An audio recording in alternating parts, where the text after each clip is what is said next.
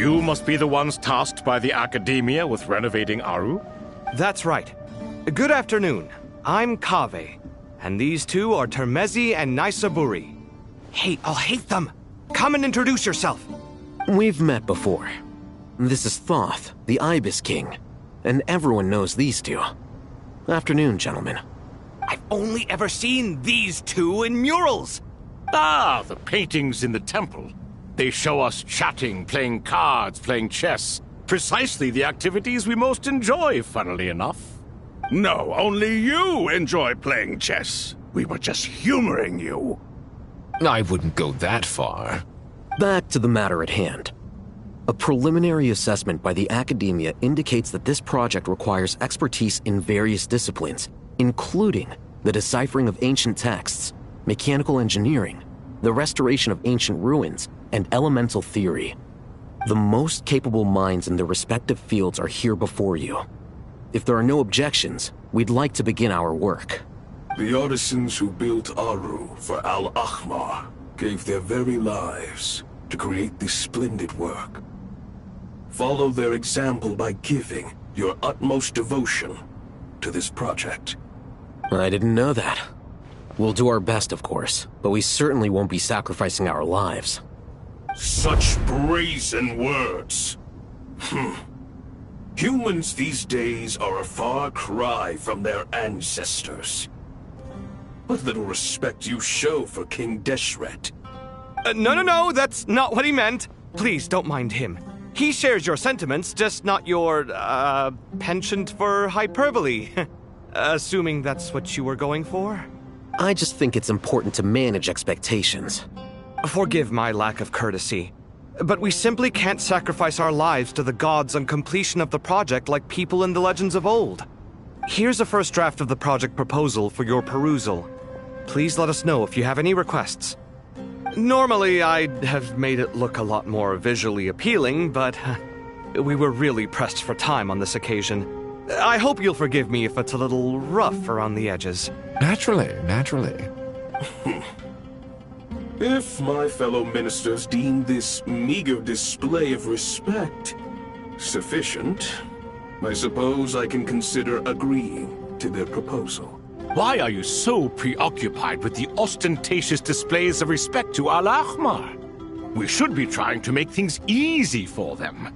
You never know. We might have to rely on these young people to look after us in our old age. Exactly.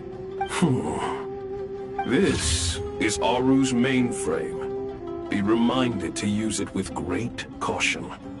We certainly will. Thank you for your assistance.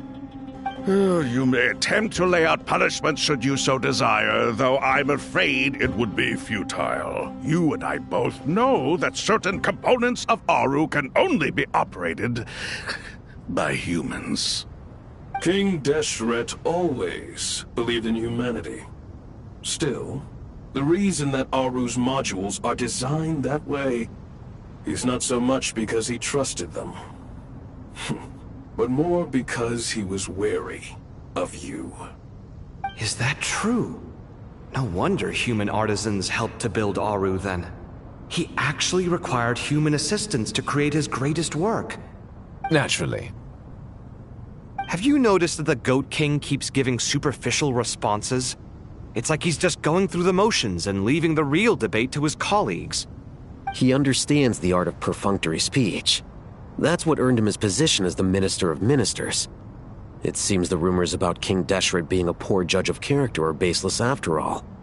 Excuse me for being blunt, but it sounds suspiciously like you're putting yourself on a pedestal and mocking me. You're mistaken. And while there's nothing strictly wrong with making every conversation about yourself, it's not exactly a positive tendency either. You? Whatever. I knew it'd be like this working with you. All right, let me past. I need to look at this console. It's your job to activate it after all. Let's begin. Everyone, please proceed with the external checks and preparations as per the procedures outlined in the engineering plan.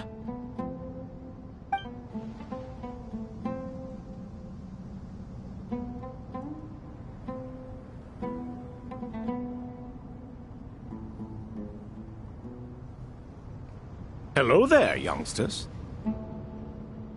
Whoa, the Ibis King came to life. What do you mean, came to life? I've been alive the whole time. You did say we could start our research, right? Are you having second thoughts now? I've reviewed the proposal. The work you're planning to carry out on this grand device is ambitious in its scope. You have ample confidence in your abilities, I take it? I wouldn't say I'm feeling hugely confident, but given how bad things are, I'd rather at least try something than sit around waiting to die. You are the top scholars of your day. I trust you are aware that there are countless links between Aru and the Akasha? Aru and the Akasha? But... I thought the Akasha was the Academia's greatest technological accomplishment, created years ago by the Dendro Archon to help her people access knowledge. And you too? Do you not know either? You've read the instruction manual, right?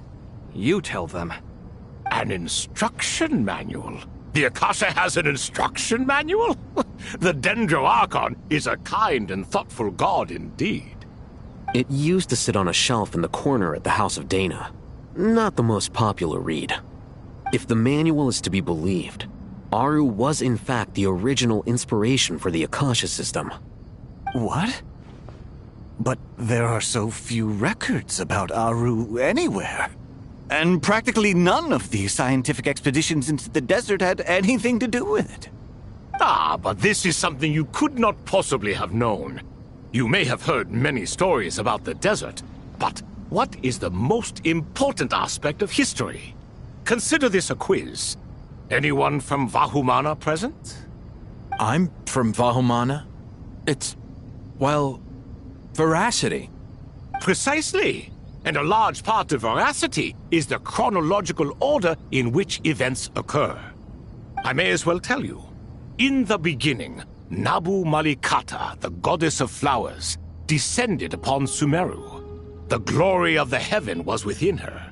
She brought life, oases, and knowledge to this land. Then she created the Jinn, enlightened them, and ordered them to serve her. Two other gods also walked upon this land where wisdom flowed in abundance, and the three met beneath the great green trees. It was the first and greatest alliance. We should speak with reverence of this covenant between the three, which transcended both time and life. For they promised that in Sumeru, wisdom would be shared with all. All the great changes in Sumeru's history began with the goddess of flowers. For King Deshret's sake, she pried into the secrets of Celestia, and for this was burned to ashes by the flames of wrath.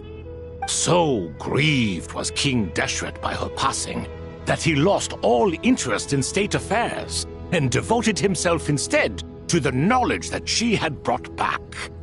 It was after learning of the technology from that floating island in the sky that he first conceived of Aru.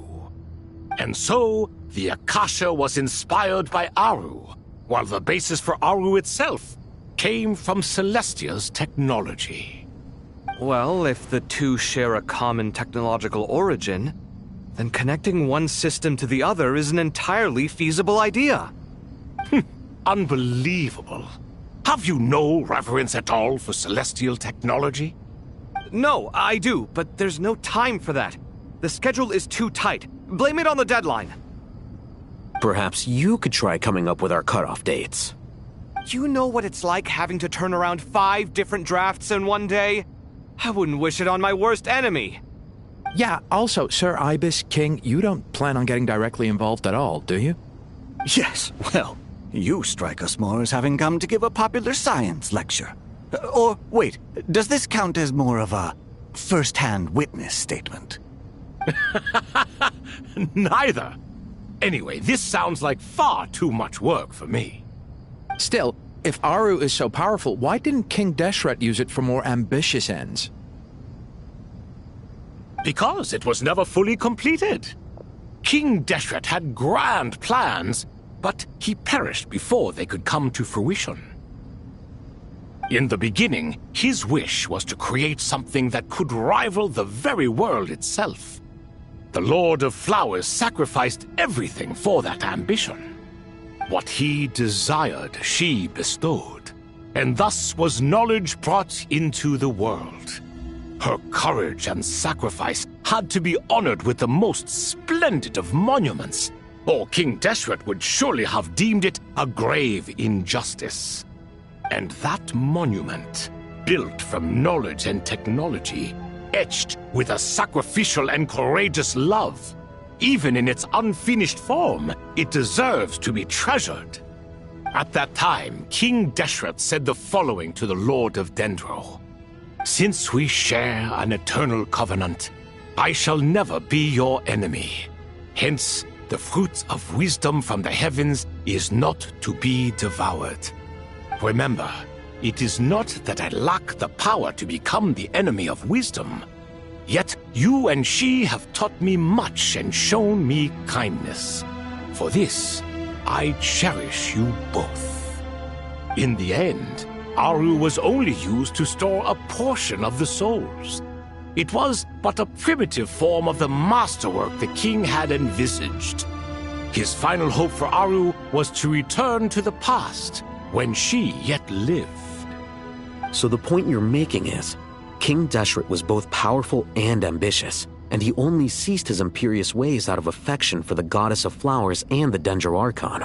You could see this as an act of mercy, but you could also see it as the sentiments that lay between these three gods placing constraints on him.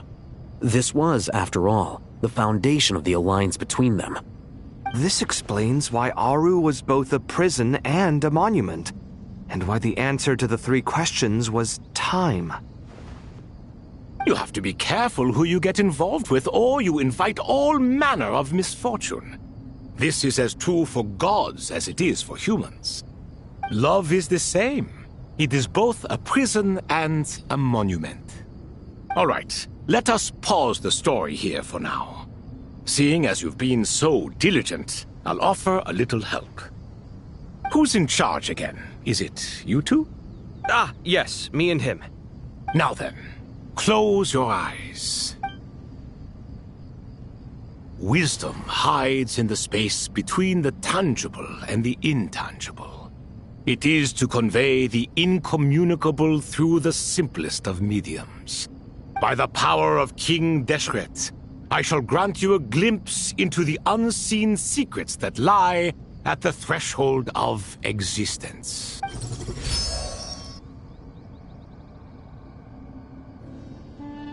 Where did this come from? Is it a new mechanism? It looks more like some form of externalized information. You've rendered it visible?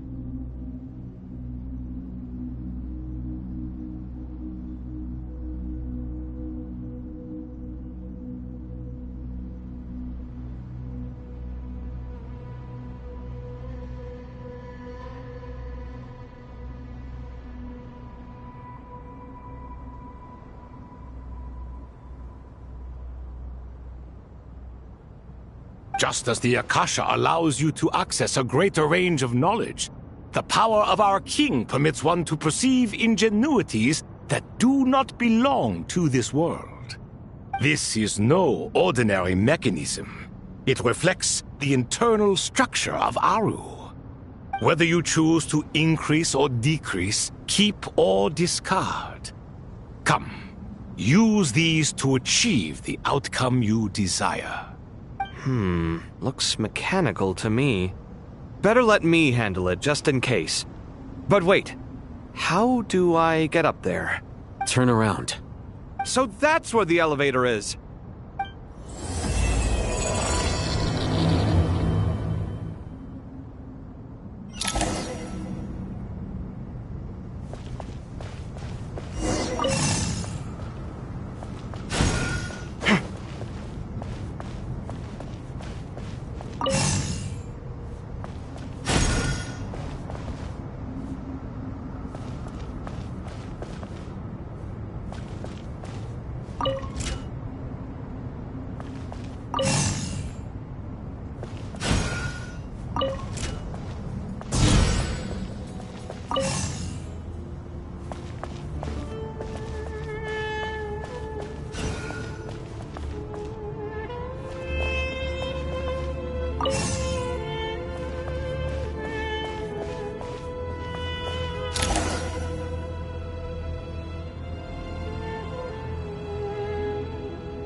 Obelisks were used to record important information in the ancient desert civilization.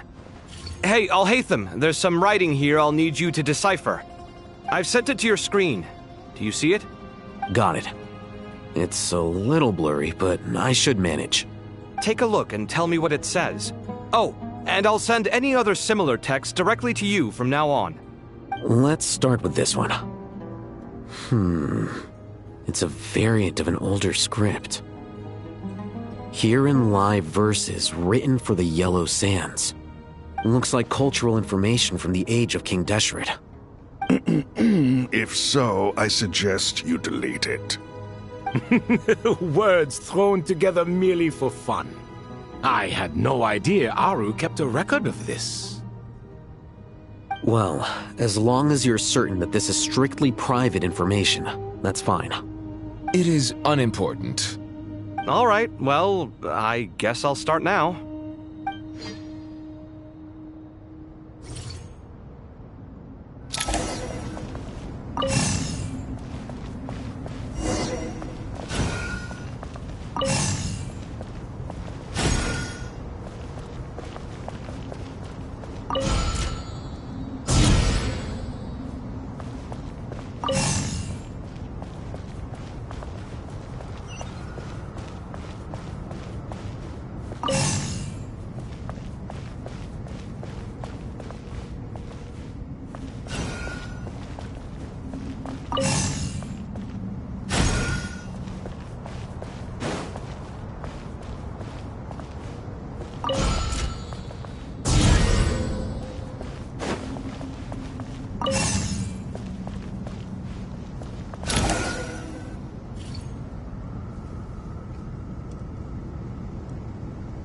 Found some more. Sending them over to you now.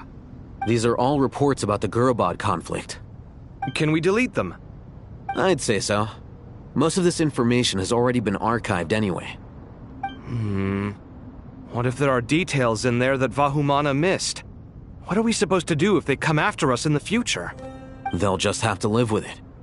If we don't resolve these issues now, there won't even be an academia in the future, let alone— Yeah, you're right. Okay, done. There's some other similar monuments nearby. I'll check them out.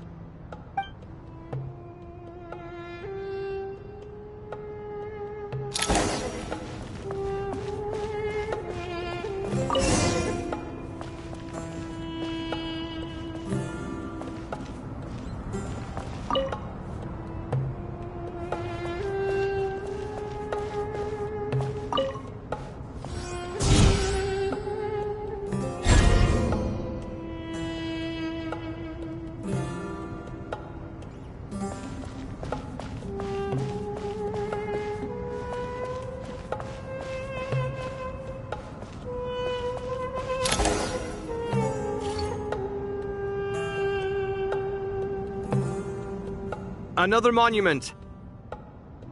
Hold on.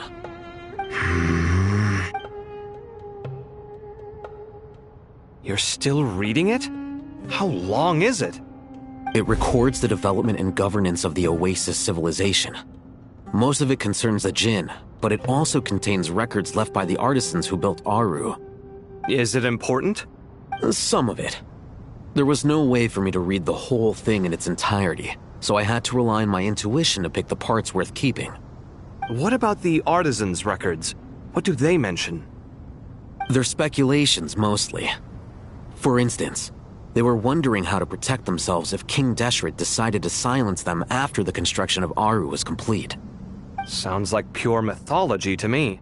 Surely that kind of thing didn't really happen. The records do emphasize that this was merely their conjecture based on various myths. Still, the artisans did leave details of their plans to survive, including blueprints for their escape route. Even that got recorded? Okay, well, I'll make a copy of this first before I delete it.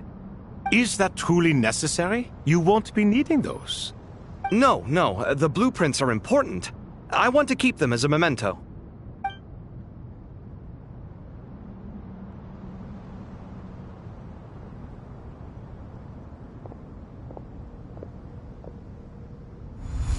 I think that should just about do it. It meets the requirements of the contingency plans, so we should be good.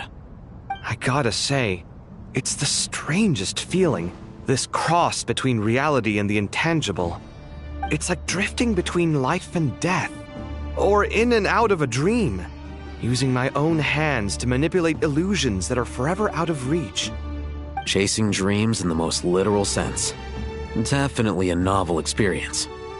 What happens if my spirit just floats away? That won't happen. Anyway, I wouldn't celebrate just yet if I were you. There's likely to be a phase 2 of this project. All right. I'd better keep my wits about me then.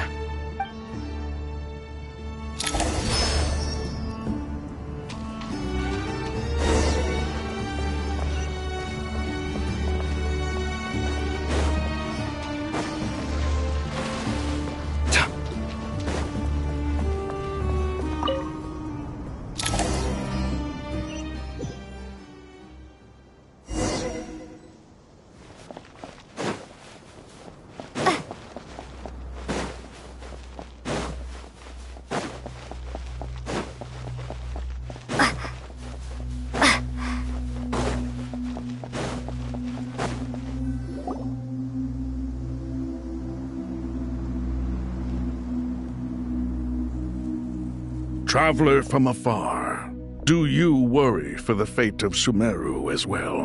Whoa! It's so big the Crocodile King! Greetings, Crocodile King. Please be at ease. I'm just here to chat with you about Lesser Lord Kusanali. Sounds like you really care about her. Yes, although to be exact, it is a mixture of both concern and curiosity that I feel.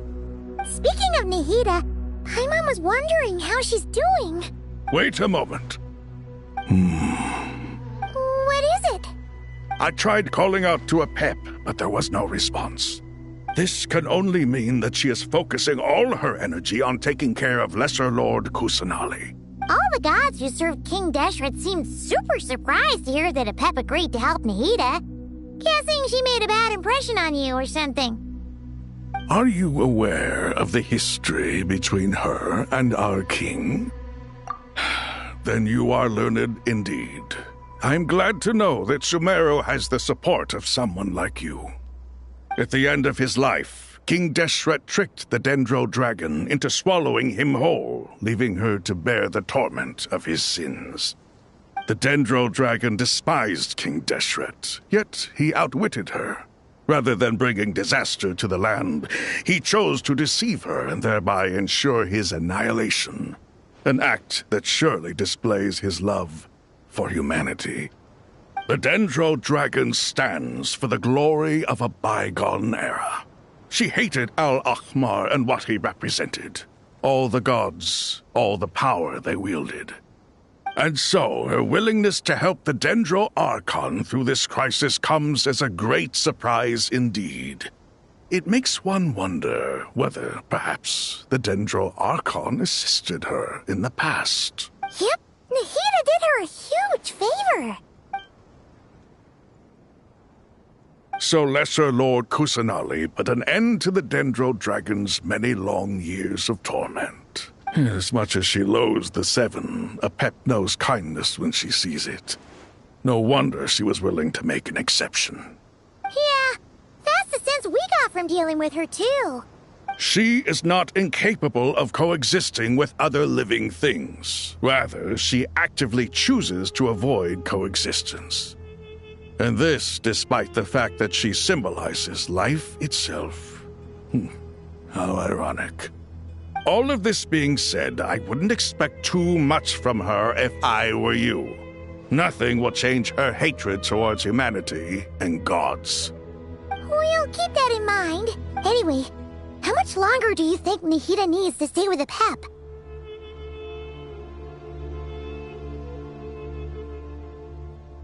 For all we know, the Fatui might still be in the desert. Just to be on the safe side, why don't we grab anyone who isn't busy right now and go look for her? I'm alright, Paimon. Huh? Was that Nahida's voice? It seems the treatment was effective. Since when do my deeds require your evaluation? Ah! Here will do just fine. I had no intention of taking you any further. One ought not expect greater generosity than they have earned. You always hide your kindness away like an oasis within a sandstorm. Only those who make it through the swirling winds can know just how beautiful that oasis is. And how much— You dare appraise my being? No, I'm expressing my gratitude. I want to thank you for sharing your precious life force with me.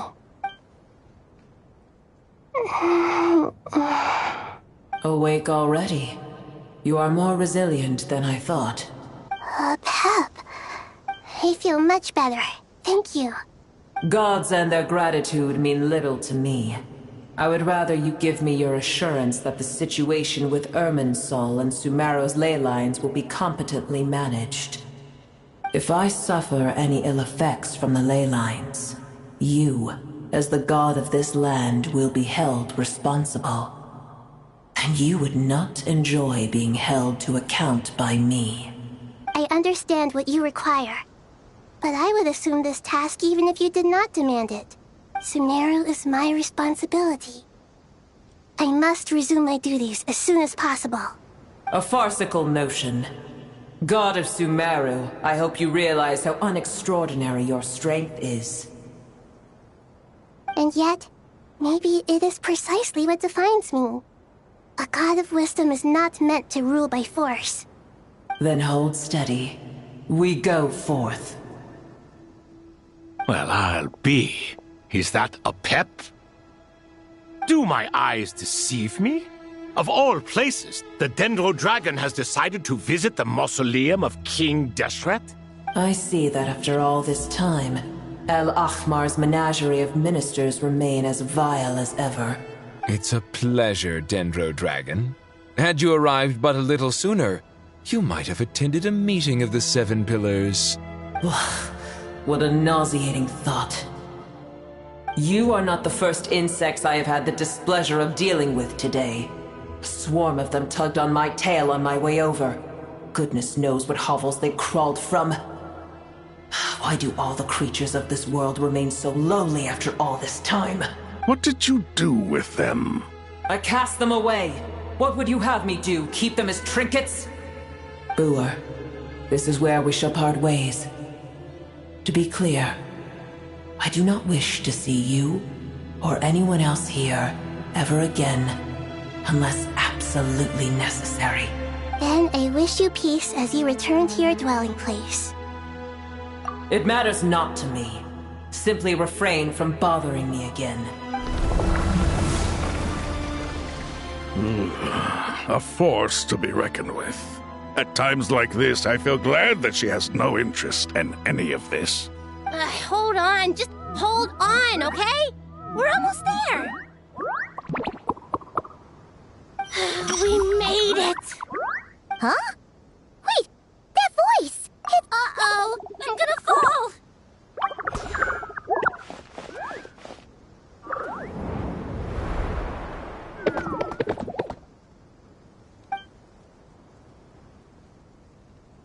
Well, that's a relief.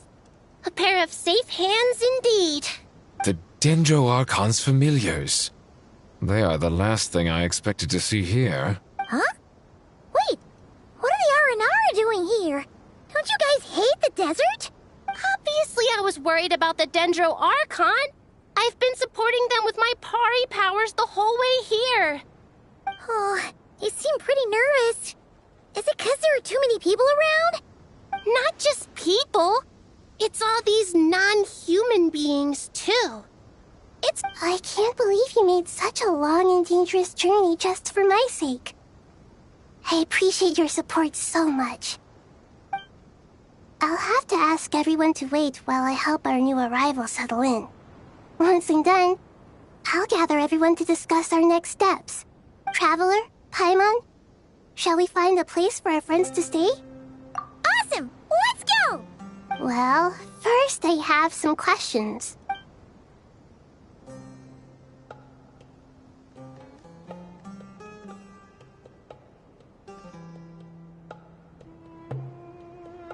Okay, I think that covers everything. Thank you. We can...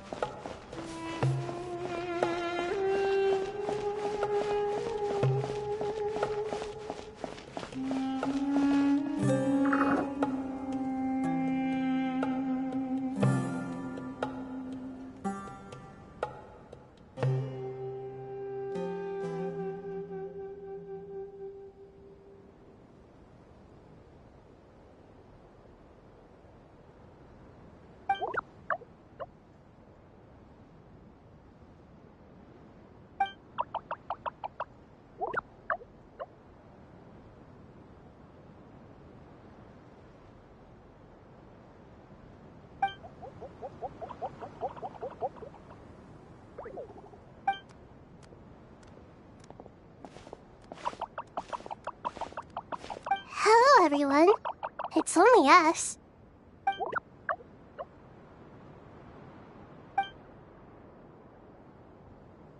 It must be very tough for you coming all the way out here, especially since you don't like the Voluka. Is everyone back in Vanarana doing well?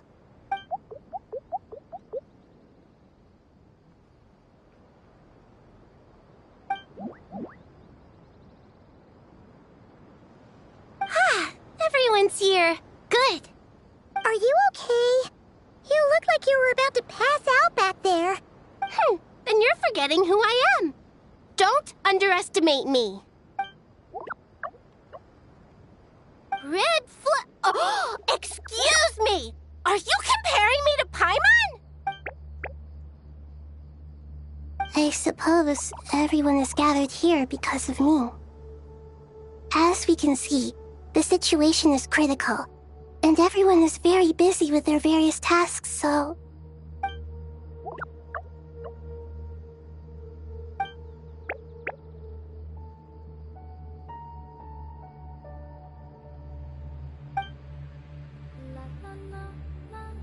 I can't thank you enough. Right now, we're focused on restructuring Aru, processing excess information, and helping restore everyone's confidence. I'm sure you'll find it all very straightforward. I can help too. Just let me know where I'm needed.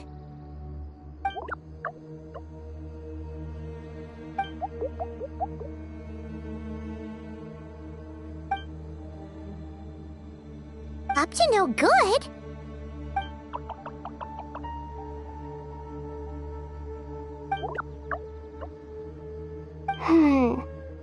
That definitely sounds suspicious. Traveler, Paimon, I have other work to attend to here that needs to take priority. Could I trouble you to investigate the situation Arabalika spoke of? No problem. Leave it to us. Thank you. I'm counting on you. There's one other thing. If you are to work alongside the people of Sumeru, you will need to make yourselves visible to them. Is that acceptable to everyone?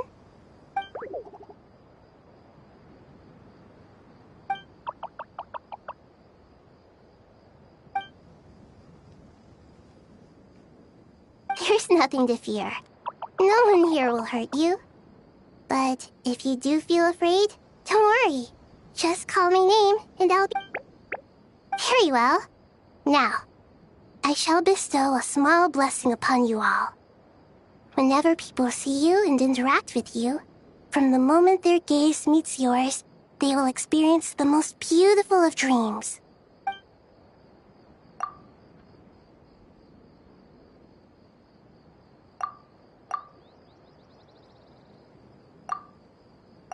Do not fear. We will face it together. This too shall pass.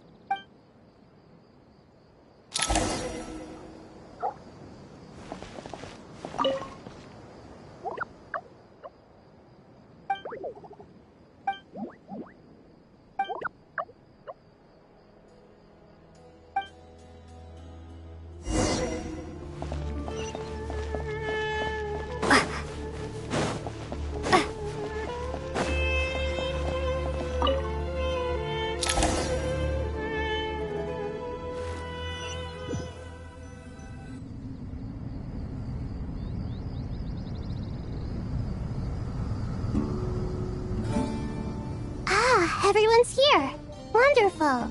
Dendro Archon, you're back. Are you recovering all right? You mustn't push yourself too hard. I'm doing very well. Thank you for your concern.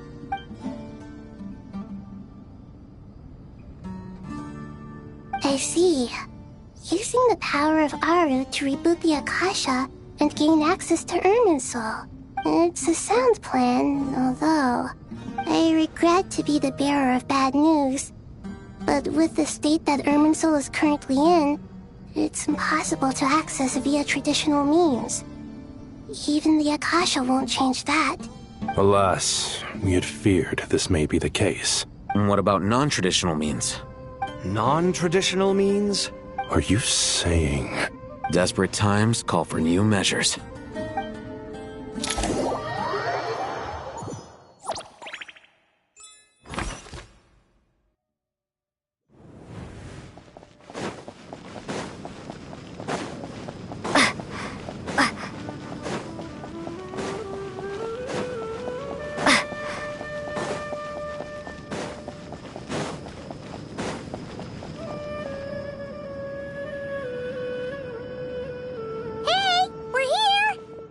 Ah, it's you. Is there a situation?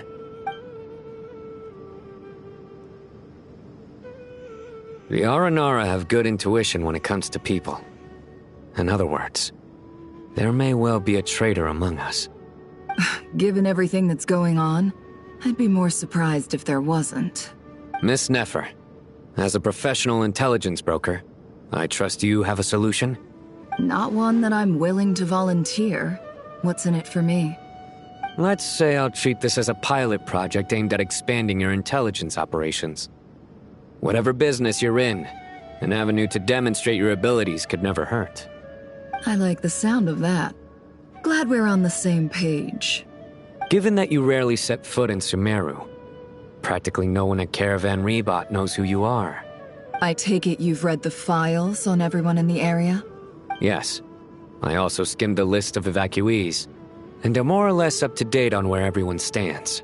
Any initial suspects? Limiting the scopes to males whose recent activity could be viewed as suspicious. I've identified 3 names. The Aranara saw 2 people talking, but currently we only have 1 suspect.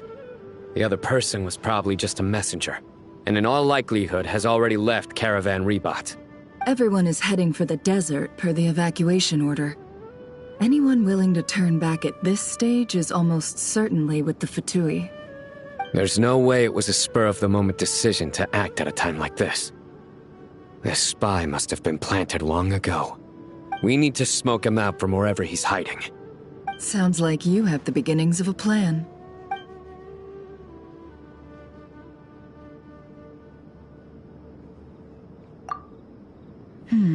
I see.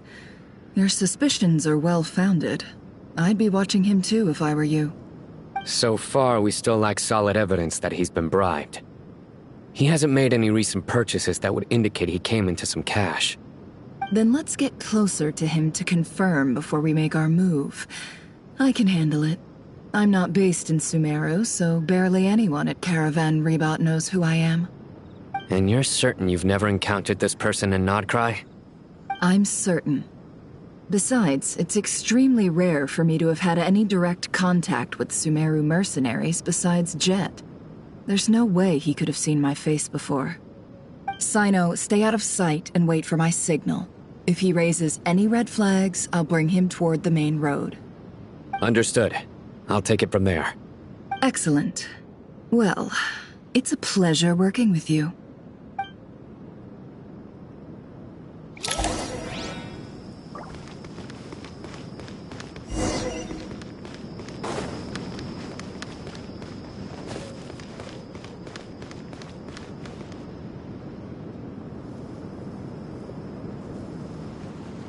Darker skin, scars, frequents the desert and has ample combat experience.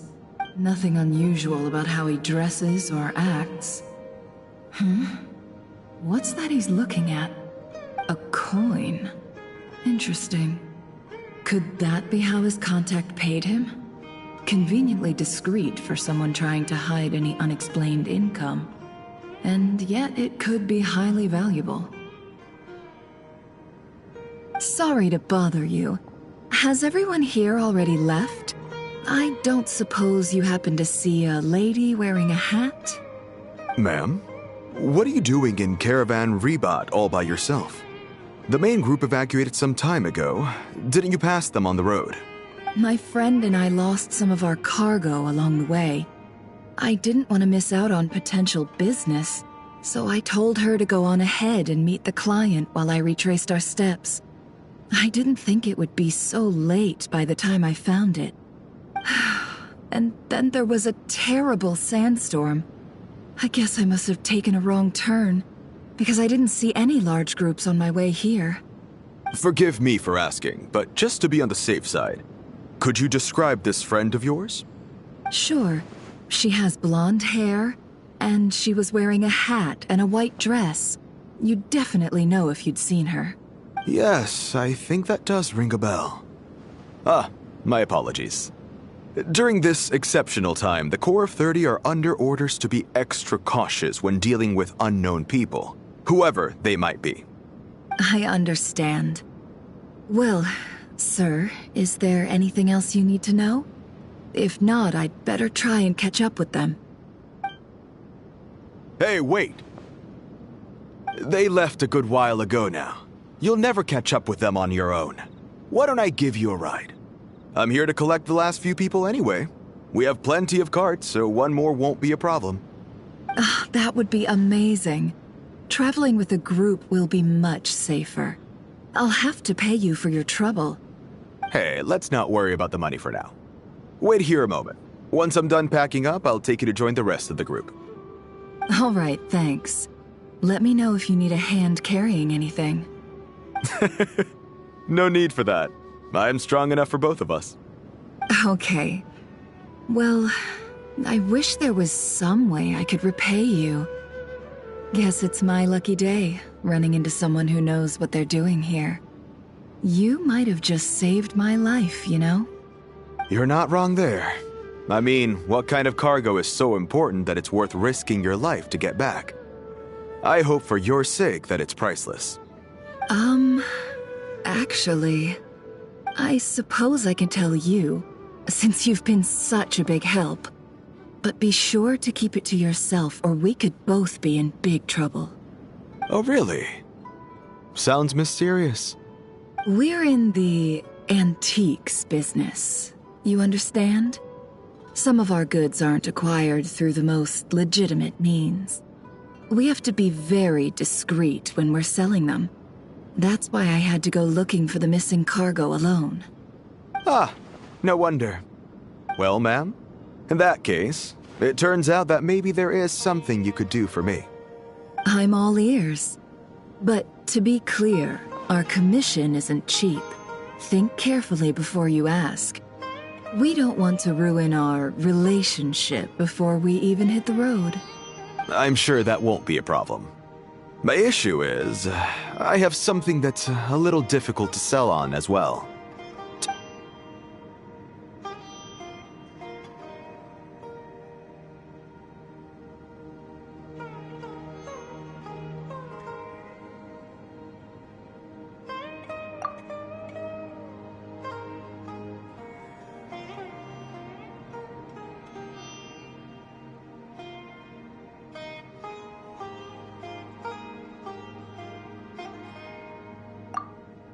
Pure gold. That's quite something. How'd you come across it? Dig it out of some ancient tomb? If you look hard enough, there are many treasures to be found in the mausoleum of King Deshret. It has no distinct Snezhnayan markings. That'll be why he's going with that story. And he clearly doesn't want to arouse suspicion, so he's on the lookout for an opportunity to make a quiet trade. Surely you have an existing business partner. Won't they take it off your hands? I hope I won't be attracting the wrath of my competitors by helping you sell this. The shop I used to work with is having cash flow issues at the moment after losing some money. I'm under enough pressure as it is without having to deal with them. On the off chance anything went wrong, I'd never get my money back. I understand. Gold is the last thing that traders with cash flow problems want to see. Well, in that case, I think we can work something out. As it happens, I'm just about done packing. Shall we make a move? Sure. Let's walk and talk. This evacuation was a huge operation. They needed a few people to stay behind and tie up loose ends. And I ended up being one of them. You're lucky you ran into us in time. I certainly am. I don't know how this happened. One thing led to another, and look how it ended up. I just hope our client doesn't get spooked and cancel their order. Fingers crossed. But either way, life goes on, and we all have to make a living somehow.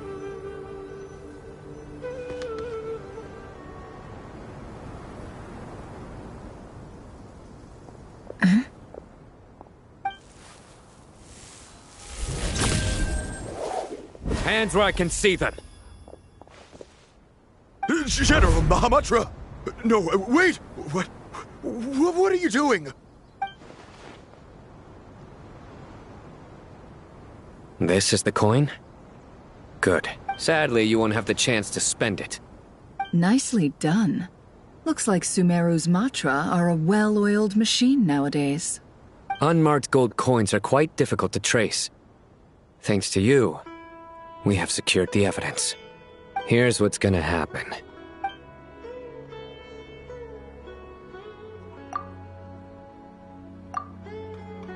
Southeast from here, leeward side of the hill.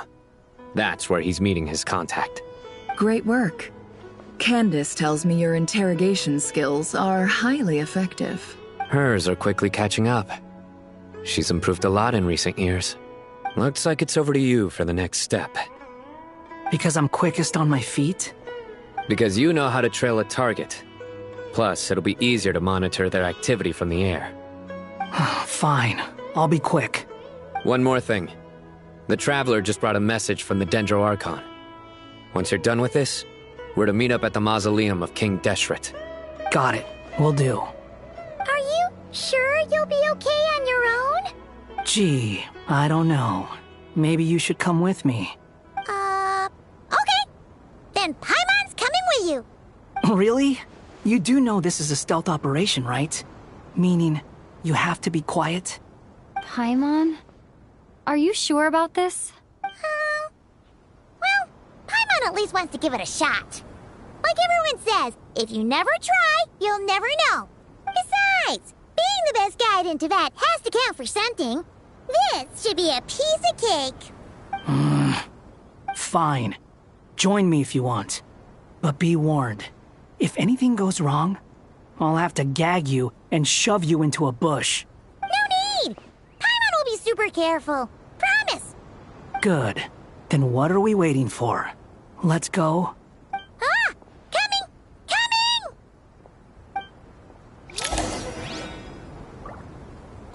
Coming! Behold!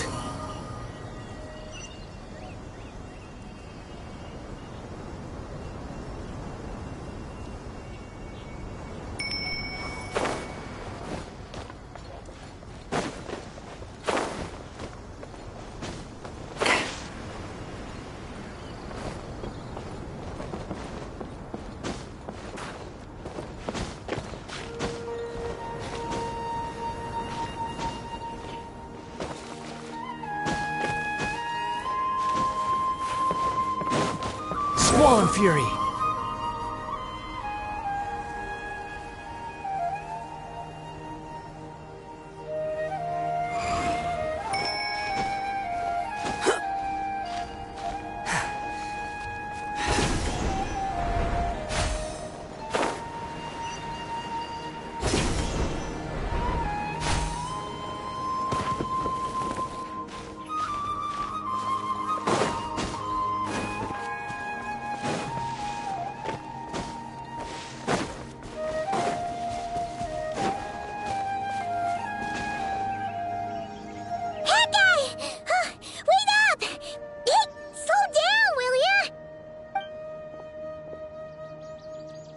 We're here.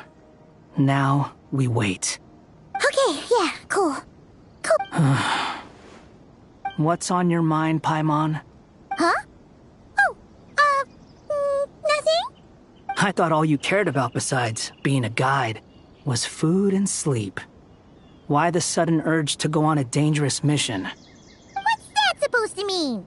Paimon's been on plenty of dangerous missions before. But never on your own. You hardly ever leave the Traveler's side. Just saying. I'm kind of at loose ends right now. So if you did want to share, I suppose I'd have to listen. If not, suit yourself. Hat guy? Do you think Paimon is useless? What? Where's that coming from? When we were in Notcry, Paimon suddenly realized something. Even though Paimon's with the Traveler every single day, whenever we face real danger, she can't do anything to help. Paimon doesn't get like this very often.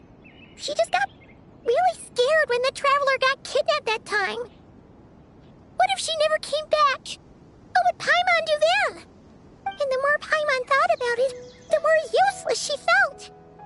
But Paimon doesn't want to be a burden. Paimon wants to be a friend who's actually useful. Does that make any sense? You know, that feeling of just being completely useless and... Oh. Paimon probably sounds so ridiculous right now. You asked the right person. Boy, do I know that feeling. Oh, that guy. I'm not gonna try and encourage you. What I will say is this. When you start doubting yourself, you have two choices. Give up or change.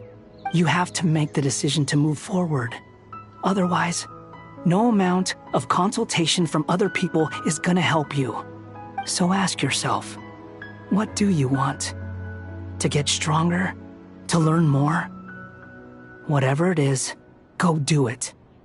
You won't have any regrets if you can at least say that you tried. Oh, all right. Something's not right. Shouldn't they be here by now? Paimon, is it just me? Or is it a little too quiet around here? Should Paimon take a look? We'll give it another hour.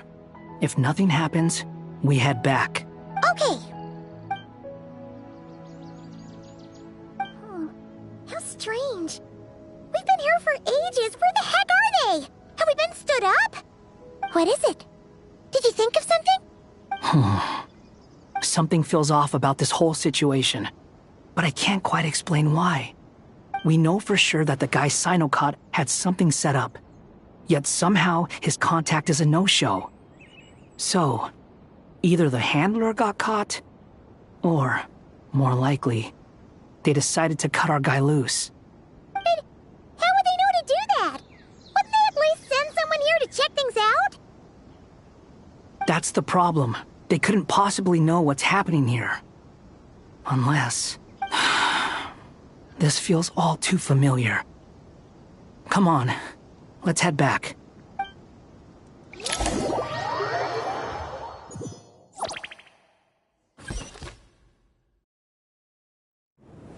Even though this isn't a formal meeting, I'd still like to start by saying how grateful I am to each and every one of you.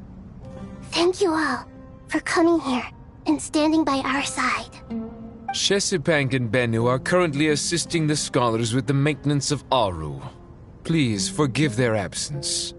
As for Hermanubis, may he rest in peace. We remember him with great fondness. There have been times when I imagined what it might be like to meet you all. Now that it's really happening, I feel quite emotional. Time has taken many things away, but that which remains is all the more resilient. I must say, there is one thing that rather surprises me. You appear to be in good spirits, Lesser Lord Kusadali. But even so, I can sense that the life force given to you by the Dendral Dragon has far from fully resolved the problem of your vitality. Oh no! So even a Pep's power didn't work? Don't worry, Paimon. It worked very well indeed. The issue is how closely I am tied to Irminsul. Until the problem with it is resolved, there is no way I can fully recover. Sumeru has undergone tremendous changes during your absence. When gods pass away, inevitably, people's faith in them grows weaker. You must have sensed it already. Your power is not what it once was. Regrettably, this is true. I too have grown weaker due to the effects of Irminsul. Right now, we're all in quite a sorry state. Then what do you suggest? We take all the help we can get. Sumeru is our shared home. You and I, gods and humans alike. We must unite all our strength in this moment. Though Al-Ahmar is no longer with us, the alliance between the three gods remains in force. Regardless, as subjects of our king, we have a responsibility to support Sumeru through this catastrophe. Not to mention that it was the people of Sumeru who released us from this prison of Aru. Times have changed, and the people of today possess greater wisdom than those of the past. You really know how to give a rousing speech, Goti. Now then, let us learn more about your plan. The brightest minds of the Sumeru Academia are busy opening and renovating Aru. They claim it has something to do with Irminsul? Correct. Irminsul has existed in Teyvat since the very beginning. But during the Age of the Dragons, it did not possess the significance it holds today. After the heavenly principles arrived, the power of the Light Realm was divided into elemental energy, and Irminsul was refashioned as a device that records and preserves all information. Since then, everything in this world has been inextricably linked to it. As the Dendral Archon, I have a duty to protect Irminsul. To Sumeru, it is both a national treasure and undeniably a major threat. Teyvat has seen many upheavals in the last few years. The most recent of these was a major crisis in Notcry, which forced Sumeru to be even more vigilant than usual. I made sure to monitor all the pathways through which an outsider could potentially transmit themselves into Irminsul. But despite my efforts, a major problem still arose within. I still believe that someone has actively invaded Irminsul. But rather than taking any of the pathways I referred to, the intruder chose instead to utilize the most direct route, by entering Irminsul through death. I see what you mean. You cannot simply stop all deceased souls from returning to the ley lines because of a potential invasion that could occur at any time. That's right. As important as it is to guard against external threats, I couldn't allow myself to stop the souls of the departed from finding peace. Please, understand how difficult this predicament was for the Dendro Archon. Defense has never been an easy task. After Irminsul was invaded, my authority was quickly restricted. Soon after that, the tree began denying access to any connections. I'm sure you feel responsible, but you are not to blame. No one can predict every possible disaster. There will always be trials and tribulations for the world to endure. But the people of Sumeru should not have to endure this. We must find a way to break through the lockdown and connect to Irminsul. And this is why you need Aru. Yes. The only thing in Sumeru capable of rivaling Irminsul in terms of overall function and performance is Al-Akhmar's legacy, Aru. All I managed to do before falling into a coma was make some minor adjustments to Irminsul. Using Aru is a last resort, and a move that comes with enormous risks. The Scholar's initial plan was to borrow Aru's power to reboot the Akasha, then use the Akasha to connect to Irminsul and investigate. Unfortunately, Irminsul has suffered far greater damage than they first thought, rendering that plan futile. To rise to the challenge, we had to resort to more extreme and far costlier means. To reclaim Irminsul, our brightest scholars have made further modifications to Aru with multiple goals in mind. Human wisdom has clearly improved over the millennia. You have not only our support, but that of the Jinn, the Aranara, and the Pari. Together, we will do everything in our power to save Irminsul. By the way, when you spoke earlier of an intruder, it almost sounded as if you knew who you were dealing with and what they were capable of. Well, since you ask.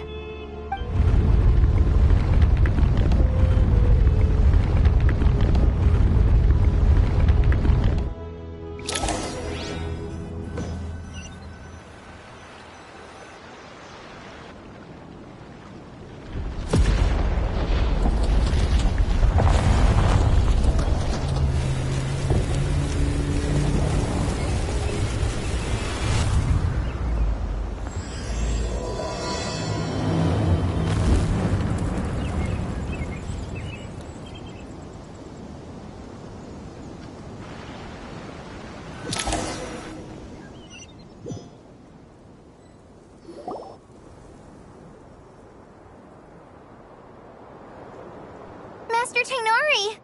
What is that? Is this Irminsul? How did this happen? What's going on inside? Luckily, we managed to evacuate everyone. What in the world was that? That was terrifying! Oh my. I understand now, Dendro Archon. You make yourself quite clear indeed. Not once over the millennia has Irminsul been so terribly afflicted as this. Please continue, Dendro Archon. Irminsul's root system is what comprises the ley lines. In the past, it has always been hidden away, going unseen by the general populace. But now, an evil intruder is making it reveal itself. It has become a tree of unbridled greed. A clear sign that a deranged experiment has advanced to a new stage. Blasphemy. From where I stand, an experiment in the name of blasphemy sounds rather improper. But if we are to honor Dottores' will, this is what we must do.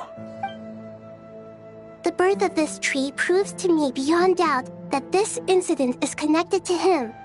But to explain the situation in full, there is someone I need to tell you about.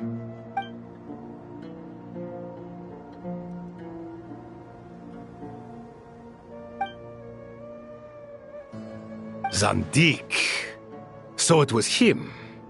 I saw him in the desert once. A man of supreme arrogance. But didn't Dottore die and not cry? How is he still able to do all this? He must still have loyal followers amongst the Fatui. Even so, I'm still unclear as to how he has been able to wield such a profound influence over Irminsul. I can confirm that Fatui forces have arrived in Sumeru City. Furthermore, Irminsul seems to be undergoing some kind of mutation. Evil branches are beginning to grow. Things that do not belong to this world are slowly but surely materializing. Sorry, I couldn't think of any other word to describe it. They don't seem to be fully formed physical entities yet, after all. But they are gradually becoming real.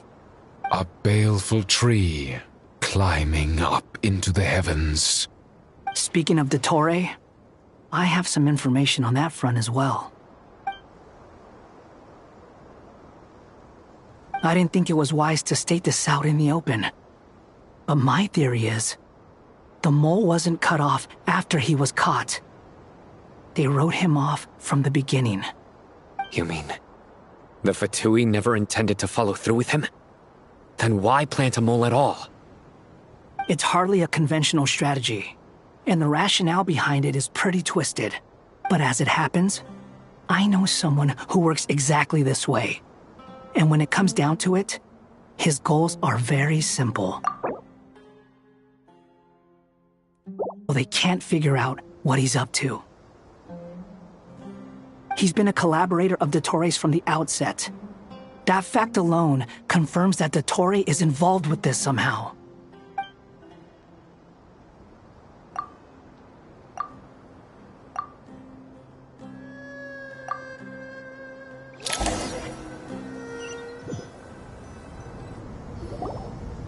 There is still much to be done. Everyone, please remember our core strategy. As per the discussions, the following groups must act immediately. Mr. Alhaitham and Mr. Kave, the next phase of the Aru renovation project must begin right away. Godspeed to you both. We'll give it everything we've got. The plan looks feasible, but the implementation will require certain resources. General Mahamatra Sino and his team will help to procure the materials required for modifying the terminal. No problem.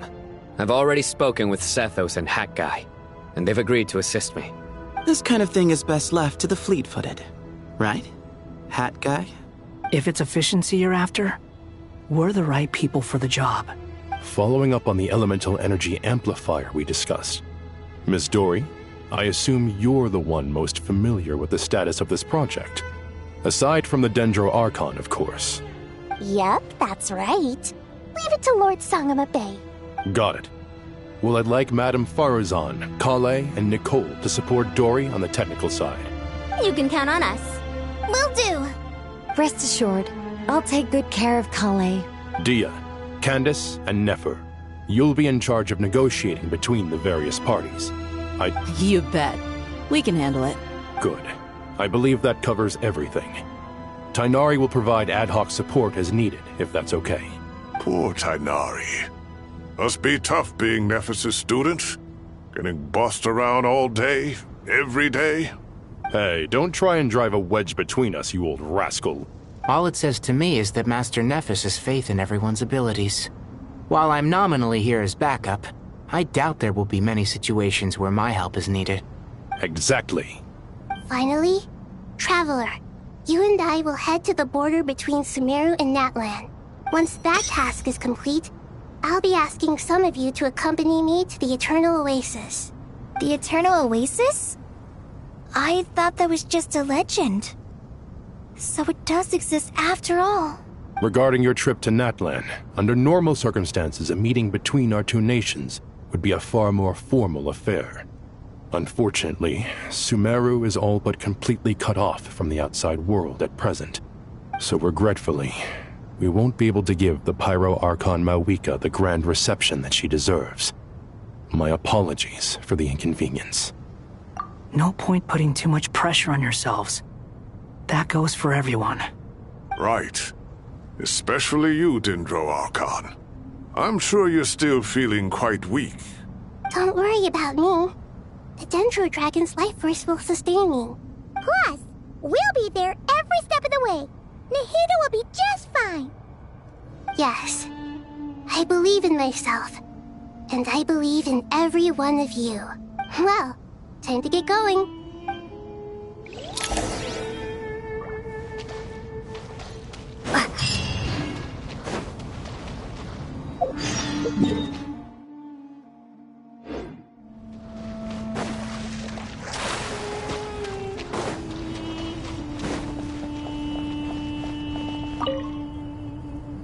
To what extent we can implement the final plan depends on how successfully the Akasha can be modified and configured. And to make sure the configuration works, Aru will also need some further optimization. Yeah, no surprises there. Once we roll this out, any Sumeru citizens who already have Akasha terminals can simply continue to use their existing devices. This still leaves us with a significant equipment shortage, though.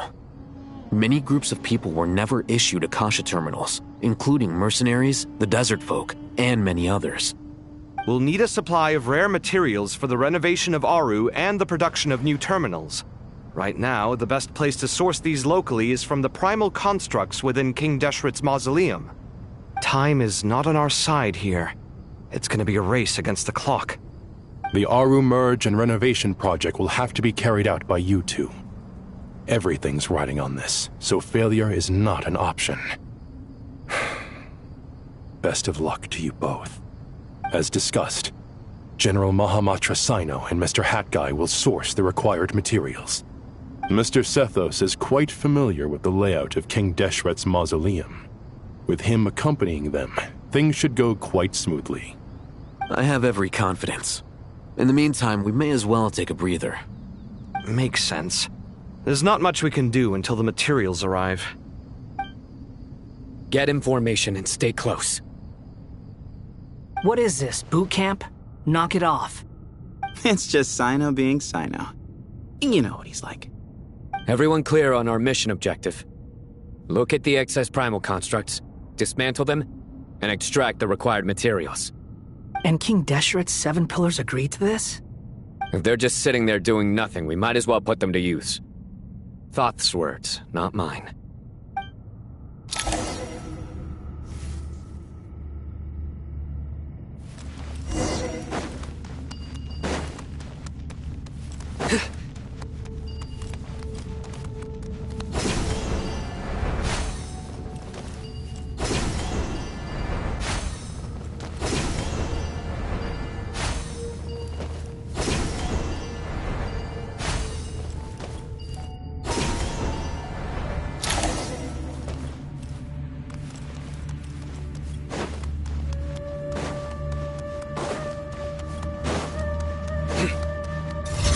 Judgment is upon you. A sage's wisdom.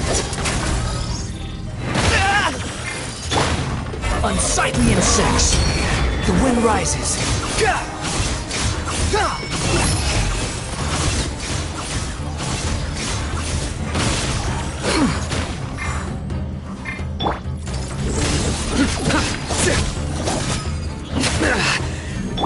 Need some space.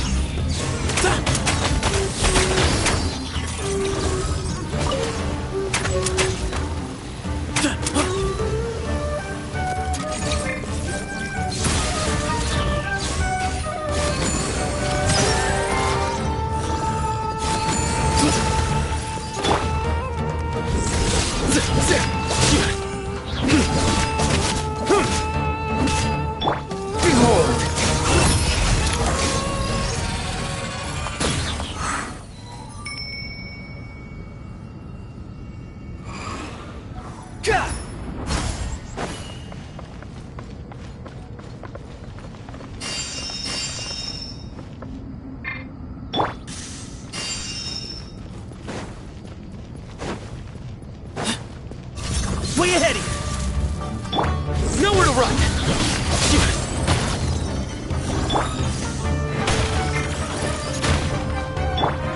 Cry louder! Squall and fury! Ja! Ga! Ha! Ja! Ah! Futile! Your sins weigh upon your soul!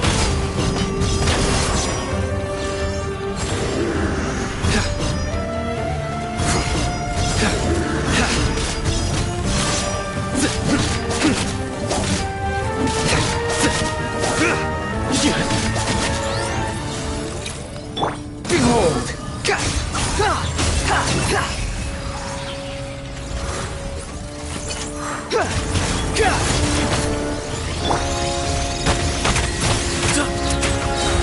Glory to Al-Akmar!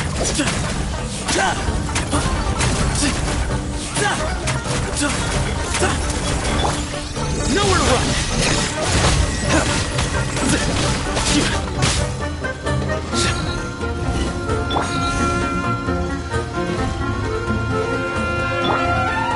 Unsightly insects! The wind rises! Yeah!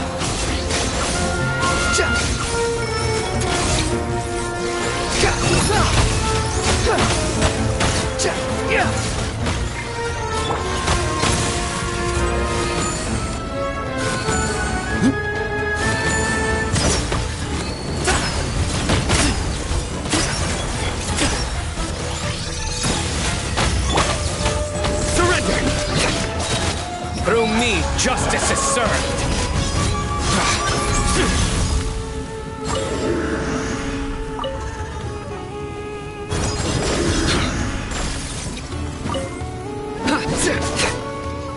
Futile!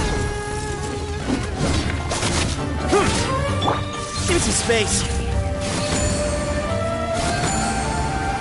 These devices should still be usable even though they're broken down. Let's take them back for the others to review.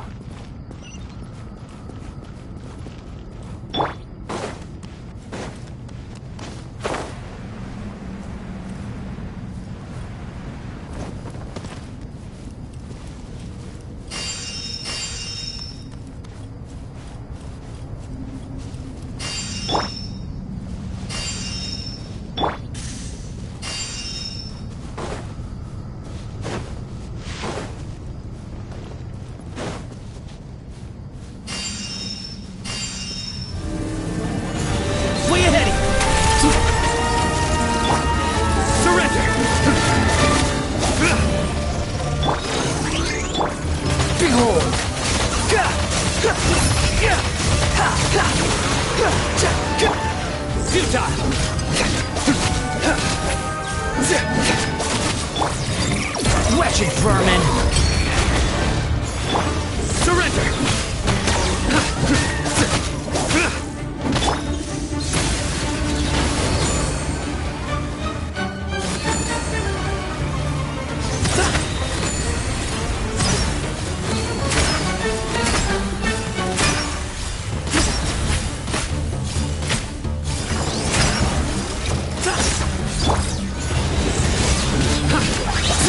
Judgment is upon you.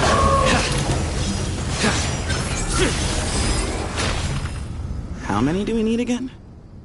Enough to make an Akasha terminal for everyone who doesn't own one. I remember you telling me how revolutionary these Akasha terminals were. You've used one before, right? The Academia declared the Akasha to be the most powerful and comprehensive wisdom dissemination system in history. That should give you an idea of how powerful it is. Certainly sounds impressive. Neither Hat Guy nor I have ever had an Akasha terminal. Well, if it all goes to plan, that's about to change.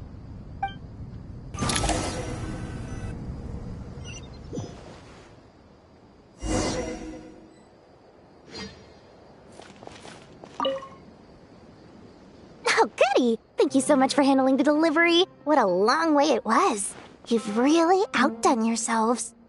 I'm well aware what a bumpy, dangerous journey it must have been.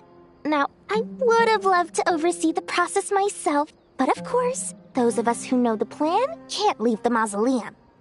Oh, trust me, I'm patting myself on the back for my assembly work here. Simply flawless work. But will you really be needing all of this? According to our plan, yes, this is the quantity required. I have no complaints about the quality either. Only the price. So expensive.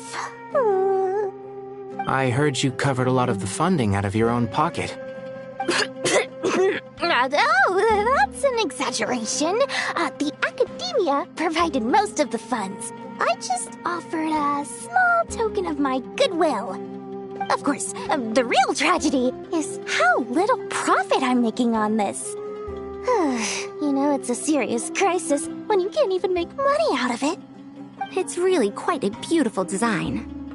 And I'm intrigued by how such a diminutive device is able to output the power of the Light Realm. Did you attend the lecture on Light Realm energy, Madame Farzan?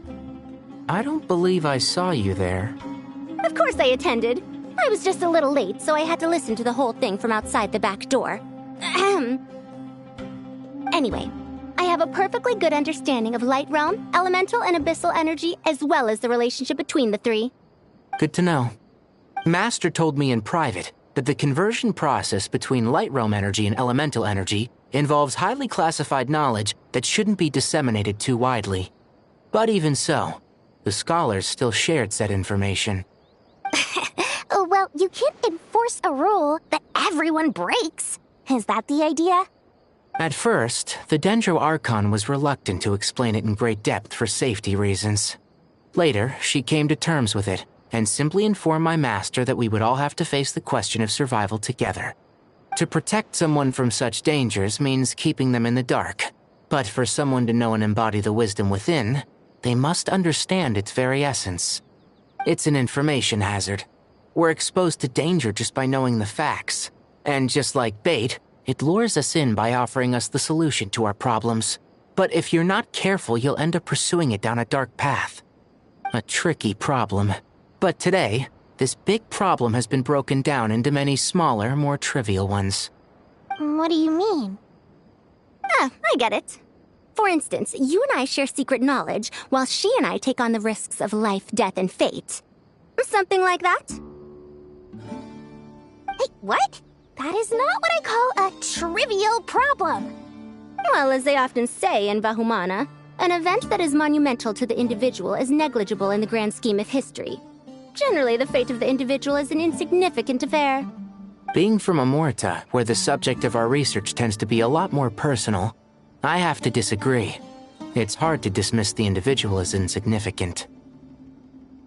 In other words, the big problem of survival has been broken down into many small, interconnected factors, and each one of us represents one of those factors. When the same secret is shared with a group of people, the same fate binds them together. Most people would find this unimaginable, but to us scholars, this is the path that has always beckoned to us. Sharing knowledge is a good way to fight against fate. I will always believe in that. All right, I think that's everything. Thanks a lot. But don't go anywhere just yet. I'll still be needing you to calibrate the equipment.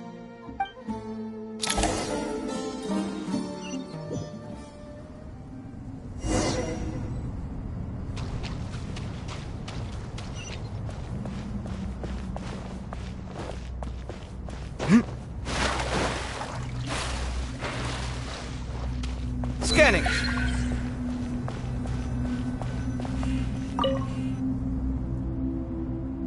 Okay, the materials are ready. We can proceed with the next phase. Al-Haytham, how are you getting along? Most of the information in Aru is written in ancient desert scripts. Some of this is written in a tribal language, while other parts seem to be a variant of an Oasis script, based on the glyph forms. Oh. Not lost to history, I hope. Some are. All we can do is infer the meaning based on the rules of related languages. Although, this section actually fills in some of the missing historical record. I'm transcribing it so we can bring it back to the academia. After Aru started up, 2 more lines of text appeared here. Humans may not read what is written by the gods, except by not reading. Victory should not be easy to attain, for it symbolizes divine wisdom. Knowledge must not waver, for it has external borders.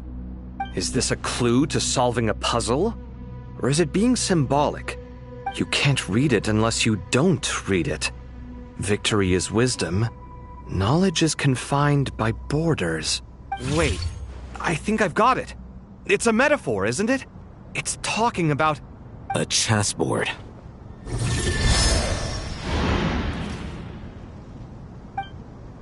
You were right.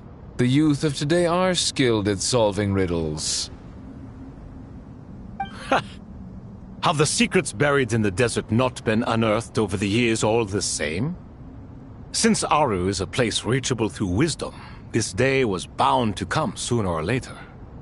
Oh, I've always been against overly cryptic sentences. Don't you get tired of reading and writing all that? Ah, it's you 3. Just in time. We've been delving deep into Aru, and now this board has appeared. I've heard this was how you'd while away your free hours. You must be quite the experts by now in that case. It is true. King Deshret's chess games are some of the most well-loved of all his wonderful creations. If you have ever been to Safhe Shatranj, you may well be familiar with the chess pieces you see here. Is this chessboard supposed to be another visualization of the interior of Aru, then? Naturally.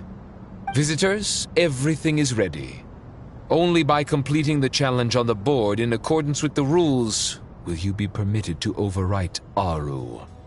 1 second. It's not dangerous, is it? Dangerous? Why, yes, of course. I should be the one to go, then. Wait for me here. Sounds like the self-confidence of our present company has rubbed off on you. Don't be ridiculous.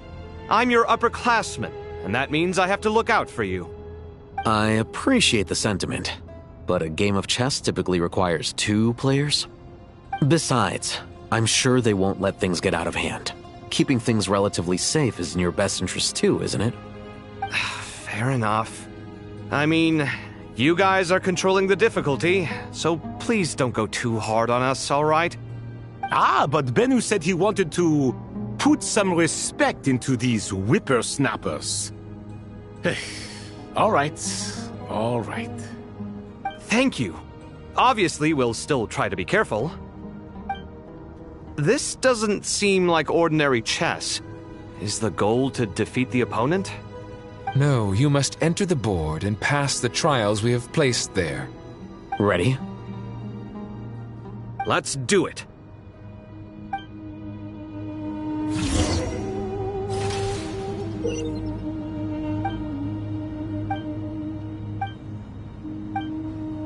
The first trial is posed by me. I don't think this is gonna stop us. Ah, but the key to this game lies in working together. Otherwise, you will be deemed to have broken the rules. Looks like it's up to me. Marak, can you open it? King Deshret's favorite primal construct. Living on in suitcase form, of all things. Amusing. Ho ho! Excellent work.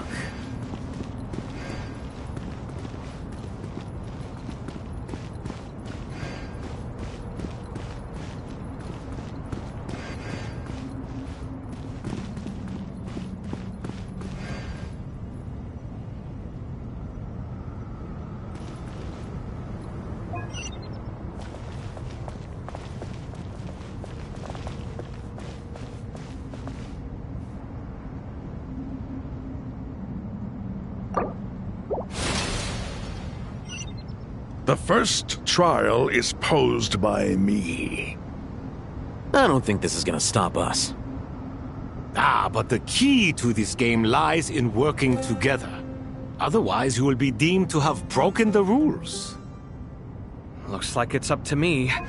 Marak, can you open it? King Deshret's favorite primal construct. Living on in suitcase form, of all things. Amusing. Ho-ho! Excellent work.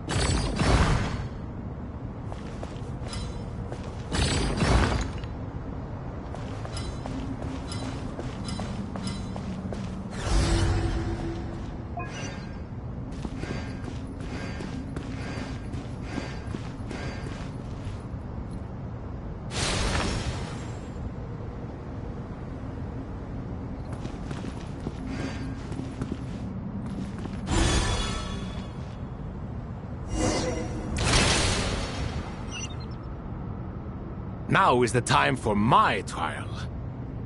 Now, don't be nervous. I'll make it nice and easy for you. Really? Thanks in advance. We appreciate it.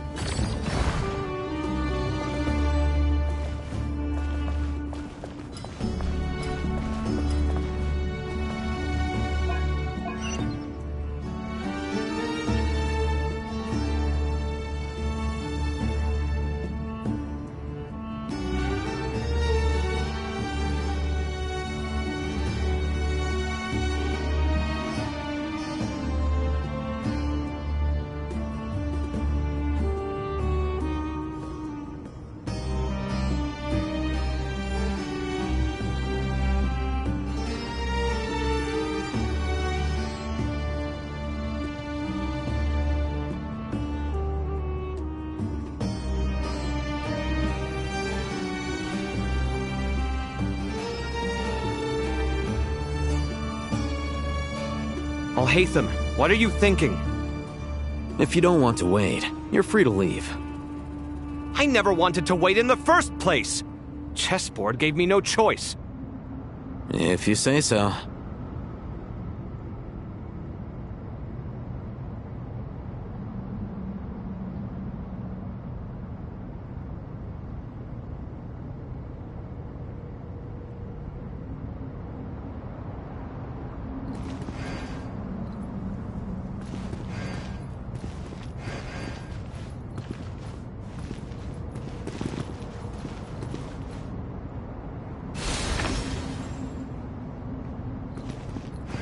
Alhaitham, what are you thinking? If you don't want to wait, you're free to leave. I never wanted to wait in the first place!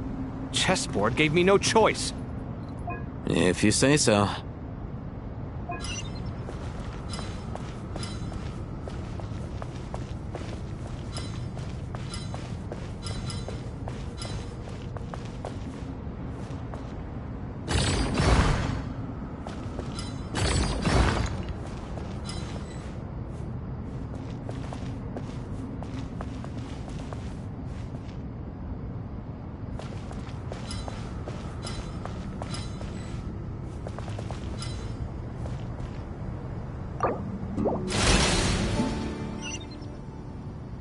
Now is the time for my trial.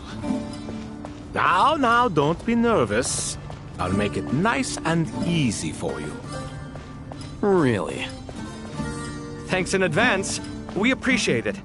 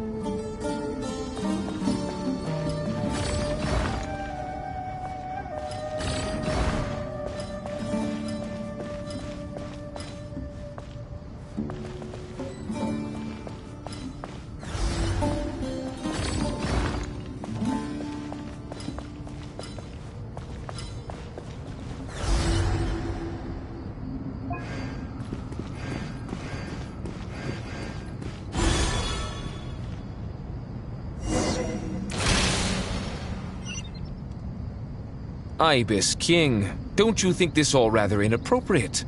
You may as well be handing them victory on a silver platter. Do not expect me to follow your lead. Ha! Suit yourself.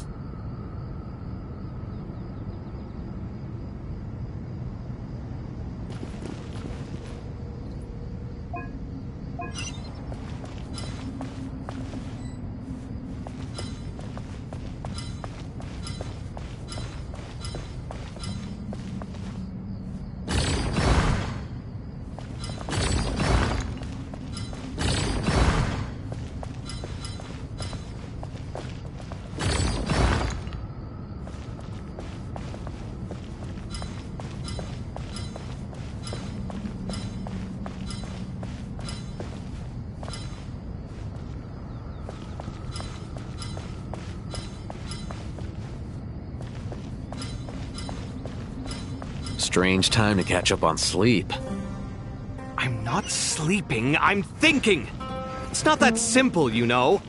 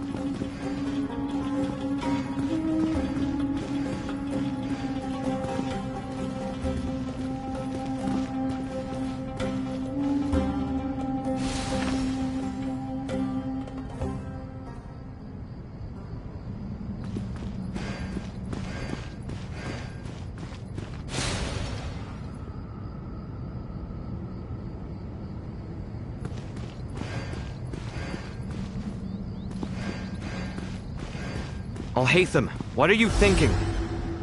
If you don't want to wait, you're free to leave. I never wanted to wait in the first place! Chessboard gave me no choice. If you say so.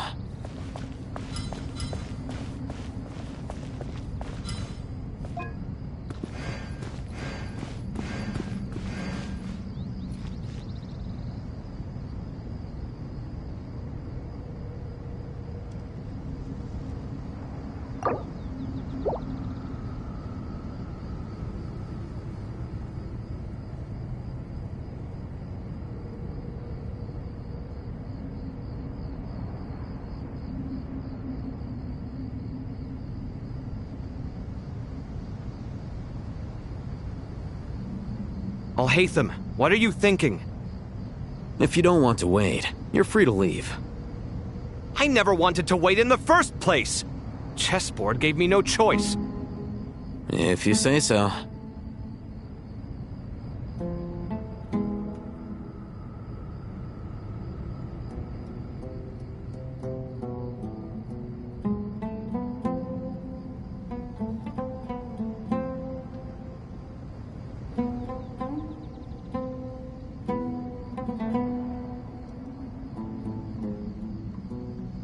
Al-Haytham, what are you thinking?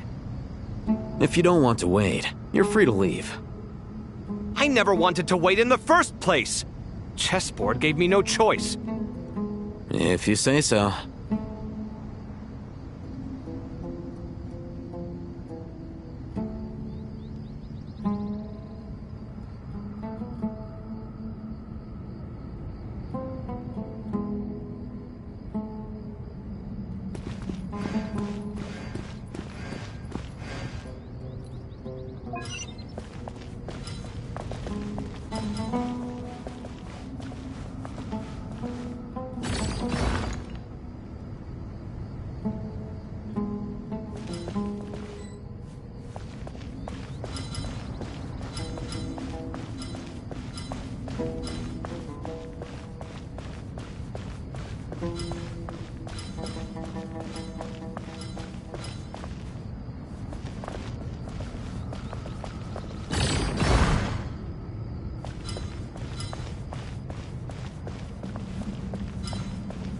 Strange time to catch up on sleep. I'm not sleeping, I'm thinking! It's not that simple, you know.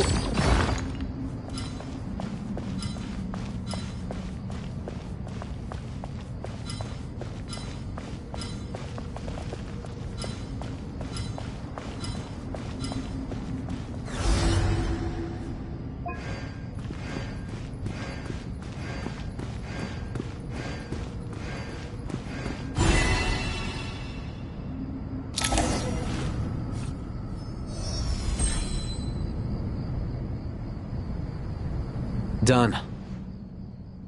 Finally. It's over. But seriously, that was incredible! Standing on the chessboard felt completely different from standing on solid ground. And also... Oh, sorry. I'll save my thoughts for later. Thanks to the three of you for helping us out with this. Is it just me, or were you giving us quite a lot of guidance along the way?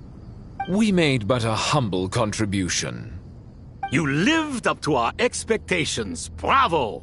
Our aid was not given for naught. In addition to the existing functions, I'd like to ask you for another favor.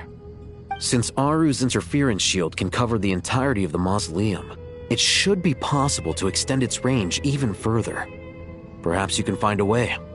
So, building upon the existing functions to... Ah! I'm with you! Imagine for a moment. What would the ideal outcome look like if this function were compatible with the devices? I agree. This is the best solution possible. Please, everyone, we beg you to help us. Me, oh my! Well, since you ask so very nicely, I suppose... Goti? Kroko? What do you say? Naturally.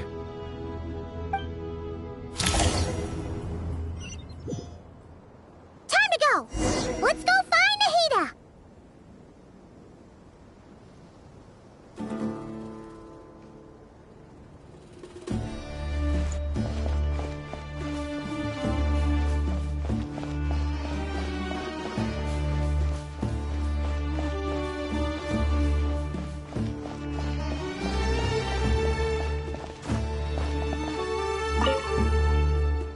There you are.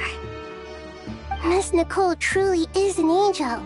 She shows great wisdom in guiding others, and she has already sent word to Natlan on our behalf. She said that while the other members of the Hexen Circle are busy with important work, she is quite free, and she is more than willing to accompany the people of Sumeru for the entire journey.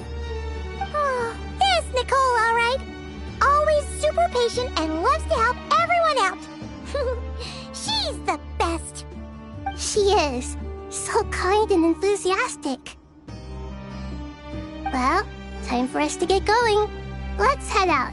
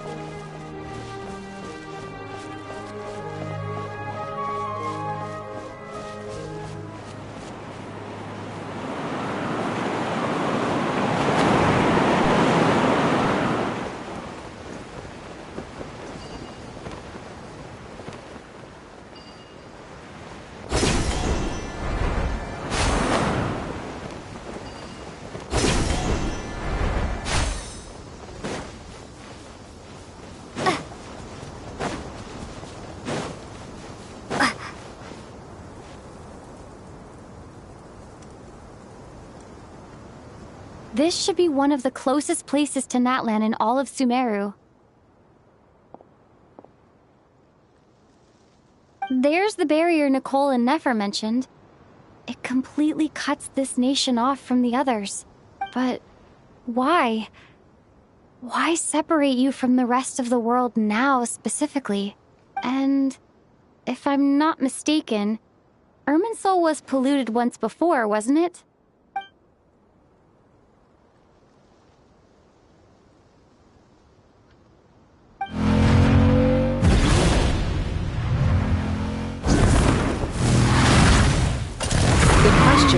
I'm wondering the same thing myself. That voice. Moika, you got here pretty quickly. Hello, traveler. It's been a while. Hello there. Hello, Dendro Archon. Moika, I apologize for asking you to meet at the border on such short notice. I also apologize for not being able to greet you in person. The form in which you see me now is one carried by the traveler. The real me is inside the mausoleum of King Deshret, and I am reaching out to you with my mind from here. Irminsul has been infiltrated by the Doctor. We must be on our guard, as he can spy on information in the world from within the tree. Fortunately, there is no record of the Traveler in Irminsul, and you are still within Natlan's borders. My records will be preserved in the Night Kingdom, rather than the ley lines. As long as the Night Kingdom remains disconnected from the ley line cycle, the Doctor has no way of knowing my movements. Exactly. So by meeting each other in this way, the meeting essentially never happened. No wonder Paimon didn't come.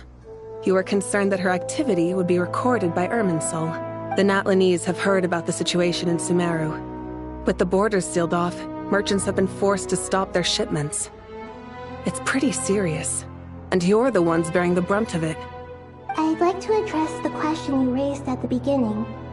I can offer a brief explanation, although it will sound rather cruel. I don't reach this conclusion gladly, but Irminsul predates the heavenly principles.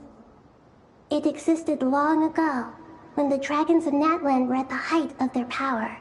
So even when the people of Sumeru became ill because of pollution, it was not a critical issue from the perspective of Irminsul itself. As long as it continues to function normally, the barrier will not be activated. But this time, the Doctor's invasion has directly affected the tree. That is what caused the barrier to deploy. The heavenly principles established a rule that when Irminsul is plunged into grave danger, a portion of power will be reserved to isolate Sumeru. That way, even if Sumeru is destroyed, the outside world at least has some time to catch its breath. We'd certainly need it. The heavenly principles created almost everything that exists in Teyvat today. To them, preserving the existence of the world and its inhabitants takes priority over protecting Sumeru. Meaning, protecting Sumeru now falls to you. Yes. My own power may be limited, especially compared to yours. But that doesn't mean that we're just gonna sit around and wait for the end. If necessary, I will utilize any and every means at my disposal. Nicole of the Hexen Circle didn't say exactly what this meeting was about. But after hearing everything you've said so far, I think I can guess where this is going. That's right. Nahida and I discussed it at length. We both know how presumptuous this is, but... You need the Pyronosis, don't you? Yes. You guessed correctly. Originally, I only intended to borrow it, but the situation is far graver than I foresaw. So instead, what I ask of you is to please give the Pyronosis to Sumeru. Why do you sound so nervous? There's no need to be shy. Surely a gnosis is pretty important to a god. I guess, but it's not as if losing it would suddenly render us powerless. But I'm sure you don't need me to tell you that. With all the nations you've traveled to, and all the gods you've met, you must have realized that by now. As far as I'm concerned, a gnosis is basically an elemental energy enhancer. But I don't usually use it. You know me. I like to think I'm pretty strong without it. Yeah. Not about to dispute that. So you see? You don't need to sweat it. Here, take the Pyronosis. Uh-huh. Just like that? Uh-huh. Just like that. To tell the truth, I've always toyed with the idea of giving it to someone who needs it more than I do. I know you accompanied Nahida here to try and increase the chance of success. It's a good thing you did, because your involvement is one of the main reasons you've managed to persuade me. Are you sure about this? Handing over your gnosis just because of me? I won't try to quantify it, but trust me. Handing over the gnosis to Tumaini is far from the craziest idea I could think of. Besides, even if you hadn't come here personally, I think I still would have agreed to Nahida's request. Irminsul doesn't just affect Sumeru. It impacts all of Teyvat. I know all too well how difficult it can be to protect the things you care about. So logically, morally, or however you want to cut it, helping you is the right thing to do. You don't need to tell me the specifics of your plan. Where the gnosis is involved, the tighter the secrecy, the higher your chances of success. Malika, my heartfelt thanks go to you and the people of Naplan. Don't mention it. But now for the hard part. How do I actually give it to you? The Irminsul barrier is right in the way. I have an idea.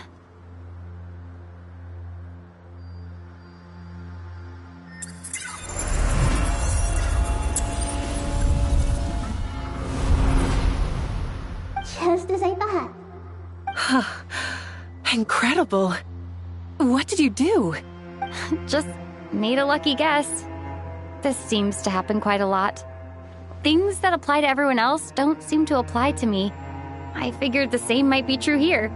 Irminsul usually produces effects based on the records it holds.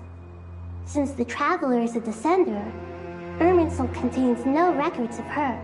And Is that right? You really are full of surprises. Catch. Whoa! Thank you, Moika. Thank you for trusting us with something so important. All right. No need to get so formal. It's not like we're strangers. Besides, there's still one problem.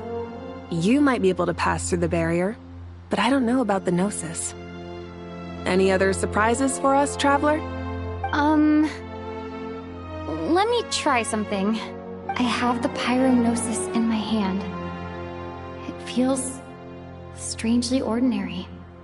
Not particularly heavy. And yet, this tiny thing symbolizes the mighty authority of a god. I need to think hard about my memories of Pyro. My memories of journeying through Natlan. All those important experiences I've had. The gnosis disappeared. Traveler, are you alright? I'm fine. The pyronosis disappeared into my body, just like phlogiston. Maybe it resonates with you because you've mastered the power of phlogiston. You might not be recorded in the ley lines, but you're still Artumini. Whew.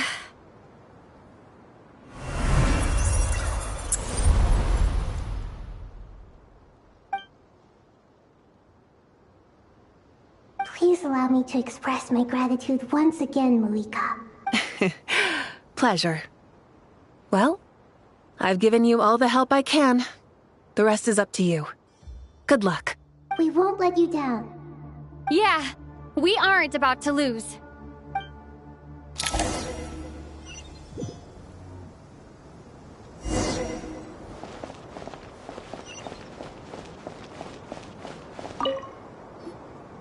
Traveler, Paimon, how are you feeling? Paimon's a teensy bit nervous, but only a teeny tiny bit. Seems like she's gotten way braver over the last few years, huh? Of course. After all the adventures you've had with the Traveler, I'm sure you've gained a lot of experience and grown as a person. I'm doing all right. What about you, Nahida? How are you holding up? With the negative effects of Irminsul, I'm a bit like a piece of fruit that's been burrowed into by hungry insects and left to rot. I'd be lying if I said it was nothing. But please don't worry. We all know what we're getting into, and we've prepared as well as we can. I believe in everyone. I believe in you. And I believe in myself. Stoking the fire inside oneself is certainly one way to live, but knowing when to rely on one's companions is also a form of great wisdom. I've been quietly learning little things from everyone, like plucking tufts of fur from a sumpter beast. Me too. With the constant traveling, I'm always learning and growing. That's the journey of life.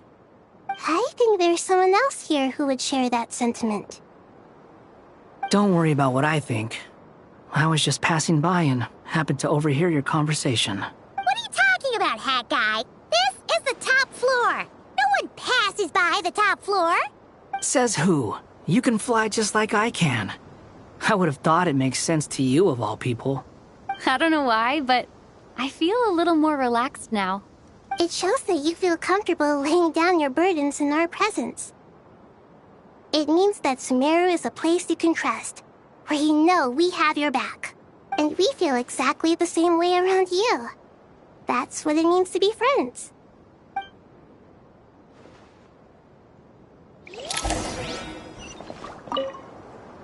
Feel free to mingle if you'd like some time to catch up with people. Just remember to get a good night's sleep when you're done. Tomorrow.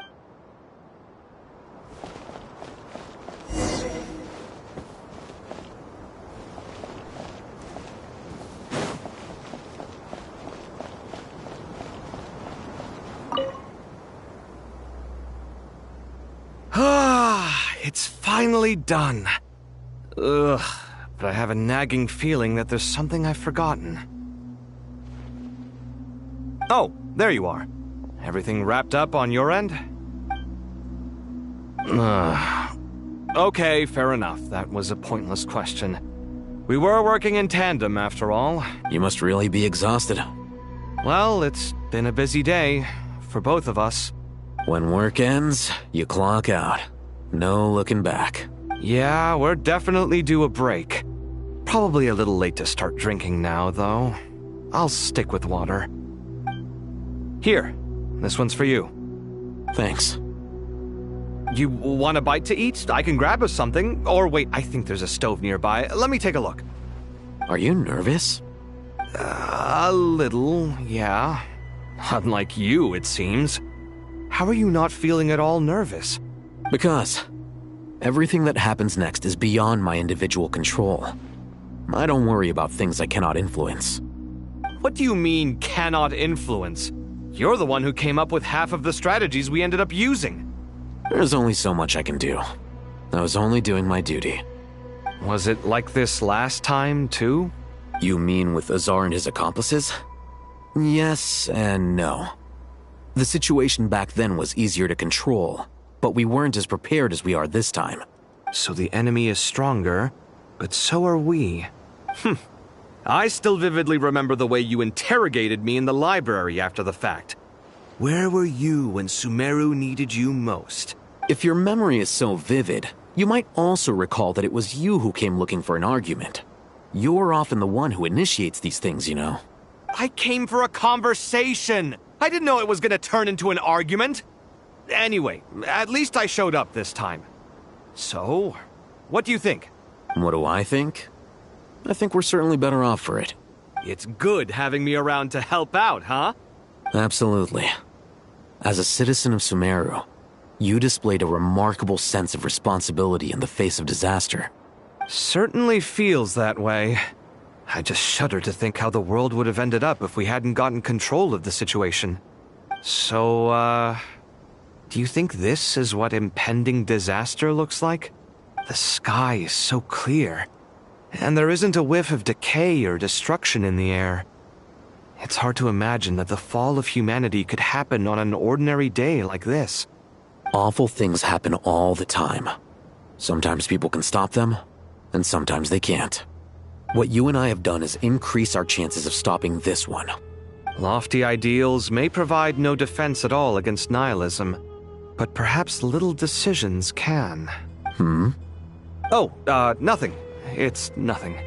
I hope everything works out tomorrow. It will.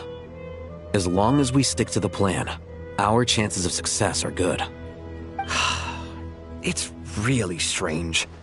You're my junior, yet you always seem to act more like an upperclassman than I do. I think it's mostly a matter of temperament. Ugh. Walked right into that one, didn't I?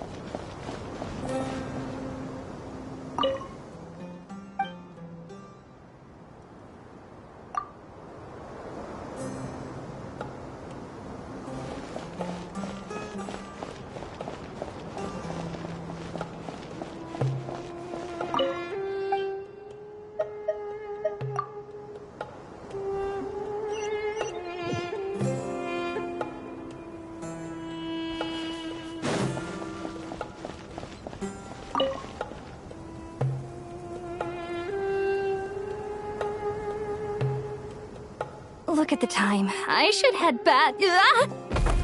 I'm so sorry. I was in a hurry and didn't look where I was going. I'm fine. Wait, you're... Have we met? Not exactly. I think we may have crossed paths by the house of Dana before. Oh. You're Hat Guy!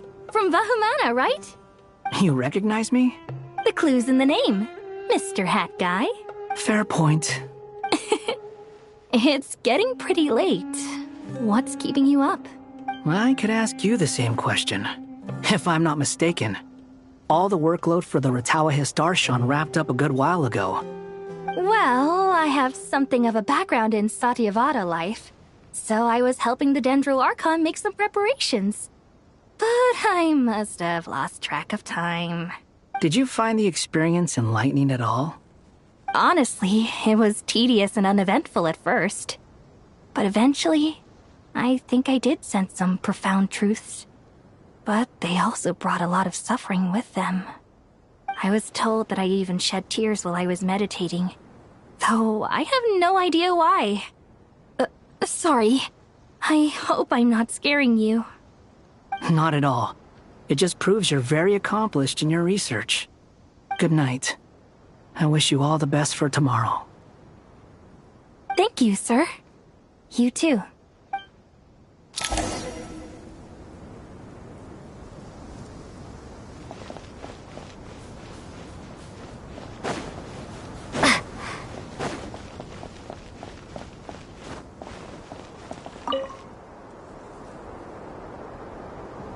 Too bad we've got a fight tomorrow. I could really do with a stiff drink. Let us pray instead. Prayer. How nostalgic. Lord Sangama Bay. Came to get some fresh air too, did ya? That's right. Actually, I was hoping I might run into you, Dia.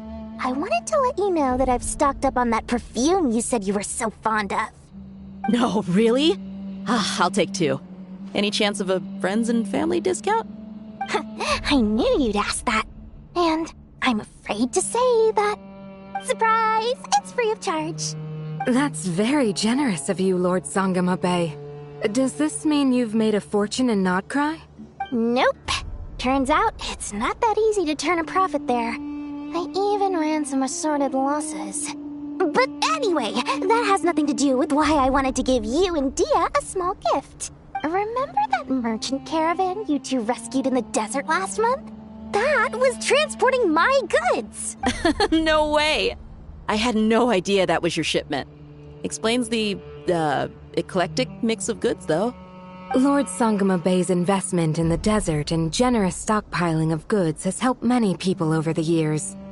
The shelters you funded especially have made life a little easier for the children and the elderly. Wait, how did you know about that? Oh, I see. Nefer told you, didn't she? That pesky lady. Aren't intel brokers at least supposed to charge for divulging people's secrets? She and Candace go way back. It's normal for close friends to share things you wouldn't tell to everyone else. Sure, but why did they have to be things about me? That's how Nefer shows that she cares. She wishes for all of us to know what a generous person you truly are.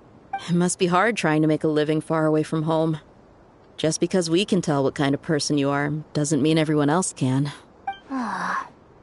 Well, maybe her intentions were partly good, but I don't think that's the full story.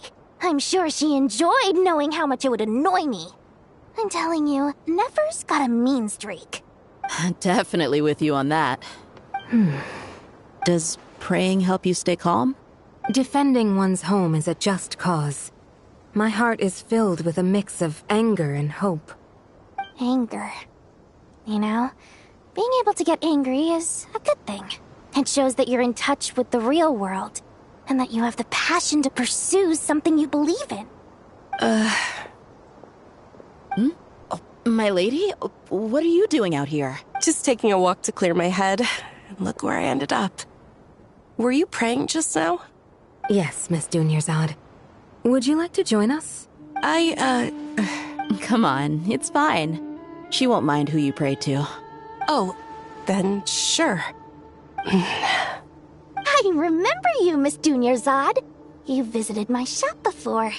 If I recall correctly, the god you worship is the Dendro Archon, correct? That's right. She is such a gentle and kind god. But to me, she is more than just a god I worship. I see her more as a friend. And so do many others. She's not some almighty god who reigns on high, but a genuine friend. Agreed. She's a wise teacher and a good friend. I spoke with several people during the evacuation. Everyone's aware that tomorrow's battle is one that ordinary people can join too. A battle to fight for our friends and our homeland. Oh, it makes me glad. I can finally do something for those who protected me.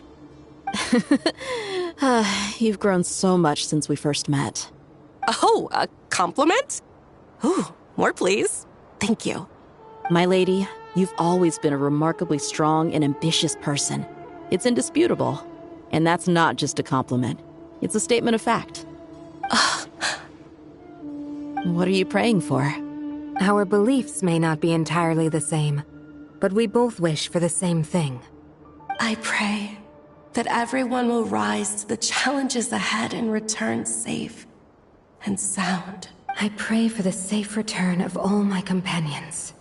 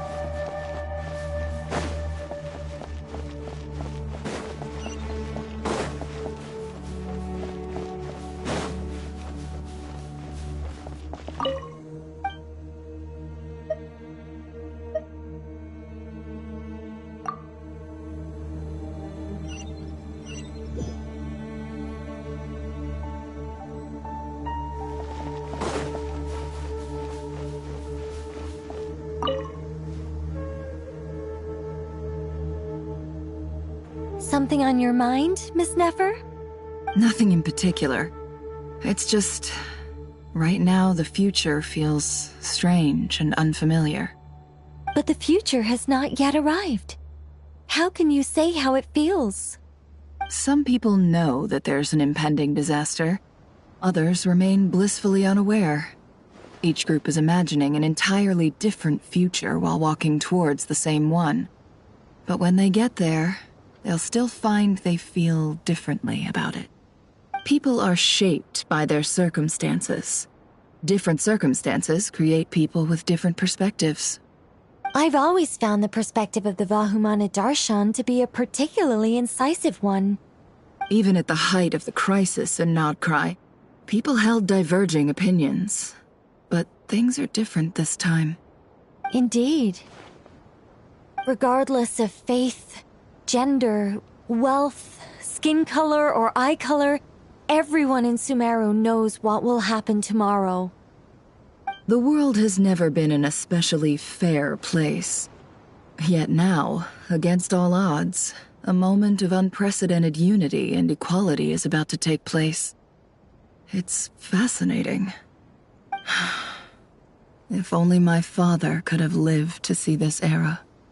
Era. To me, that term represents a much greater span of time. It can be an unsettling word.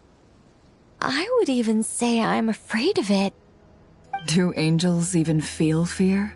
Yes, at least I do.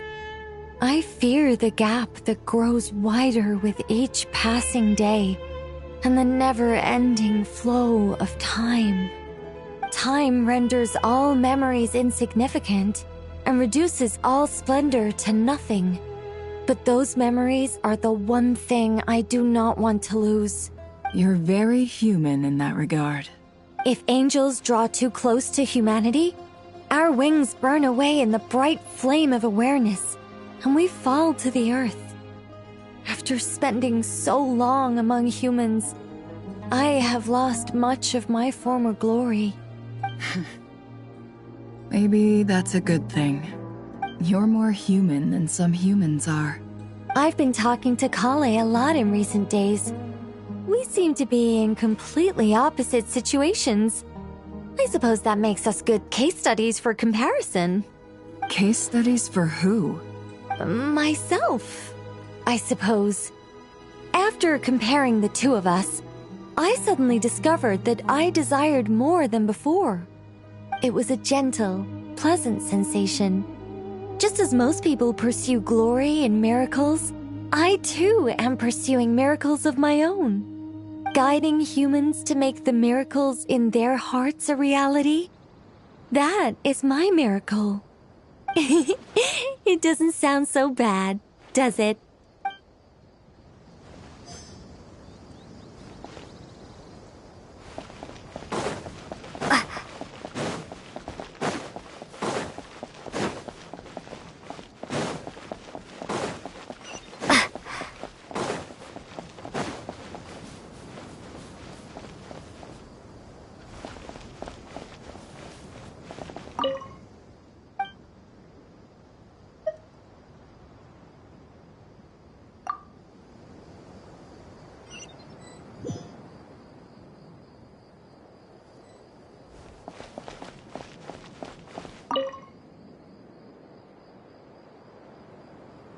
We'll make our move after sunrise tomorrow. Good. Is everything ready? As much as possible. That'll be enough. Don't let the pressure get to you. We'll take things one step at a time. Master Tainari! Mr. Sino! So this is where you were. I brought some juice and some water. Would you like some? I know how easily you get dehydrated in the desert, so you should definitely have some water. In which case, I'll have the juice. I gotta ask, though. Who's on juice-making duty at a time like this? Madame Farazan said she was feeling a little nervous, so I told her about the automatic juicer my friend invented. She took it right off me and started making carton after carton of juice. A juicer? Did Sucrose send that to you? Yeah. I hadn't had the chance to try it out before this incident occurred, but I couldn't bear to leave it behind in Gandharvaville. The juice is very sweet. I think so too. Kale, how are you feeling? Physically, I'm okay, but it just still feels strange to me. Why would a great power like this come to someone like me? I know the feeling well. That same question ran through my mind every day as a kid. At least now, you have someone who can relate to you. All the more reason that you should apply for Spontamod. Tainari fiercely opposes the idea, though.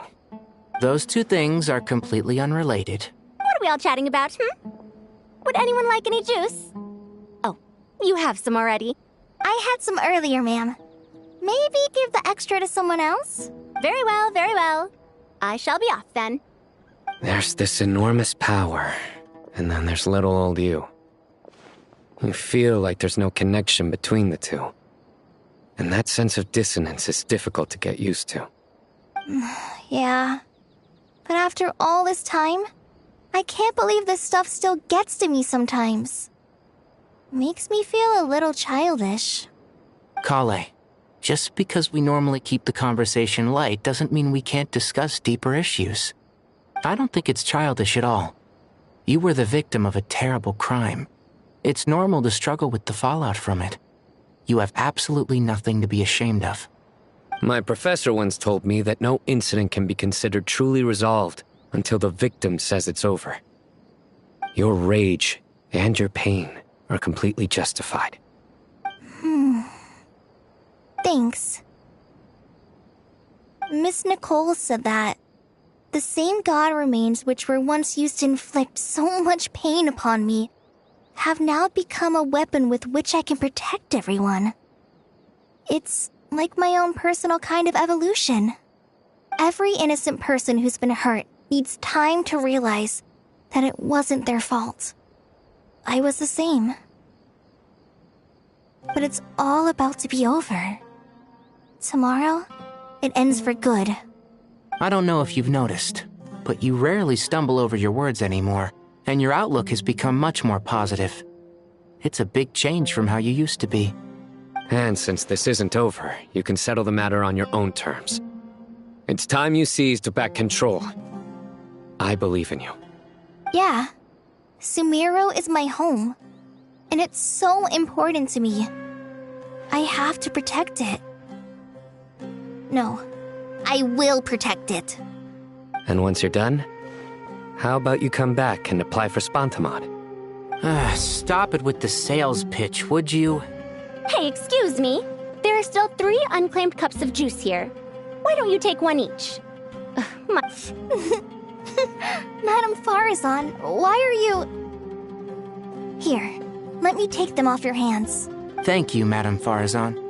Drink up and enjoy my handiwork. I think I'm going to make something else now instead. Please, try to relax, Madame Farazan. Your nerves are starting to get the better of you.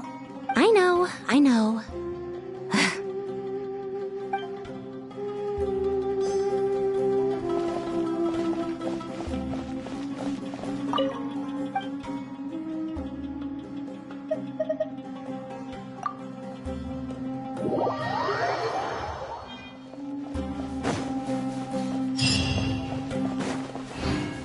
Time to go! Let's meet the others at the mausoleum of King Deshret.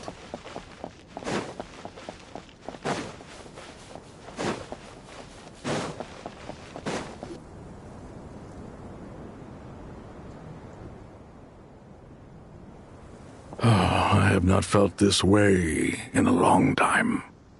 Standing up high, gazing out at the rolling dunes. One cannot know what freedom truly means without first losing it. The golden slumber truly lives up to its name as a dreamland. Though desert sands exist there too, no mirage, no matter how glorious, can compare to true beauty. Dendro Archon, what is on your mind? I was wondering, whose counsel I should seek on the questions in my heart. What kind of questions? So many. More than can be put into words. As I once said to a friend, we look, we see, and we comprehend. But the question still troubles us. What are the many disasters that this world faces, but the sum of all irresolvable questions? The biggest question you should be asking is how to seize victory. Yes. Although, I would express it differently. I must not fail. And so the question I am most curious about now is whether the path to victory will be an arduous one. What we declare to be a young sapling, we may, in fact, find to be a towering tree, if we would only cast aside our ignorance and look beyond the veil of time to see her true form. Nahida! We're here! Just in time. My preparations are almost complete. Ready when you are. We're here too. Miss Nicole! Miss Nicole! You run so fast!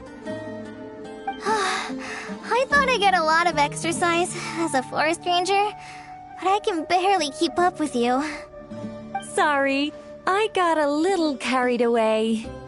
Lesser Lord Kusanali, the equipment is ready, and the modifications to Aru are all complete.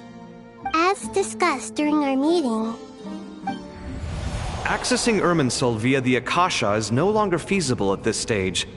There are other options, it's just... they're a little more extreme, and more technologically demanding to implement. Maybe you should take it from here. The architecture and functionality of the Akasha terminals overlap considerably with Aru.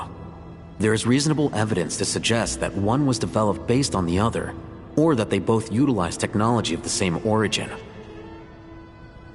As long as the transplant and merge operation succeeds, Aru should theoretically work on a scale greater than the Akasha and approximately equal to Irminsul. It will become the largest active computing device in all of Teyvat. A system this powerful is capable of a lot of different things.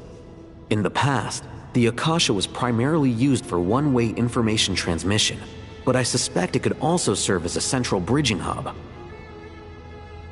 In the pursuit of greater knowledge, some scholars have attempted to connect their consciousness to Irminsul through the use of terminals, incense, and meditation.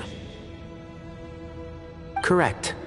In academic language, scholars who reach that stage are said to have entered Satyavata life. Hypatia has performed this practice many times in the past, and she was once under my care for a period of time. Right. And this at least proves that there is a zone within Irminsul that can be connected to. That's right. Providing wisdom to the people is one of the very reasons for Irminsul's existence.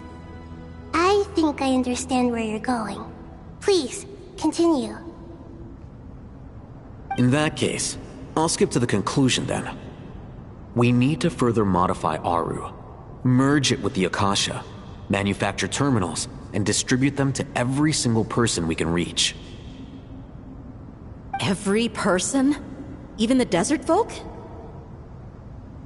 Yes, everyone. I've already calculated the amount of raw materials we need. So you mean we're going to get new Akasha terminals?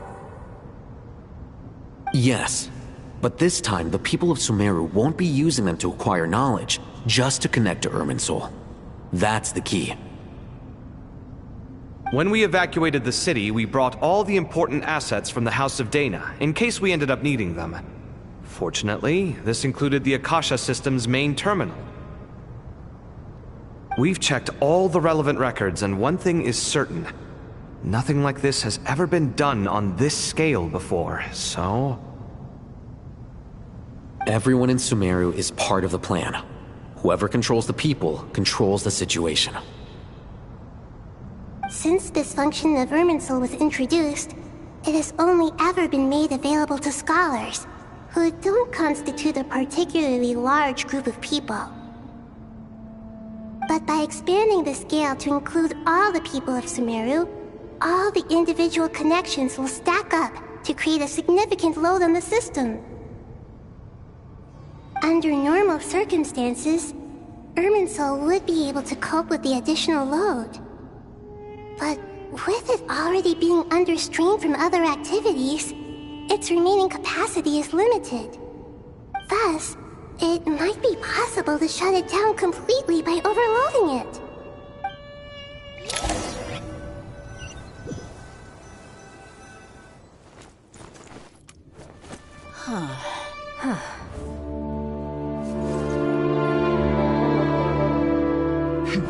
Counting down.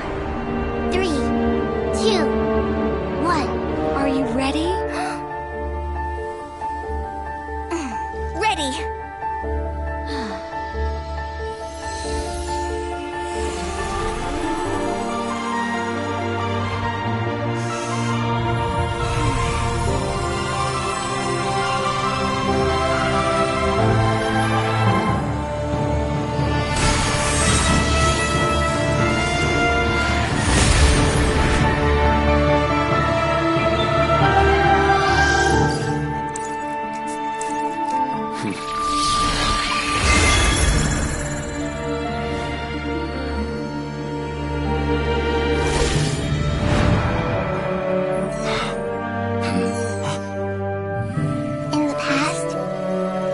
Sought knowledge, they turned to the Tree of Wisdom.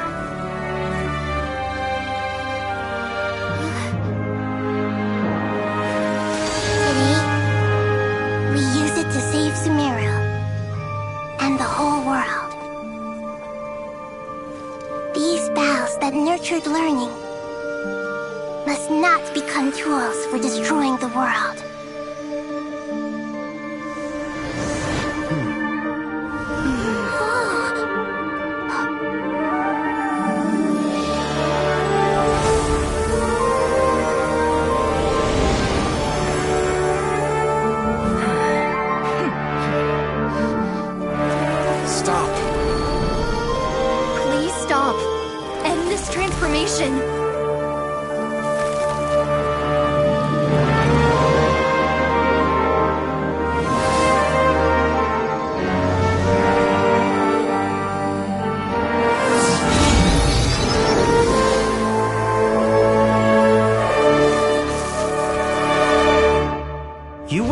down Irminsul just to stop me? You fools.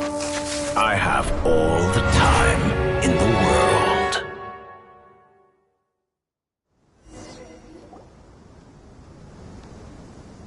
Success!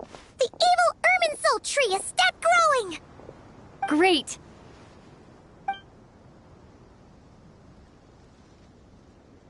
What a display of true courage! The courage to think and the courage to act! I never thought I would witness the shutdown of Irminsul with my own eyes. Perhaps this is human wisdom in action? Indeed, only humans could do such a thing. Gods are few and far between. What was once created for spreading knowledge is now used for another purpose. A rather ingenious plan. I am grateful to you three for your help. Only thanks to you were we able to extend Aru's interference capabilities to cover all terminals. Now, nobody who wears a terminal will have their activity accurately tracked by Irminsul. No matter how many eyes Dottore possesses, he will not be able to see us clearly. Now for the next step.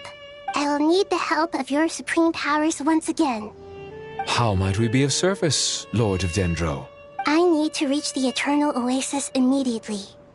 Right now? In that case, Ibis King, would you agree that this is a fine opportunity to dust off our old tricks? Never. I assume you have that chess set with you? You mean the one you gave to me as a gift? Asking for it back, are you? How could I? You misjudge me. I just wanted to show you another way you can use it. Connect to Safei Shatranj.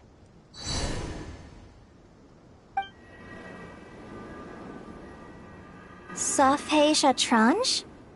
Thoth's chess set gains its power from the chessboard laid out in the desert by King Deshret and ourselves. All ceremonies conducted using the chess set must be activated via Safei Shatranj. In other words, the chess set is an extension of the chessboard. In the past, moving a chess piece was a sacred and momentous act. Transfer initiated. Entering live combat mode.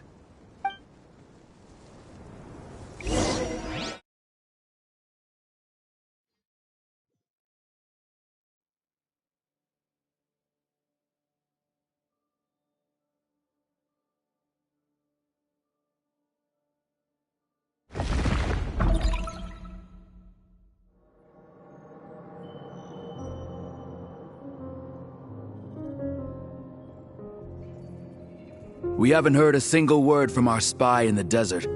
I'm afraid he might have been captured. Never mind. But we spent years turning him. And a lot of Mora. Nothing comes for free in this world, but the loss is not without its purpose. For a small price, we have wasted a precious amount of the limited time they have. Quite a bargain, if you ask me.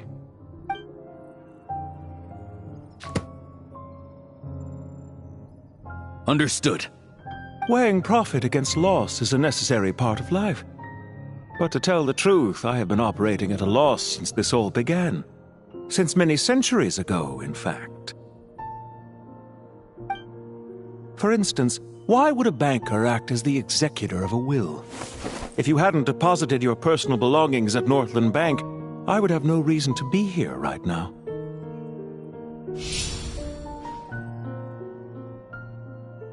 Dottore, I've placed your final data backup into the ley lines as per our contract. I trust we are now square for the safe deposit fees you paid. Is it not a little petty to split hairs like this, given our amicable relationship? I consider sound bookkeeping a matter of principle. Do not forget that you only live to see this day thanks to me.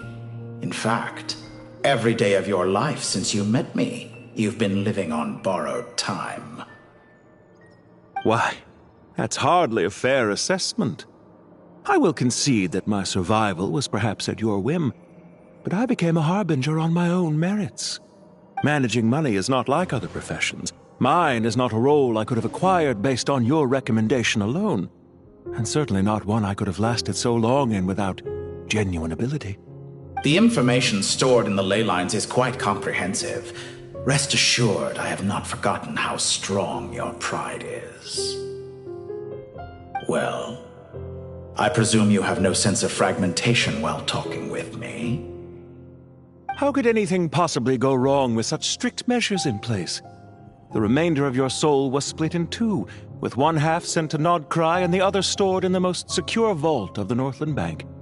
Though I must say, your disdain for the other segments is quite amusing. Zandik is you, and you are Zandik. Zandik created the segments, yet you, a segment yourself, reject him.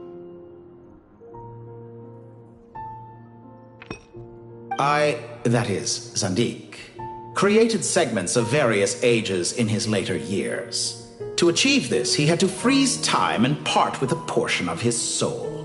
But as constructive as it sounds, it erases my uniqueness. If each segment is equally me, then by the same token, none of them are truly me.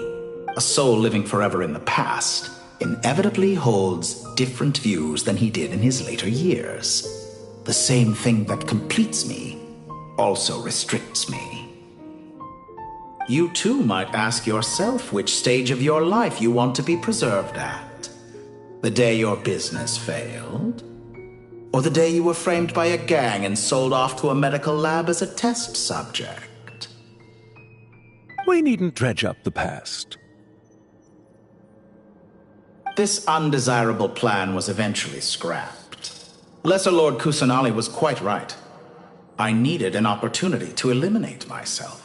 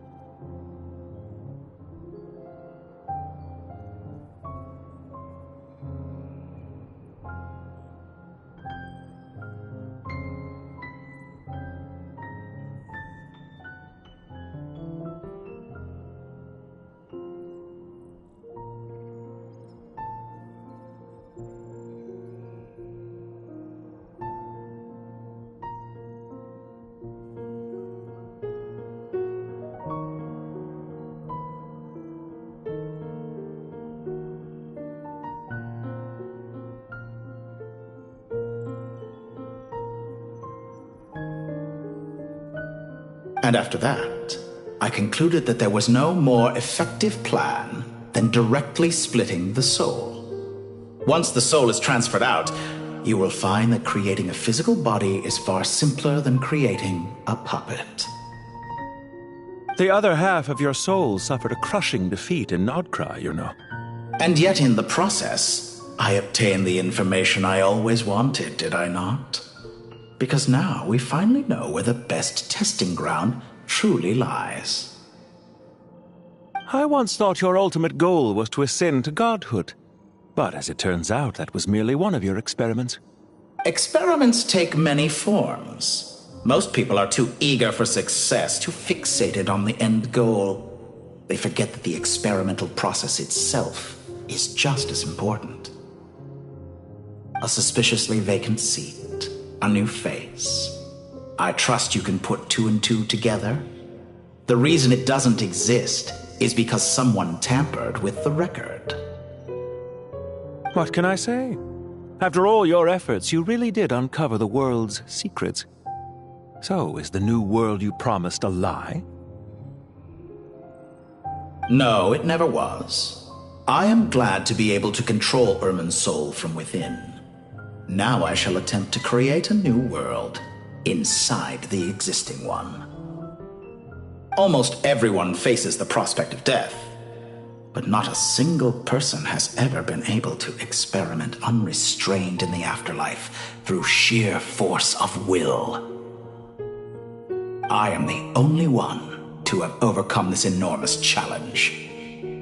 Would I not be letting the world down if I didn't make the most of the opportunity to experiment? Clearly, the dividing of your soul did not affect the magnitude of your ego. Out of all the versions of you that have ever existed, this you is the most insane and the most radical. Is that why you chose to work with me? Which was it then? My insanity?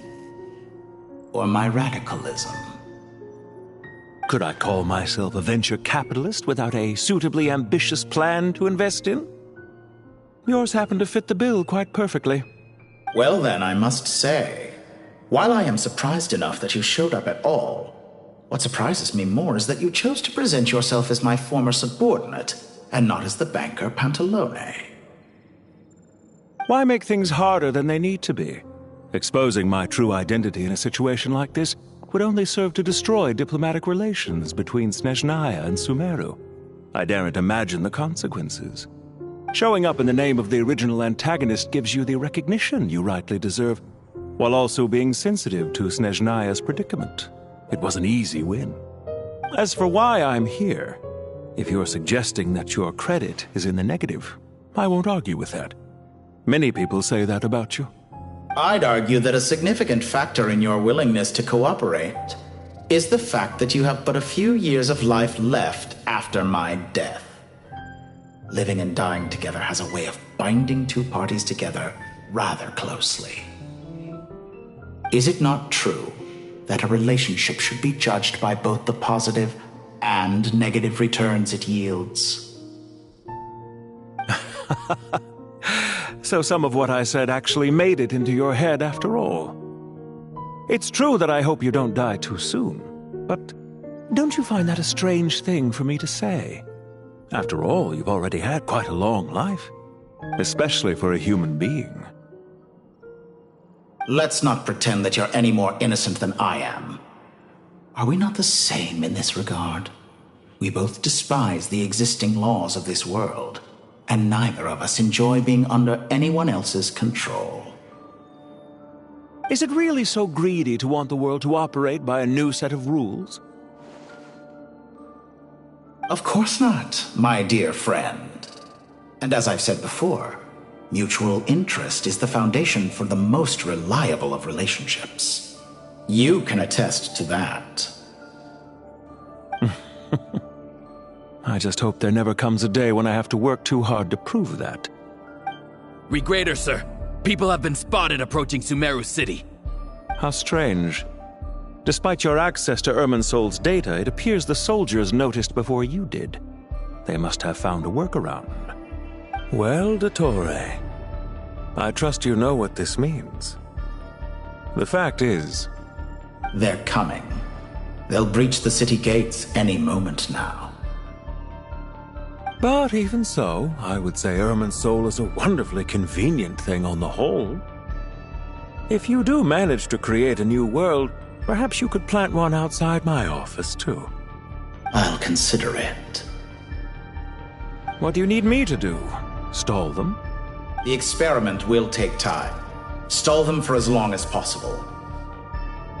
Very well. But you're really asking for the moon here. Have you heard this story? There was once a guilty man, kneeling in the center of a church while an angry mob outside waited to bring him to justice.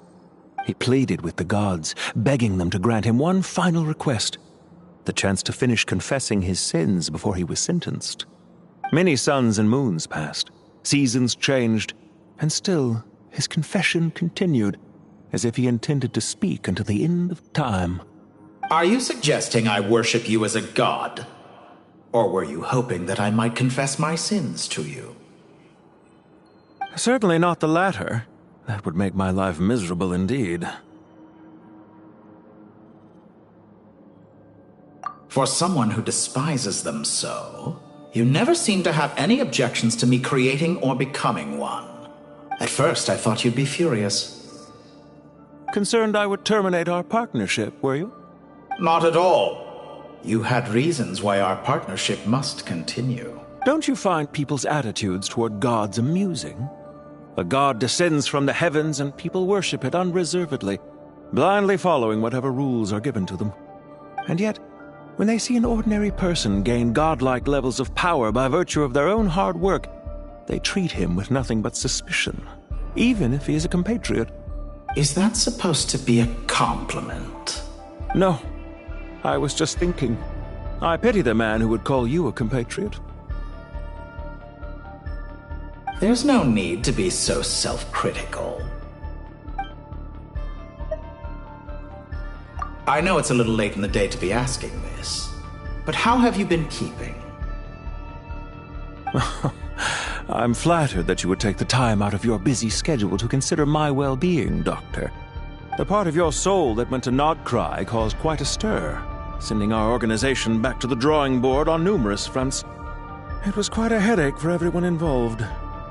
Dear me, I must have caused you no end of trouble. You certainly did.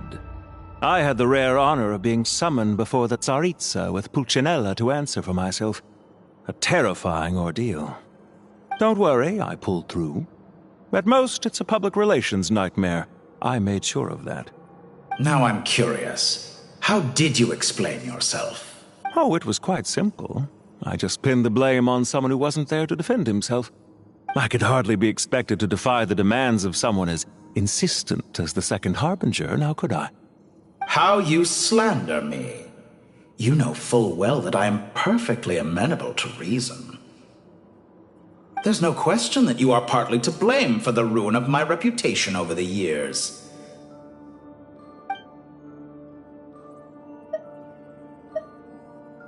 Do you have anything lined up for when this is all over? Hard to say. Field work always takes quite a toll on me, as you know. Once I'm back at Snezhnaya, I'll start with a well-earned cigarette. Why are you so eager to ruin your lungs after I went to the trouble of replacing them for you? If you have an issue with it, feel free to try to stop me.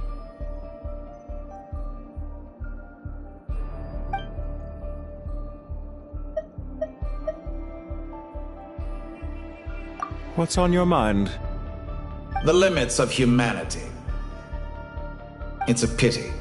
Despite running countless calculations, I find there is simply no way to reduce any further the amount of one's soul required to sustain an individual.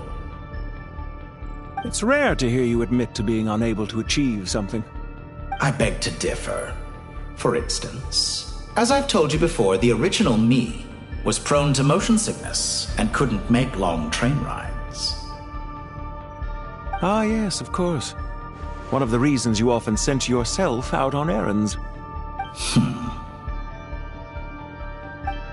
What are you thinking about now? A new experiment. In the event that my soul was depleted, say we extracted my data from someone else's memories, yours for instance, and then combined it with your intact soul as the base material, what would we create? Such a scenario would be impossible. Oh? As long as your current soul survives, there will be no need to create a new individual. Don't forget, you were the one who approved of the present situation wherein only one Dottore remains. And if you ceased to exist, who would be capable of performing this experiment? Since the day I met you, you've always excelled at talking your way out of a quandary.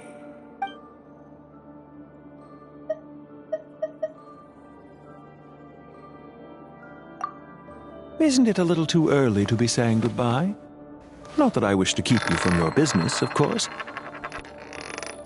Very well. Let's leave the conversation there for now.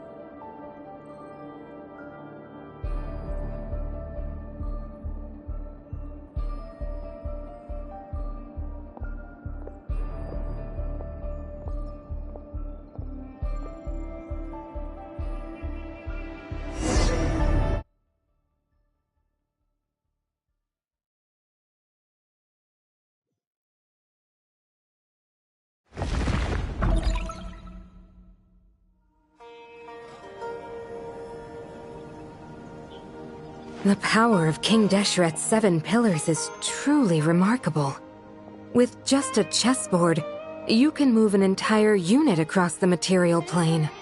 Yeah, sets us up for a much easier fight. Really makes my day. The last time we stormed the city, it involved a lot more running around. I wonder how many people can say they stormed a city twice in their lifetime. I was just thinking that. I've definitely had more than my fair share of unusual experiences in my life. This is my first time here, actually. We never usually leave Gandharvaville. I hope this will be my last time. Does everyone have to chime in? Can't we just fight? What an amusing comment, my dear lady. Yet humans often alleviate tension via small talk, do they not? Whoa! Why is Candace's shield talking? Because the image on her shield is one of me. And I, of course, can appear wherever I wish to. Well, la-dee-da. Isn't that fancy? Could I get in on this? You wish for your gauntlet to speak? Why, certainly. Ahem. I think you'll find that it is I whose image is carved hereupon. Thanks. Definitely feel stronger now. You're welcome, my lady. I am glad to lend you my power. Sino, what's the situation? There are troops stationed at every entrance. As we expected. A frontal assault will suffice. Everyone, stick to the plan. We'll take the main entrance. You head for the House of Dana's side door. Move out.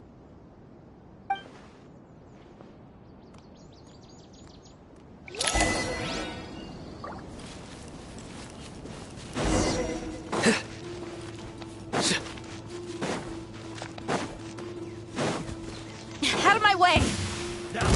Take this! Watch out! Get lost! Whew! Thank you, Jed. You gotta be more careful. If you're not ready to put your life on the line, you can't be certain of defeating your opponent. She's right. Keep your wits about you, Rana.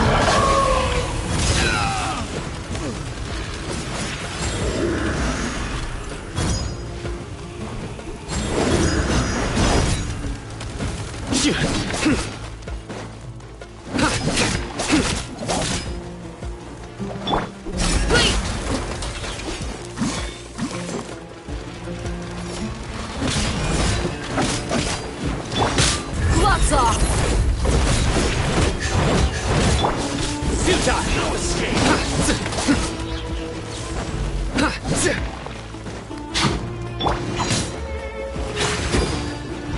Do your worst! Leaving so soon!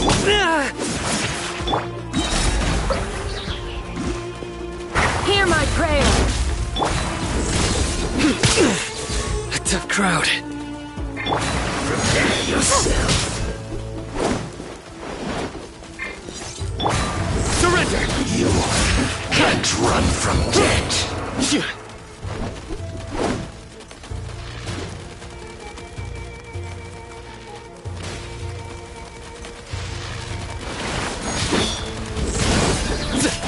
Take them out and secure the harbor.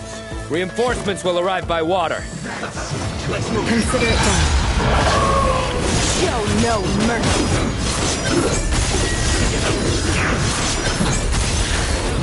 Guilty! Classifying these! Yield! Hurry up!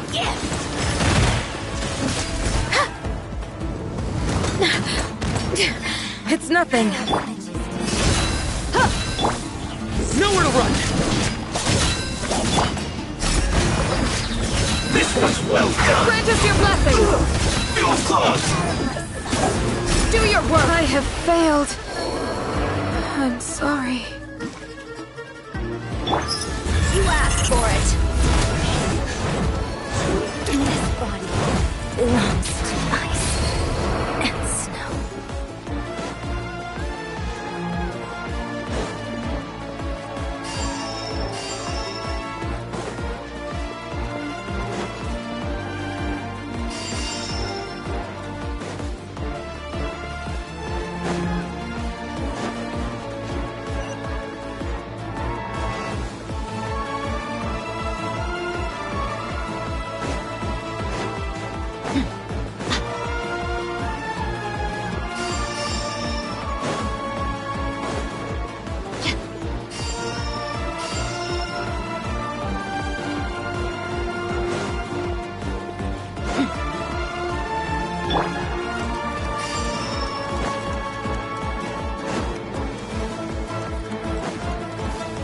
Looks like we're in for a tough fight.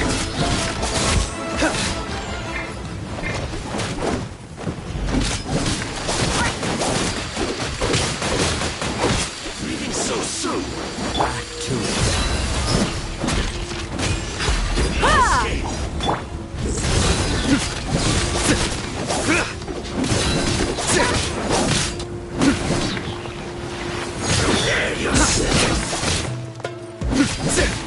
Leaving so soon. Nowhere to run! Your sins weigh upon your soul! My judgment has failed.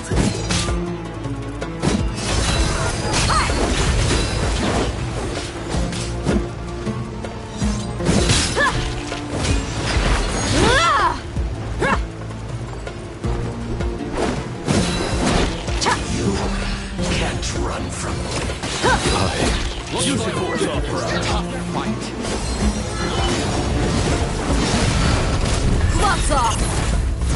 Resistance is futile.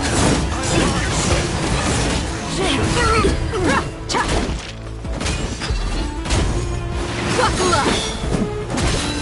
Endo! Send.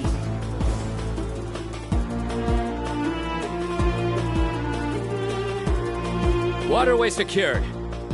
Brothers! Sisters! Perfect. Just in time. Welcome. Once we've linked up, we'll continue the advance. The team has arrived at the north entrance, as planned. Good. Press on.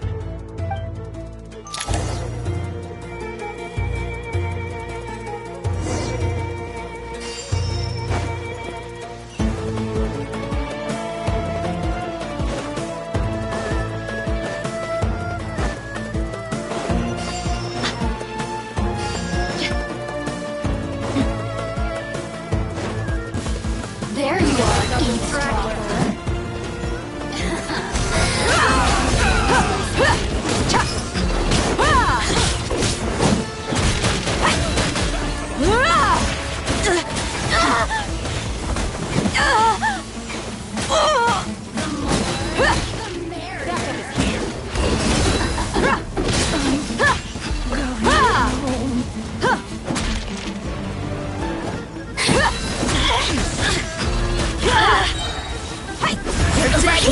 You really know how to get me going. Your skull! Let's get it on! Time for the big one!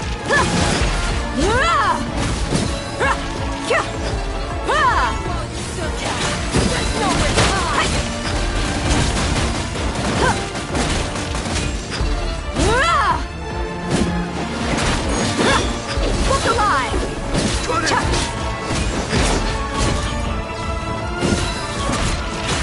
Did it take too long?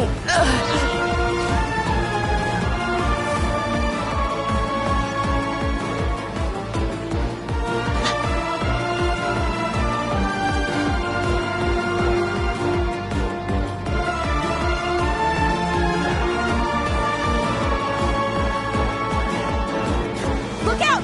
It's an ambush! Finally. We need to hurry. Take the middle road now. Mahamacha Sino, area clear. Don't relax just yet. More Fatui approaching from the right.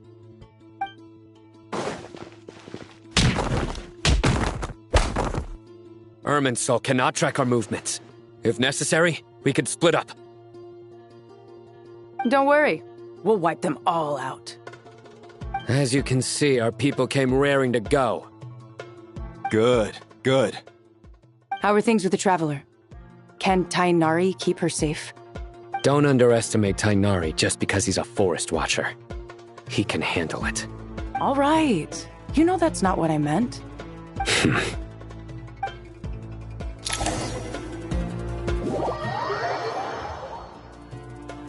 Sino and the reinforcements have drawn the Fatui's fire away. It's our turn. By using a cluster leaf of cultivation, we can pass through certain terrain silently. Good luck with that. We'll just fly up there. Huh? Oh, yeah. Ready? Ready.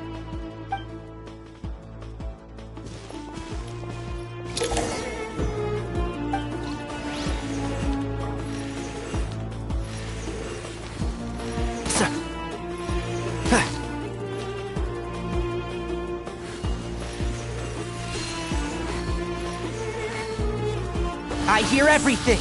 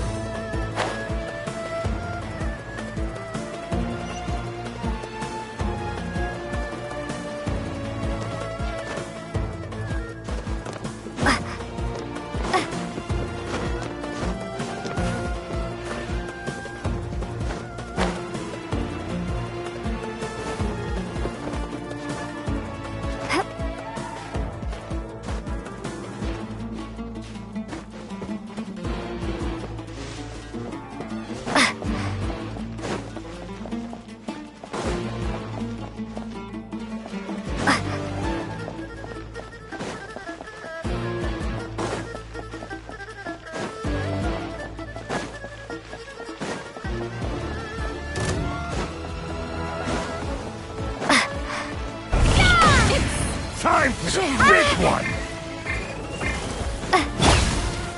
Unsightly insects! That's far enough!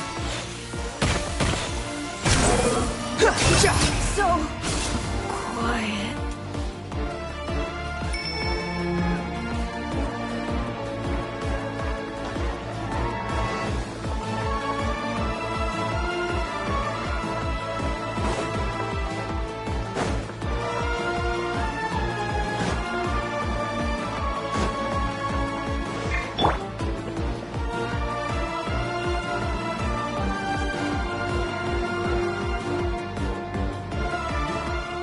Fatui soldiers up ahead.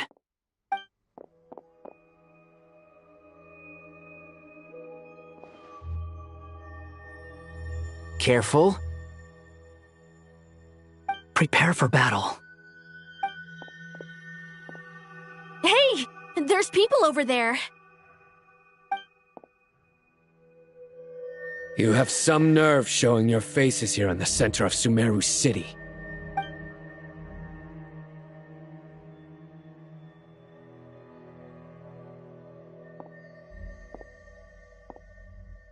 You're right on schedule. Well, this guy sure as heck isn't your average Fatui sergeant. They've stationed quite a few people nearby. It definitely looks like they were waiting for us. But something feels off. Everything about this guy feels too deliberate. I highly doubt he's just a subordinate of Dottores. And he's no mere sergeant. Whatever his rank is, it's high. Much higher than we thought. So you've been waiting for us. But it looks like you're geared up for a conversation, rather than a battle. Very clever, General Mahamatra Sino. I know you're the one in charge of this siege, and I look forward to making a deal with you. A siege? Sumeru City belongs to us! Historically, yes. But things can always change. We have quite a sizable force with us, you know. For instance... There's a Fatui ambush at the north gate. Can you handle him? We can for now. Yes, I'm quite sure both sides can hold their ground for the time being. The battle has not yet reached its climax. But what happens next? Do you enjoy watching bloodshed? Surely some of those here are people you count as friends. Once a war begins, some people must die. I doubt you wish that fate upon anyone you know. Wait a second. It's a trick. He's not even there. Silence!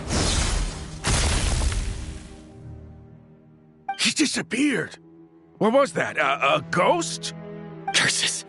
He was never there to begin with. That was just a shadow projected there to lure us in. Enough talk! Attack! I apologize for being unable to accompany you at this crucial moment, but I am compelled to leave for reasons beyond my control. Please excuse me. Sumeru's General Mahamatra is quite ruthless. It's a good thing I wasn't there in person. Your illusion held them up for a time just fine. But now that they have seen through it, they will realize you were just a decoy. Decoy or not, what matters now is that they will be heading your way imminently. Not imminently. They are already here.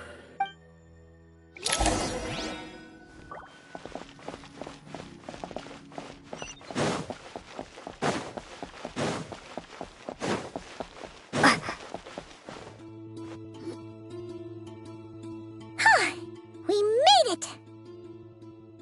This is far enough. Tainari, you go help Sino. Don't worry about us. We'll manage from here. Are you sure you don't need me to stand guard? No need. Once the connection is established, we'll disappear from the sanctuary of Surasthana. Go help the others. All right. Goodbye for now, then. Please tread carefully.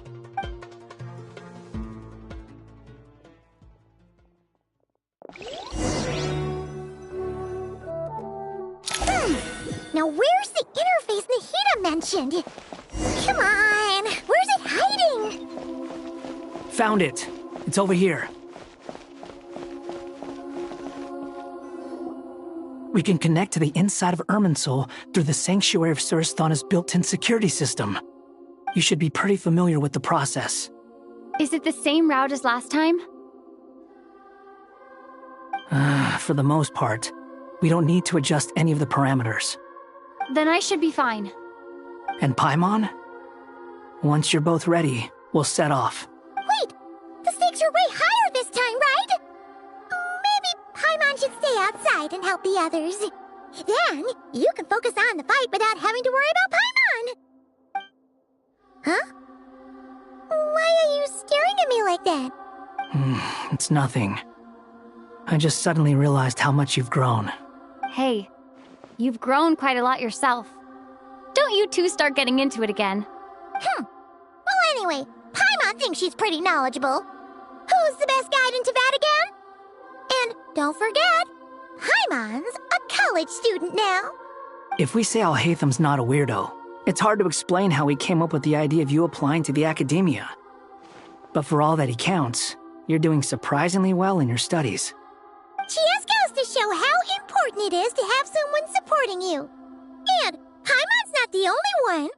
Let's not forget that you only became a student because of Nahida's personal recommendation.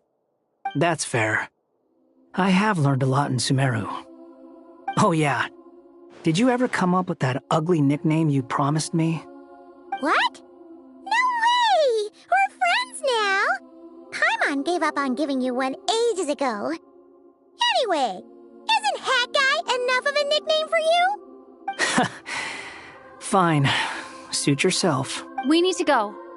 Paimon, if you're staying, look after yourself. Will do. Paimon's gonna link up with Tainari and Sino. You guys are the ones who need to be careful. We will be. Bye for now.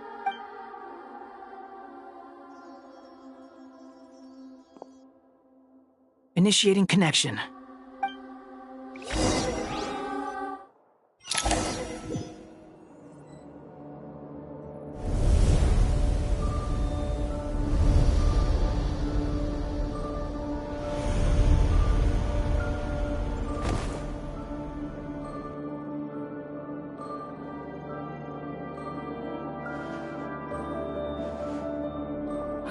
Well, here we are again.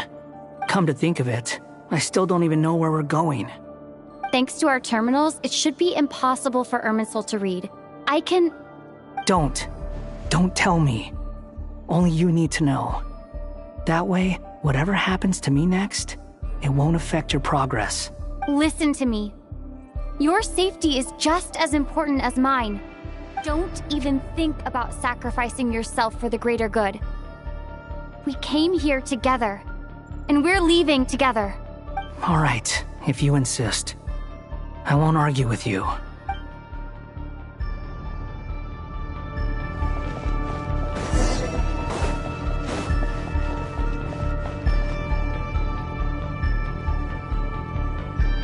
This place looks so different from how I remember. It's unrecognizable. It's a complete mess. Like someone's turned the place upside down. Must be Dottore doing. Either he's searching for some information he needs, or... It's still changing. He has to know we've entered Irminsul. But luckily for us, he can't pinpoint our location. Be on your guard. Don't let him find us. The red parts have probably been corrupted by Dottore's power. Don't touch them, or you might alert him.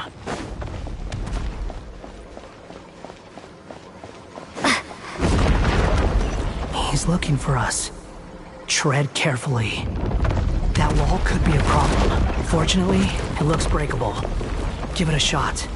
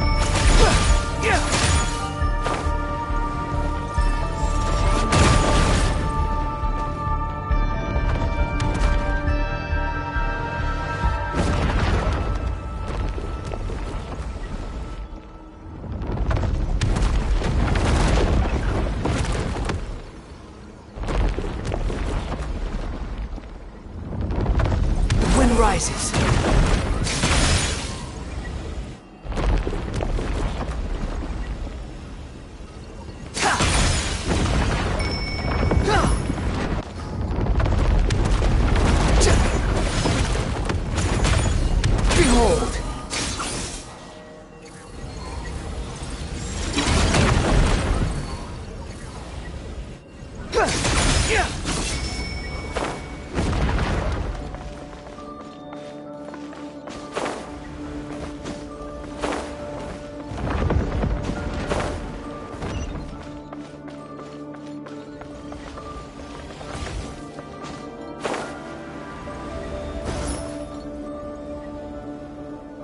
Squall and Fury!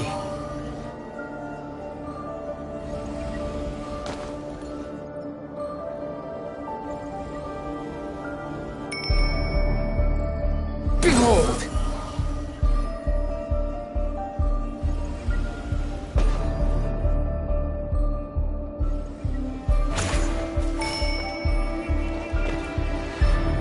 The wind rises.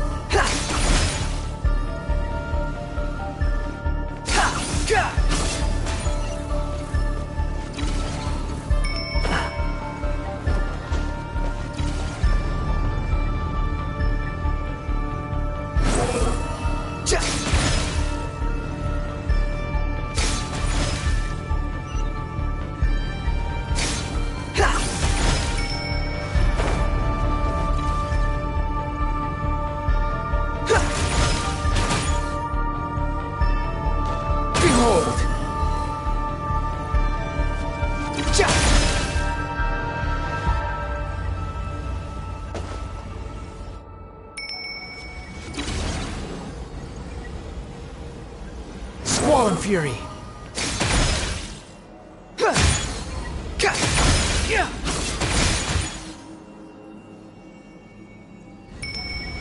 The same old trick again? Are you kidding me? Let's handle it just like we did before. This cheap trick isn't gonna stop us.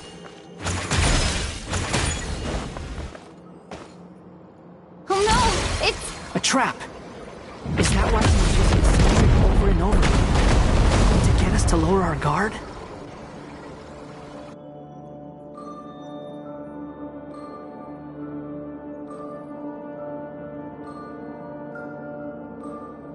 I'm trapped!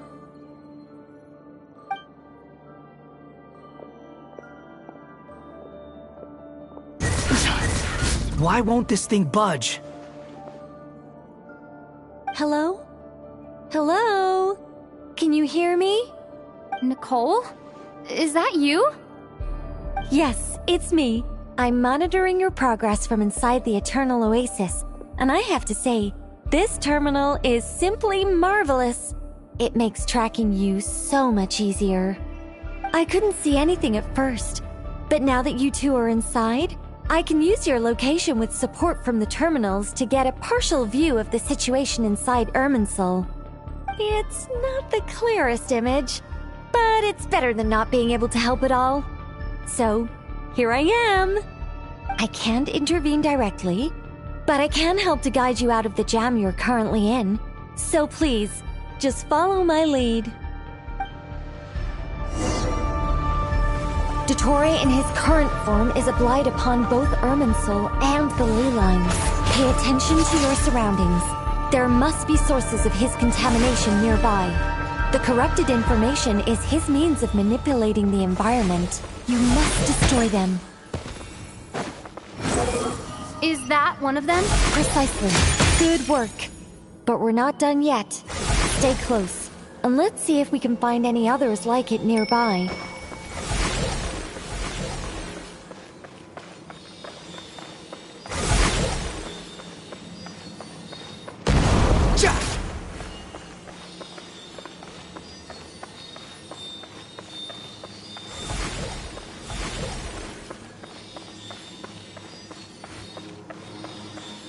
Squall and Fury! This must be another one. Agreed. Now... Wait! Watch out! It's Dottore. I think he's found us.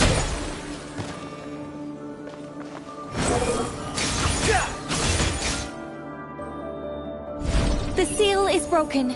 Quick! Get out of there! Too slow. Quit following me. And where exactly do you think you can run to? Wait, what is that? Pursuers. That's gotta be it. Run! Don't let that thing touch you.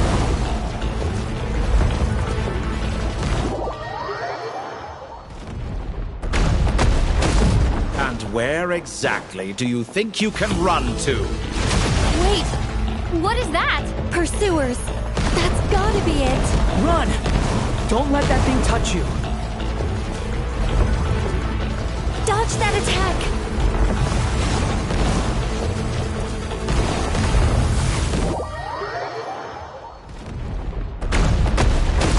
And where exactly do you think you can run to? Wait, what is that? Pursuers. That's gotta be it. Run! Don't let that thing touch you. Dodge that attack.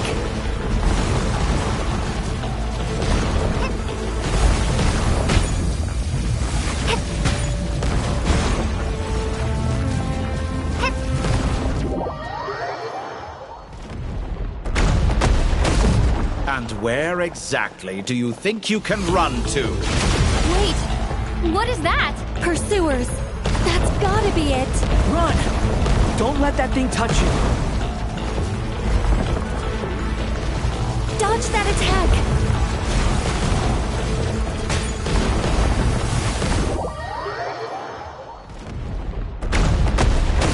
And where exactly do you think you can run to? Wait, what is that? Pursuers. That's gotta be it. Run! Don't let that thing touch you. Dodge that attack.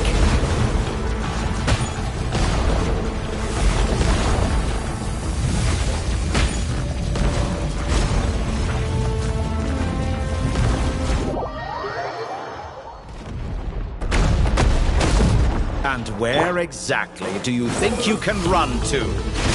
Wait, what is that? Pursuers. That's gotta be it. Run! Don't let that thing touch you. Dodge that attack.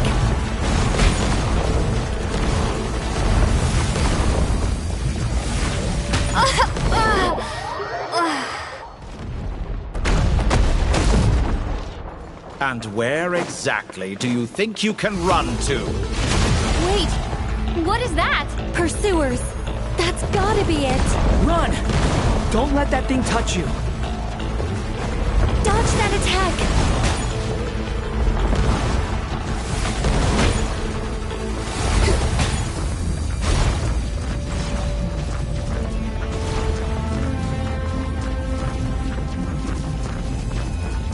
There's more than one path.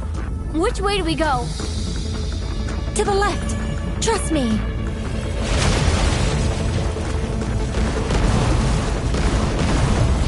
Fleeing like... There's more than one path. Which way do we go? To the left. Trust me.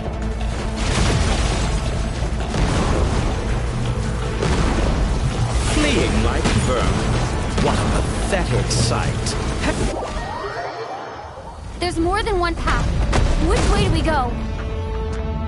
To the left. Trust me.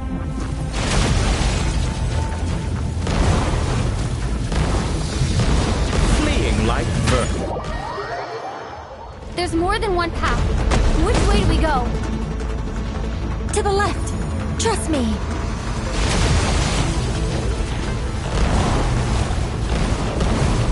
Fleeing like vermin. There's more than one path. Which way do we go? To the left.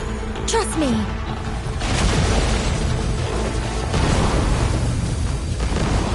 Fleeing like vermin. What a pathetic sight. Hey! Watch yourselves. Stay focused. Maybe I wasn't meant for this world. There's more than one path. Which way do we go? To the left. Trust me.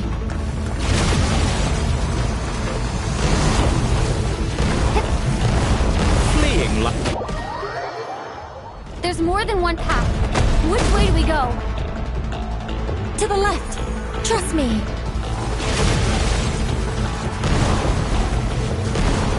Fleeing like vermin. What a pathetic sight. Hey! Watch yourselves! Stay focused!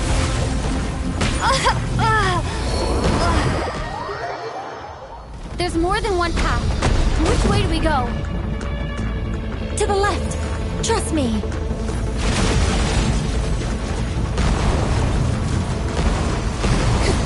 Fleeing like vermin. What a pathetic... There's more than one path. Which way do we go? To the left! Trust me!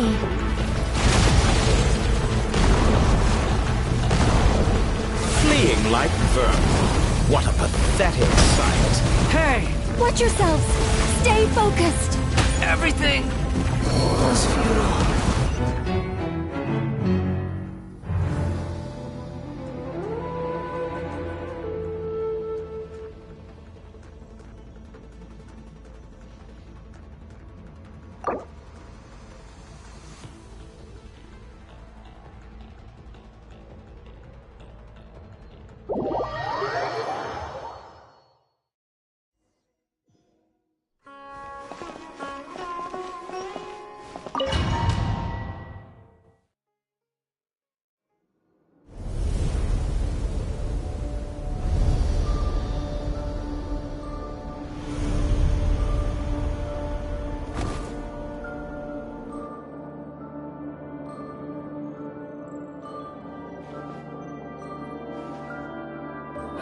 Well, here we are. Come to think of it. Thanks to our terminal? Don't.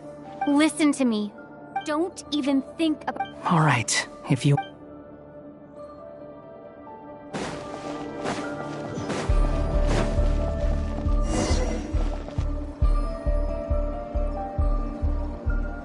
This place looks so different from how I remember. It's a complete mess. Like someone... Must be Dottores' doing. Either he's searching for some It's still changing. He has to know we've entered Irminsul. But luckily for us, he can't pinpoint our location. Be on your guard. Don't let him find us. The red parts have probably been corrupted by Dottores' power. Don't touch them, or you might alert him.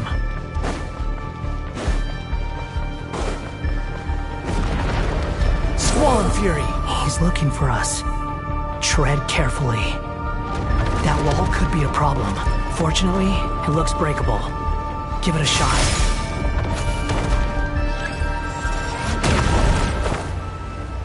Yeah.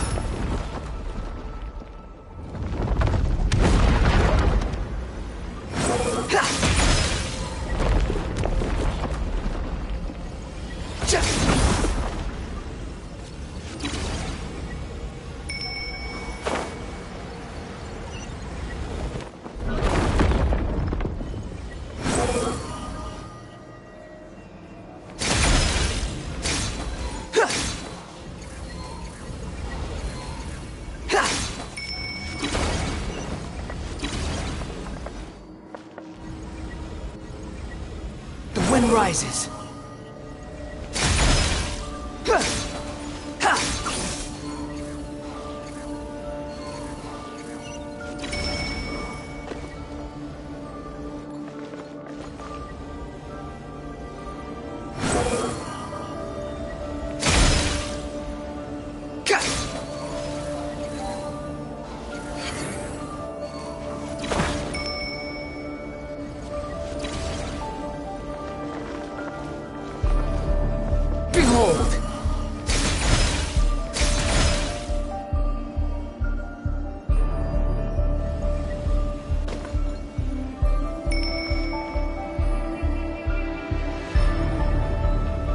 Wind rises.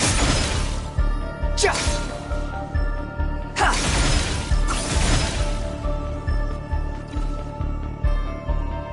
The same old trick again? Are you kidding me? Let's handle it just like we did before. This cheap trick isn't gonna stop us. Oh no! It's... a trap! Is that why he was using the same trick over and over again? To get us to lower our guard?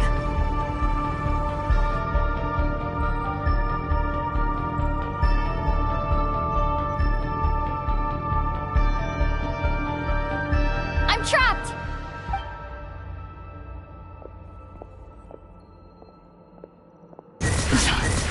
Why won't this thing budge?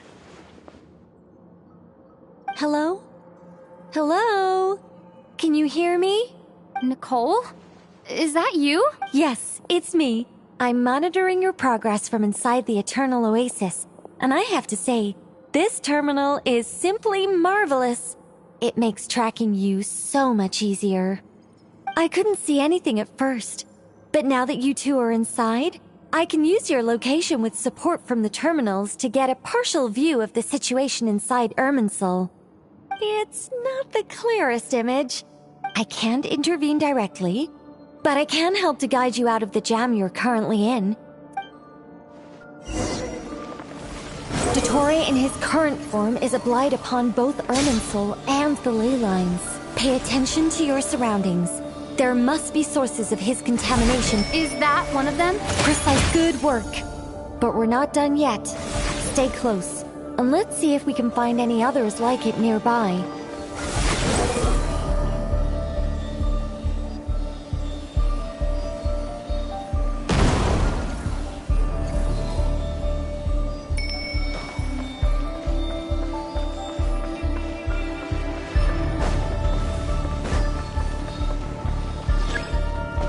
Wind rises.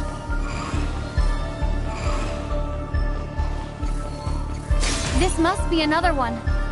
Agreed. Now... Wait! Watch out! It's Dottore. I think he's found us. The seal is broken. Quick! Get out of there! And where exactly do you think you can run to? Wait!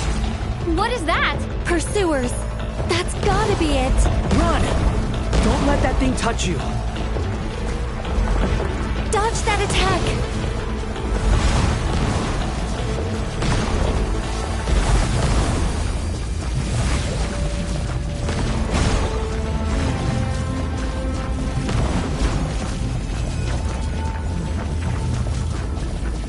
There's more than one path. Which way do we go? To the left. Trust me.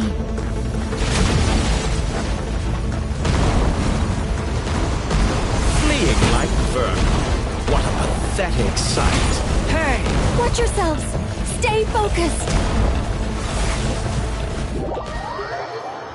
There's more than one path. Which way do we go? To the left. Trust me.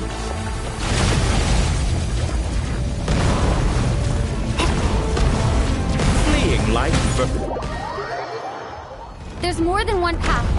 Which way do we go? To the left. Trust me.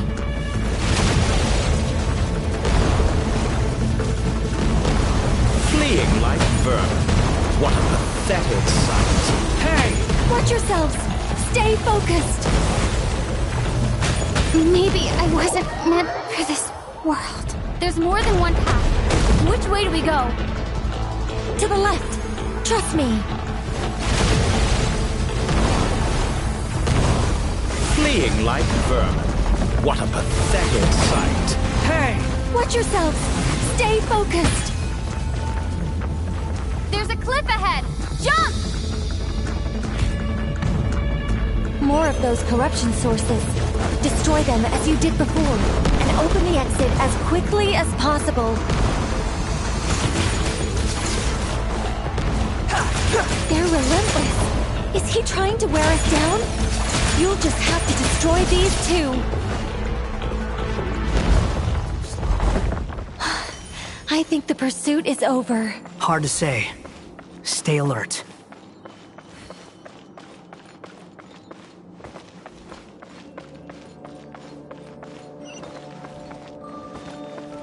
Squall and Fury.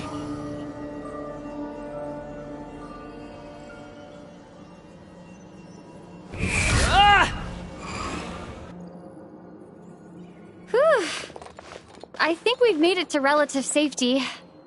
Phew, goodness. That was tough. You doing okay?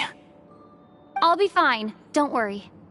Take a short rest, and then... Nicole? Nicole! The connection's been cut. But that means...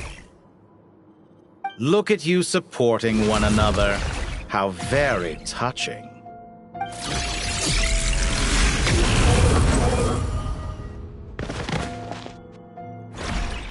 Dottore!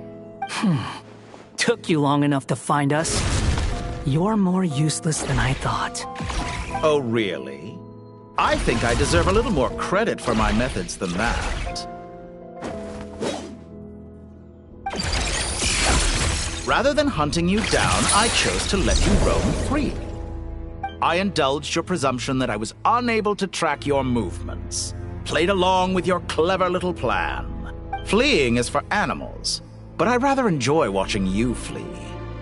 Some things lose the will to run altogether as soon as you put them in a cage. If that's true, then why did you come looking for us? Because I wanted to observe you up close, of course. Don't misunderstand me, I'm not here for a fight. Is it so unusual that I wish to greet my old acquaintances in person? After all, it's been a while. Scaramouche.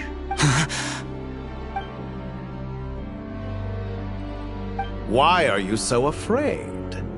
I have done nothing unprecedented in discovering the truth. Nor did I go to any great lengths to uncover your story. You made a bold series of moves in deciding to erase yourself. And with the power of this great chronicling device called Irmin's Soul, you were able to achieve something quite remarkable. Once most people form an opinion about someone, it tends to imprison their mind. Yet you managed to erase every trace of your existence. A novel take on death indeed. However, this meant that you stood out to me all the more when I saw you in Nodcry. I didn't even have to go looking for you. Just the sight of you was enough for me to intuit the truth. For someone in my position, connecting the dots was a trivial affair. It would have been more surprising if I hadn't managed to piece it together. You seem very pleased with yourself for figuring it out. I'm sure you'd even be more delighted to learn the full extent of your crimes. That would hardly be necessary. Besides, isn't there something that concerns you more right now? Something that fills you with dread. Let me put your mind at ease. I have no intention whatsoever of restoring any of the records you deleted. For one thing, it would be exceptionally difficult. But more to the point, I doubt that the prospect of losing your current life is all that frightening to you. Because in your case... the cruelest twist of fate is that you'll never again have the chance to make up for any of your mistakes. Isn't it? Dottore?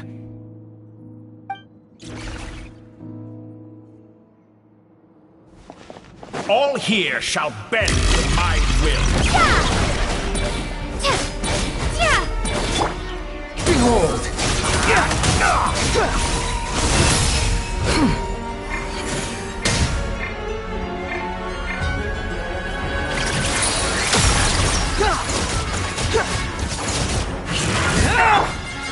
Scorch and burn!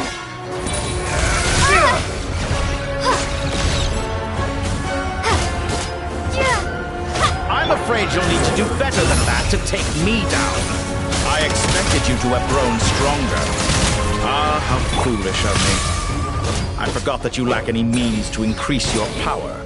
You will pay for everything you've done. Oh, will I now? That's far enough!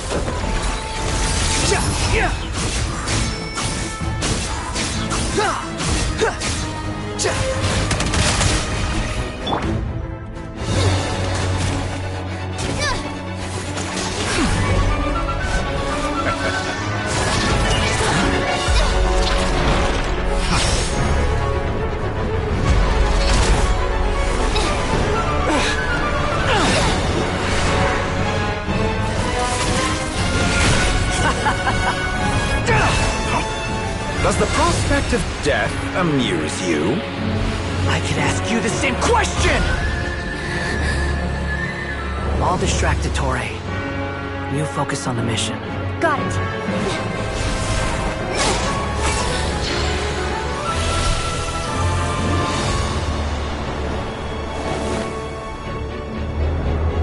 hopes and dreams of the masses. Open the secret door on this enchanting night. May wisdom's light eradicate ignorance and darkness, and hereby fulfill our ancient vow. Commence data extraction.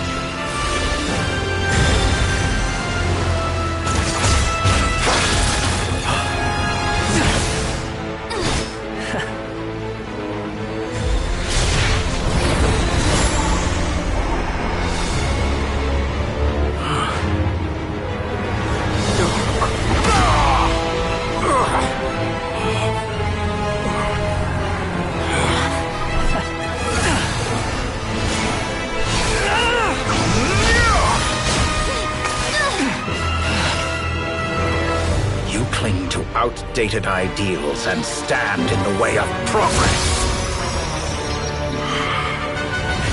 You will pay for interfering with the grandest experiment of all time.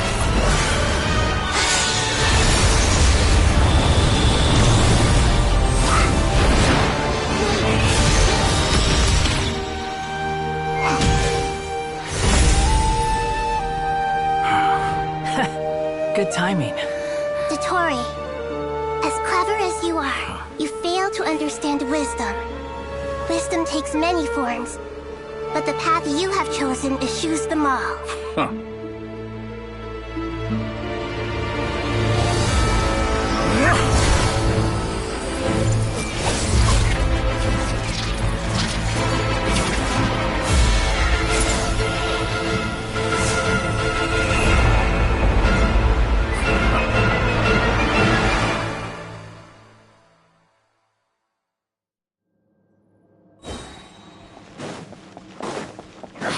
My strength is fading!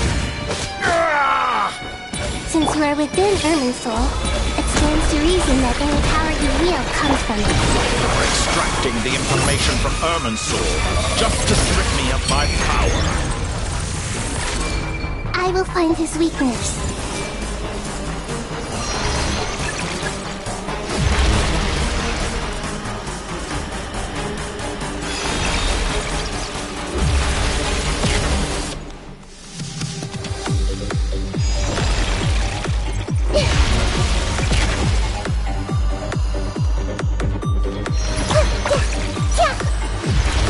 Squall and Fury! Yeah!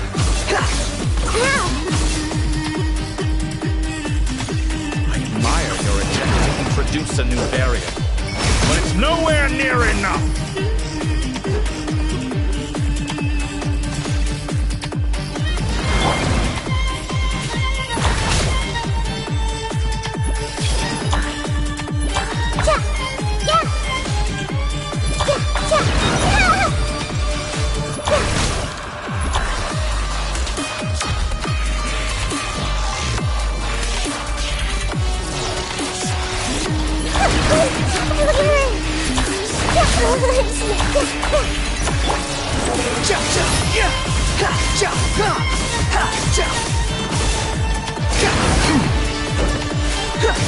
How amusing. Just like a little buzzing fly.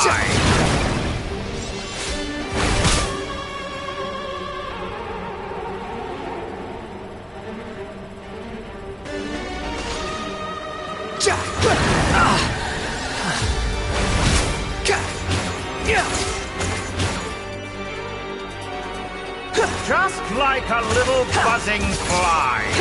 You're dead. How amusing.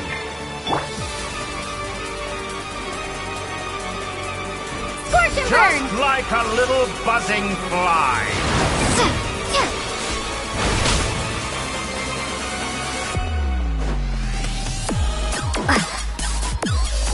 Just like a little buzzing fly.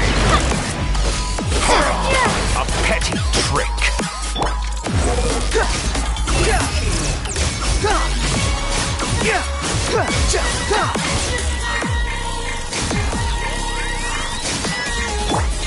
Time to ignite!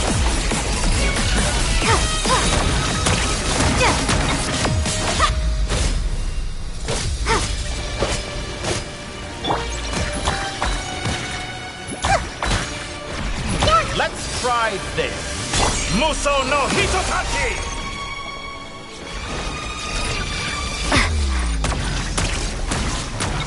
Yeah!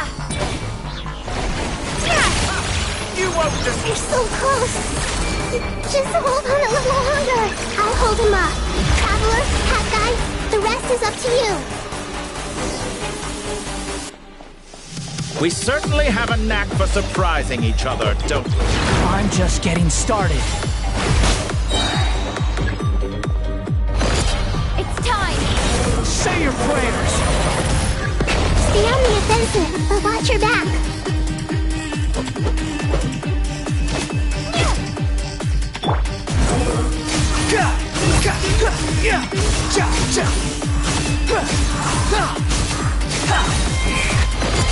It's time! Say your prayers!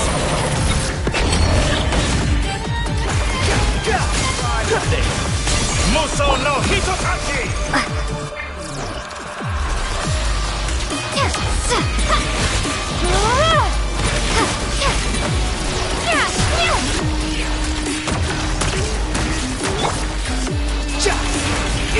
Behold! Burn all before you! It's time! Say your prayers! Finally, time for you to die. Excited? Time for me to die? How could I have watched this place if death were something I feared? The last gasp struggle of a dying man is a pretty pathetic sight. And I know it when I see it. It's time! Say your prayers!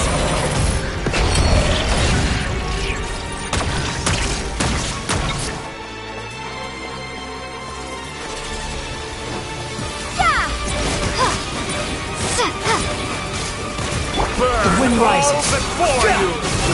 Blade of the primal blade!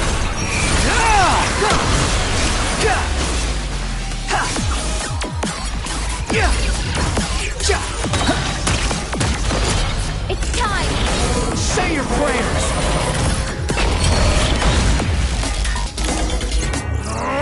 That's enough!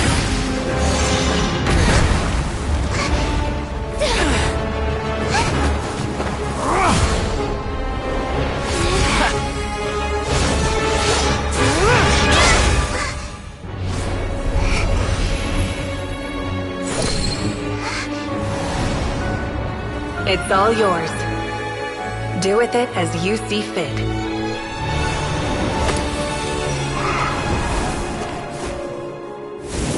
Just as you say, this world is home to some archaic things. And as you suppose, you are a formidable opponent. You have long coveted the secrets of wisdom.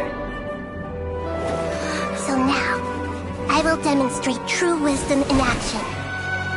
I invoke my supreme authority as the keeper of Irminsul. Commend me or condemn me, but give your verdict now!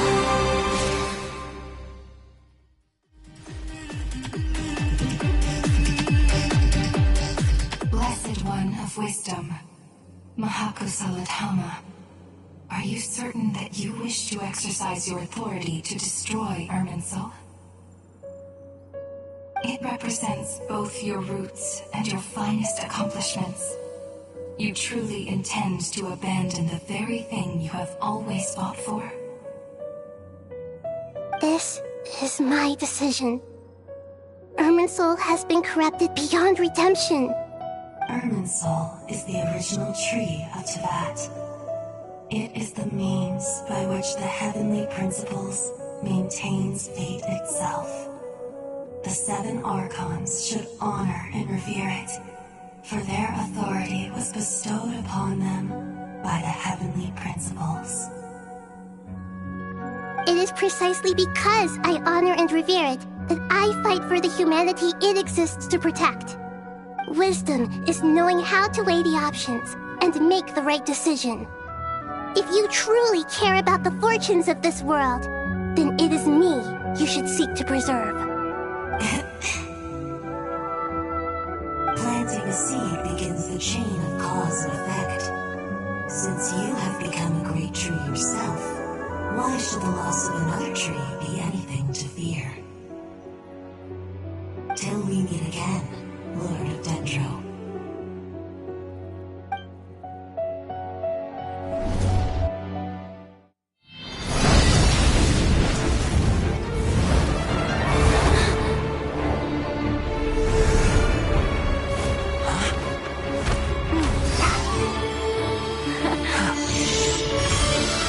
The first flame. The pure, cleansing fire.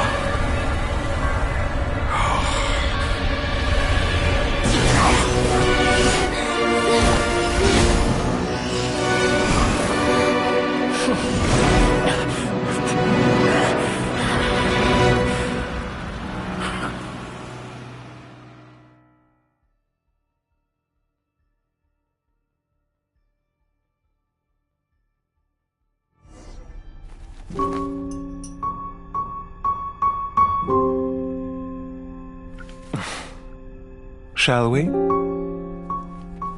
Where were we? I was suggesting that you needn't perform when signing a contract. You're only sitting here because your bank demanded an evaluation of the trustee. So you told a story about a young scholar from a merchant family in Sumeru? I told a compelling tale, didn't I? The post-expulsion story is far more captivating.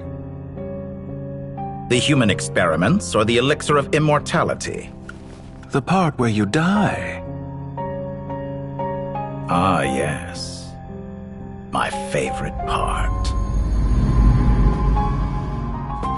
The 35-year-old Segment thought of himself as Dottore, reserving the name Zandik for the original specimen.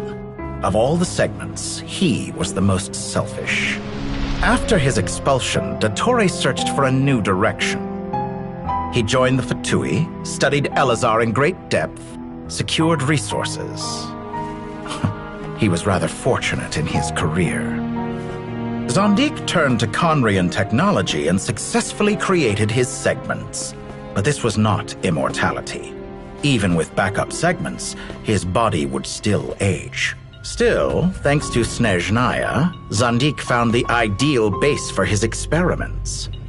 Then a perfect partnership materialized at a crucial moment. The year that both parties realized they needed more time. Fortunately, Zandik succeeded. In a miraculous turn of events, he gained the extra time he needed. I seem to recall it differently. All right, it's true. No matter how much elixir he took, Zandik remained human and continued to age. Then, on the morning he turned 85...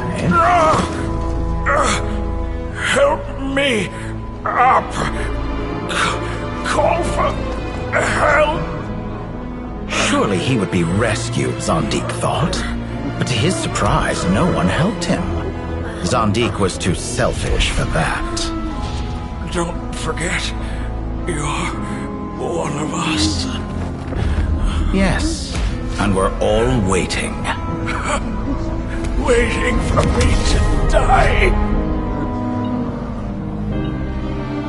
Pantalone arrived for a meeting and happened to witness what followed. He found it unsettling. I never said that. But the Zandiks were unfazed. It was a rare opportunity for self-dissection.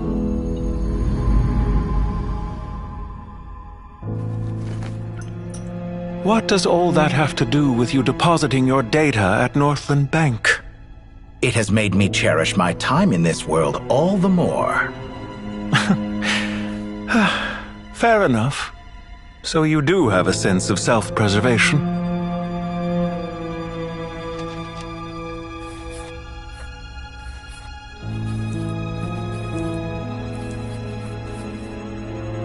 What do you mean? You're hardly normal, and you don't cherish life. You just don't want to admit defeat in the limited time you have. Even so, don't I deserve an interesting ending? I'm counting on it.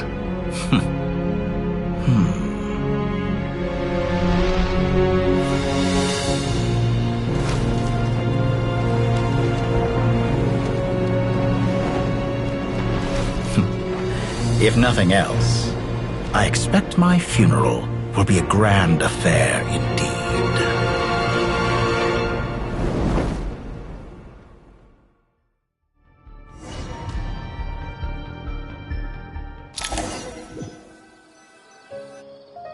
What a magnificent fire. In Snezhnaya, we light fires to ward off the cold. Fire, it seems, is antithetical to ideas such as cold, frozen, and unchanging. Perhaps it has always been that way. From the beginning, fire has been used to drive away wild beasts and warm the body and mind. You could say it's a form of treatment. One that cures the human heart of mortal fear. Mortal fear? Something you haven't been acquainted with in a long time, by the sounds of it. Whereas you, I'm sure, must know the feeling quite well indeed. I remember when we first discussed the elixir of immortality, you claimed that extending your lifespan was about buying more time. But was that really the truth? You fear the prospect of dying a wretched end in this world, don't you? Of course I do. I'm only human, after all. And while you may have forgotten it, you cannot deny that you too were once human, Dottore. I do not believe that there is no such fear in your heart. Perhaps you are right. But I abandoned it long ago and devoted myself to my experiments. I have felt no fear since. From the very beginning, I never thought you could win this game. But still you came. Contract in hand, to honor our agreement. Because I am a reputable partner. And as we have discussed, experiments are about more than results alone.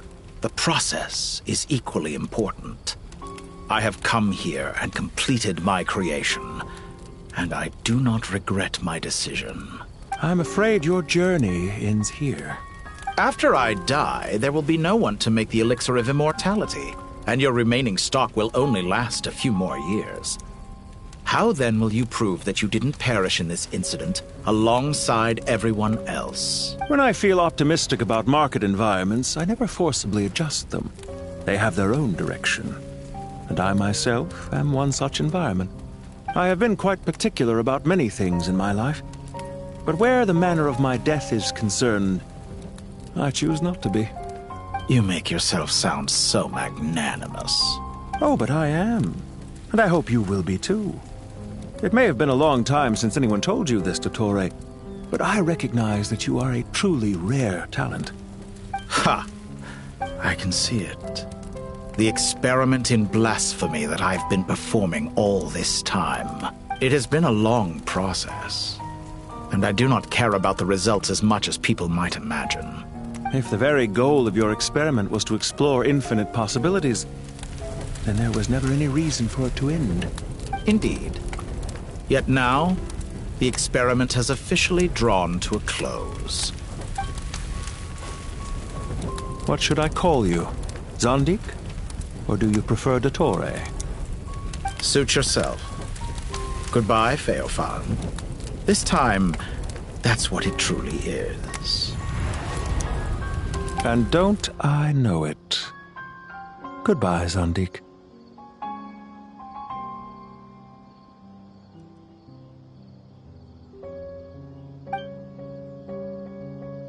I could have carried out many more experiments. But to me, Lord of Dendro, this outcome is certainly not the worst. I believe you. But unfortunately, this is where it all ends for you. This experiment does not belong to you, nor do any of the results. Experiment?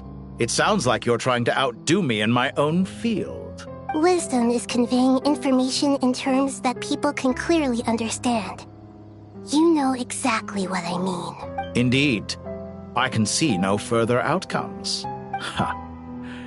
You have a formidable mind, and you are braver than I thought. Setting fire to the very thing your survival depends on. Your previous threat was empty, but this time, it is real. When necessary, wisdom can be as fierce as an inferno. Some of the flames that incinerate you come from within yourself. Perhaps you are right. You see what lies at the bottom of the human heart, and that is your wisdom. Here is where your journey comes to an end. All that is yet unknown belongs to those of us who will carry on living. It seems I have unwittingly been your arch-enemy all along. But now, it's all over. I do not deny your intelligence. But what you refer to as experiments, I would never describe in those terms. They are events that take place in the real world, and they are so much more than mere data. Goodbye. We will never meet again.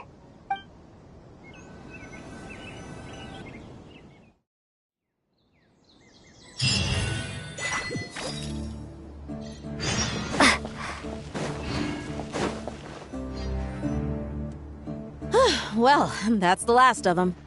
Everyone on the list is already back where they should be. It was a long, hard road, but we finally finished escorting everyone back. I just pray that we'll never need to leave again. I hope we can stay here forever in this peaceful paradise of our own choosing. Paradise. In the annals of the Temple of Silence, that word carries great significance. It represents the hopes and desires of the gods. Their longing for a place to rest. I wouldn't think gods need such a place. People always think they're the only ones who can lose their homes.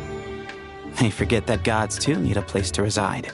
As the Goat King once said, "A god without his people shall cease to exist." Gods need their believers every bit as much as their believers need them. Only we can truly understand how much the desert faith has faded over the centuries. But we still talk about the gods as though they're part of our lives. Given the myriad ways in which gods and humans interact, I'd say they really are. How else could Dunyarzad consider the Dendro Archon a friend? Well, that sounds about right to me. Describing them as friends sure makes us feel a whole lot closer. If you told me a few years back that I'd have this many friends, I'd have called you a liar. Belief is a choice, just like friendship. We've made our choices through battle. The right ones, wouldn't you say? I'll be heading back to the Temple of Silence. I heard the Goat King and the Ibis King decided to pay us a visit. How about you? It's back to Aru Village for us. Still plenty of supplies to distribute and people to help. Until next time, old friend. As long as you can find the time, you're always welcome to visit us in Aru Village. Right back at you. Make sure to drop by the Temple of Silence the next time you're free. Where it is that two of the other 7 pillars, Shezapang and Bennu, might also be dropping by. Since you're wearing the symbols of their power, it'd only be fitting if you came to see them for yourselves. Dropping by? That makes it sound like they're visiting a neighbor's home. Well, the temple was founded by Hermanubis, so I guess to them, that's exactly what it is. Guess that's true. All right. We'll make sure to find time to stop by. Stay safe on your journey home. I will.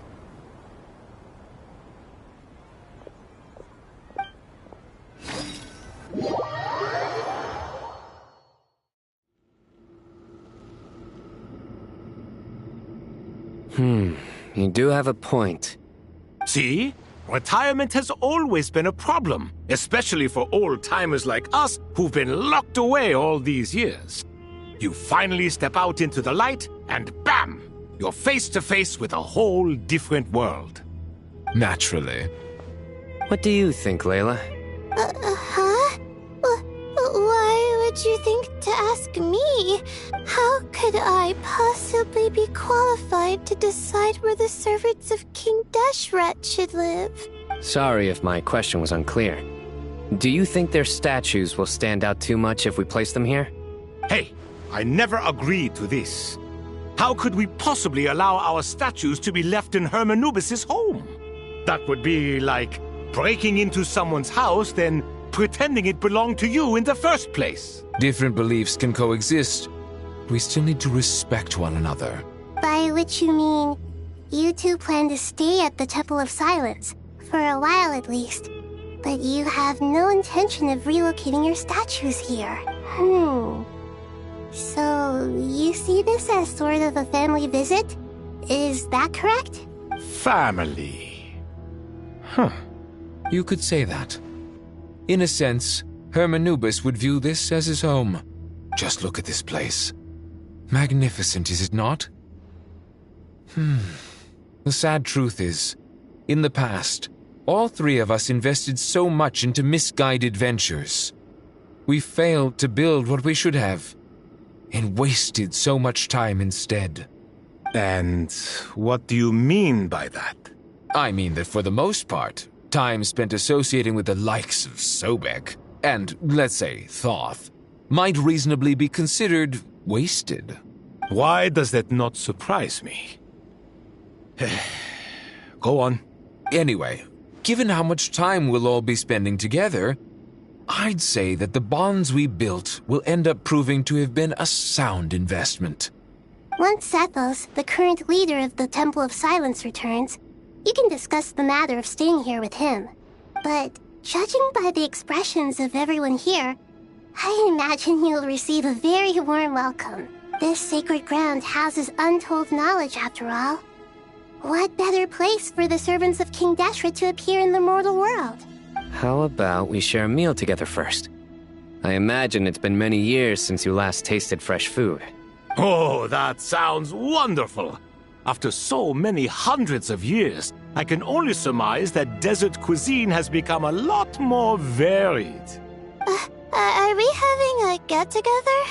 If you'd like, I can help prepare some food. After all, Lord Thoth, you helped me so much in the desert, and I still haven't properly thanked you. Oh, my, that would be wonderful.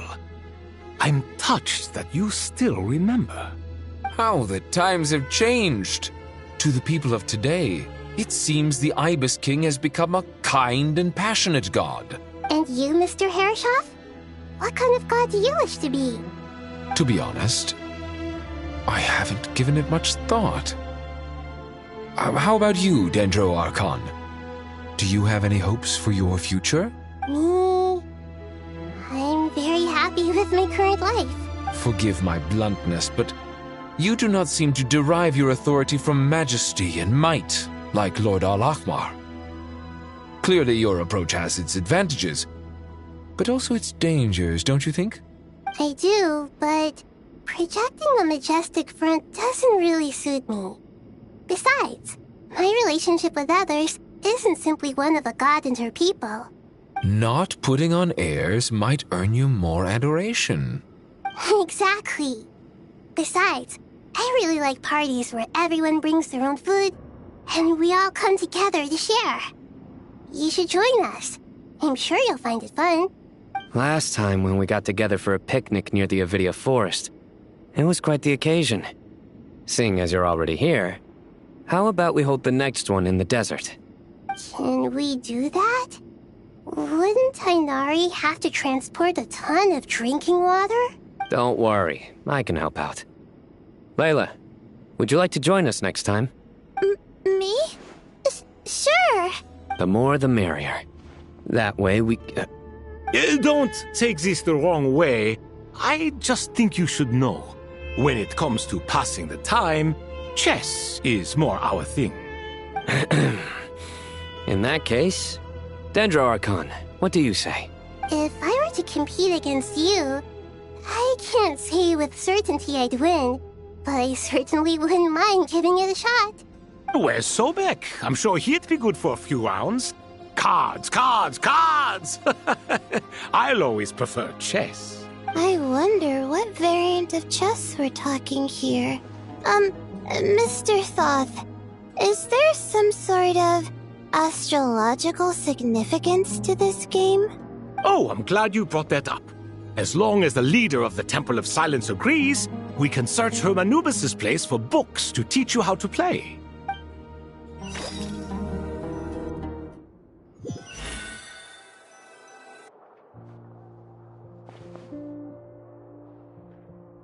Such devastation visited on Sumeru City. So many houses destroyed or damaged in the fighting. Who could have foreseen this? Look at all of this. It's going to take me forever to tidy up. I suppose living below the academia doesn't always work out to your advantage. I would have thought a little appreciation of my sincerity and effort in helping to clean up this mess might be in order. Helping? Effort? This is your house! Of course you should be putting in the effort! If anything, I'm the one who's helping! So you see yourself as just a helper in this situation. I must admit, I'm rather shocked. If you're trying to say that since I live here too, I have an obligation to tidy up, fine. I suppose I do. Wait a second, stop changing the subject! Nevertheless, in the wake of a great storm, a missing roof is a predictable inconvenience. Can you stop making it seem like I care more about this house than you do? Doesn't it upset you at all to see your home in this state? I won't pretend it's ideal, but that's no reason to be upset. This is the roof over your head, your shelter from the cold. The furniture is scattered, the paintings have fallen off the walls, the windows are shattered. Don't you feel even a little disheartened? The way I see it, these problems are easily solved. Ugh, this is precisely why I hate talking to you about sentimental things. It's like banging my head against a wall. You simply don't understand just how much work goes into making a proper home. It sounds like this is causing you a lot of anguish. You mean the house or the paintings? I mean your sentimentality. Oh, well, yes. But I'd rather not dwell on such things right now. Generally speaking, when anguish becomes the norm, people usually make an attempt to improve their situation. But there are so many people and things in life that are difficult to change. It's not like you can force them. Besides, anguish can be a source of inspiration. And I'm not sure I could break my reliance on it. I'm glad you're able to make yourself think like that. What kind of a response is that? I was stating a profound truth about the very nature of art. Suffering is the cradle of all creation. Even you can't deny that. And I wasn't trying to. I'm just happy for you. Pure and simple. Can't you tell? Happy about what? Happy that you can always find an answer that backs up your views. You... More often than not, life is a process of running into problems and then searching for answers. Yours more than most. Not everyone's so good at justifying things to themselves. It's something that you've been steadily mastering. Huh. What about you, then? What skills have you been mastering lately? Pass me that box. Huh? Okay. You may consider this my progress on the path to mastery. What? Wait a second. Isn't that box mine? Hey, it is! It must have fallen off that shelf! I'll hate them! Those are my paints and inks! Would you like me to put it in your bedroom for you? Huh? I mean, sure, if you don't mind. What kind of progress is this? Does he think he can bribe me? Not that giving me back my own things is much of a bribe. These books on the floor, they're a complete mess. And this one, didn't he say it was an out-of-print collectible? It's completely covered in dust, and some of its pages have even fallen out. Ugh, guess I should help him repair it. This one too. And this one.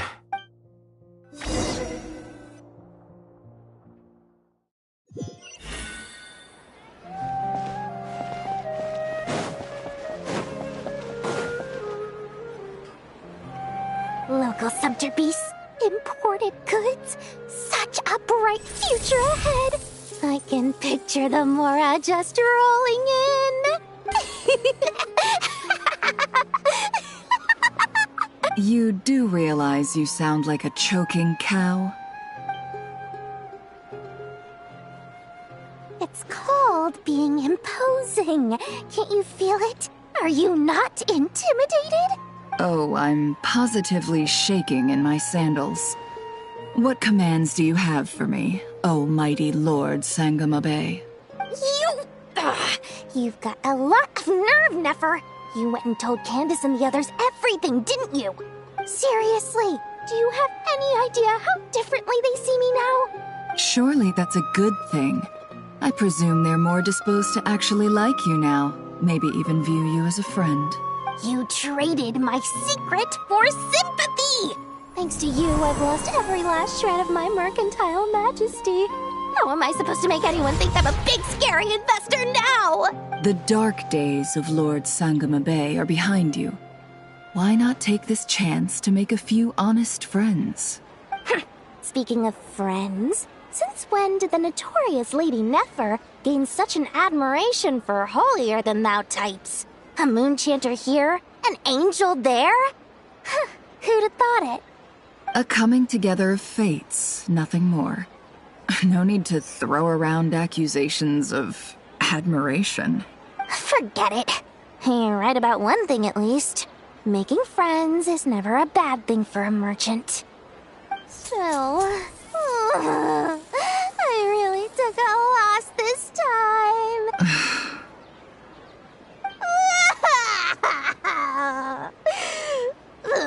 What are you looking at? I'm trying to see if you're really crying or if those are just crocodile tears. A little birdie told me that when Lord Sangamabe makes money, the tears flow from the center of her eyes. But when she loses it, they flow from the corners. Which is it this time? Ugh, you are so annoying. I'm not talking to you anymore. Nefer! Thank goodness you're here. I've been looking everywhere for you. Huh? Well. If it isn't the House of Dana's very own librarian. What can I offer you today, Miss Katayun? Oh, no. I'm not here to buy. I'm here to bring Lady Nefer a book, and a fascinating one at that. We agreed to meet at the entrance to the mausoleum of King Deshret. One more thing. I bought this copy with my own money. It's not borrowed. Reasoning knows not time of day, but suspense always follows a blizzard. That's quite the mouthful. Huh? Isn't that the one? It was all the rage for a while. People throughout the city were clamoring to get their hands on a copy. The names inside were all circled. Everyone thought it was a riddle. Don't bring up that book in my presence. I don't even want to hear its name. That thing was nothing but a scam. Surprisingly enough, I've actually heard of this book, though it doesn't seem of much consequence. So, what truth lies behind it? You're from the Vahumana and you're asking me what the truth is? I'd say the actual truth was about the least important part of the whole episode. I brought you this book because it probably has the most interesting backstory of any in the House of Dana's collection, at least in recent years. As for its quality, well, you can judge that for yourself. Don't tell me it's actually any good. You may not know this, Lord Sangamabe, but Lady Nefer has a fondness for books with... how should I put this? Mixed reviews? No eye for good literature, huh? Perhaps she feels that bad books hide interesting secrets? But I shouldn't put words in her mouth. It's probably fair to say she prefers the conversations that books can spark over the substance of the books themselves. Suits my style as an intel broker, wouldn't you say? Very interesting, thank you. I'll return it to you once I'm done reading. And as it happens, I have something for you, too. Incense? I imagine you've already used up the incense I gave you last time. Here's some more. This batch is from Nodcry, so the scent won't be quite the same. Well, actually, I've been saving the incense you gave me. I couldn't bring myself to waste it without a special occasion. But I'll gladly accept this, too. And I promise I'll use it this time. Katayun, you haven't changed a bit.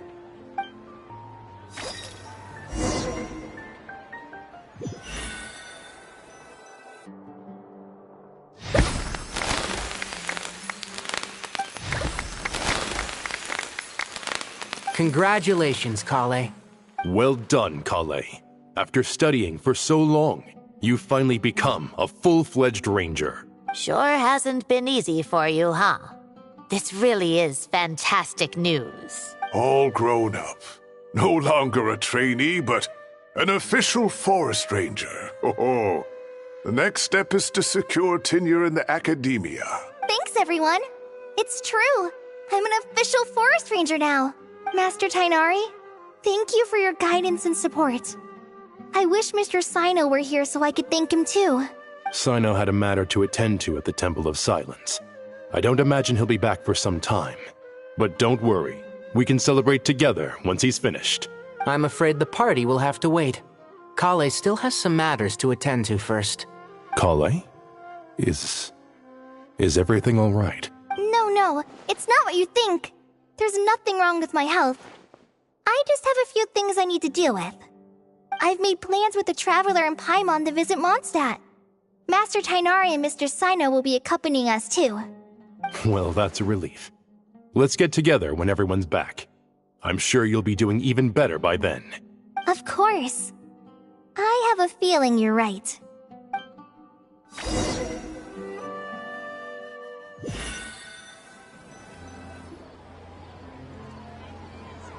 Phew! After all that catching up on sleep and food, Paimon's feeling full of vim and vigor again. For someone who spends so much time resting, your recovery routine is surprisingly simple. Hey! Paimon's been working her butt off too, you know. She flew all over the city helping everyone out. Don't worry. I saw how hard you worked. Alright, we all know you're the most hardworking person in Teyvat. As long as you're rested and full, that's what really matters. Paimon's been looking around the place, and it seems like the city's already on the mend. But Paimon's been wondering how Nahida's doing. We should check in on her.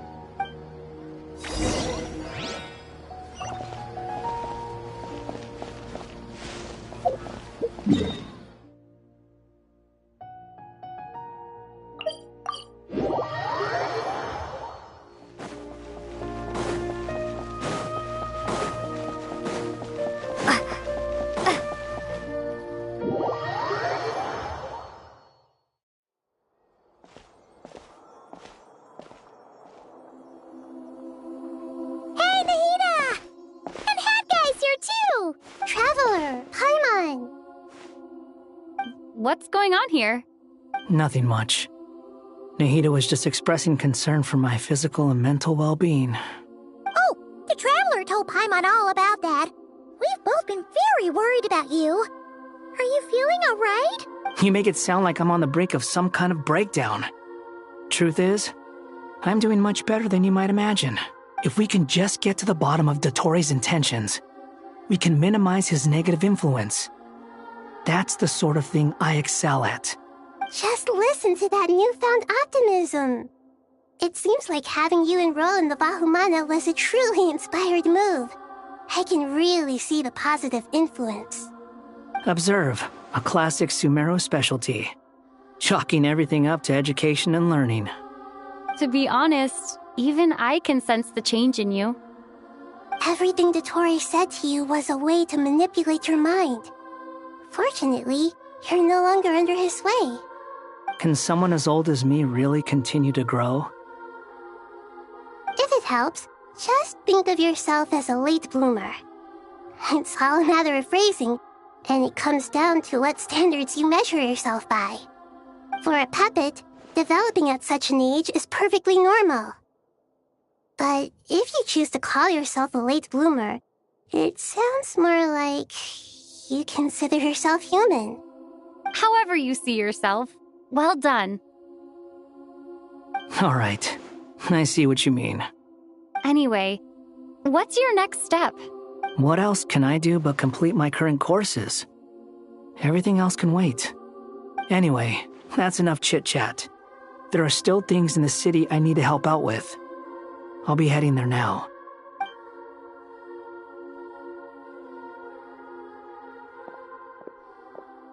I'm so happy that Hat Guy is doing better than we thought. But what about you, Nahida? How are you holding up? The pyronosis burned down the corrupted Irminsul.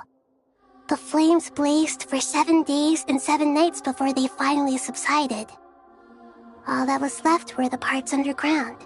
Now, Aru shoulders the responsibilities that once belonged to Irminsul.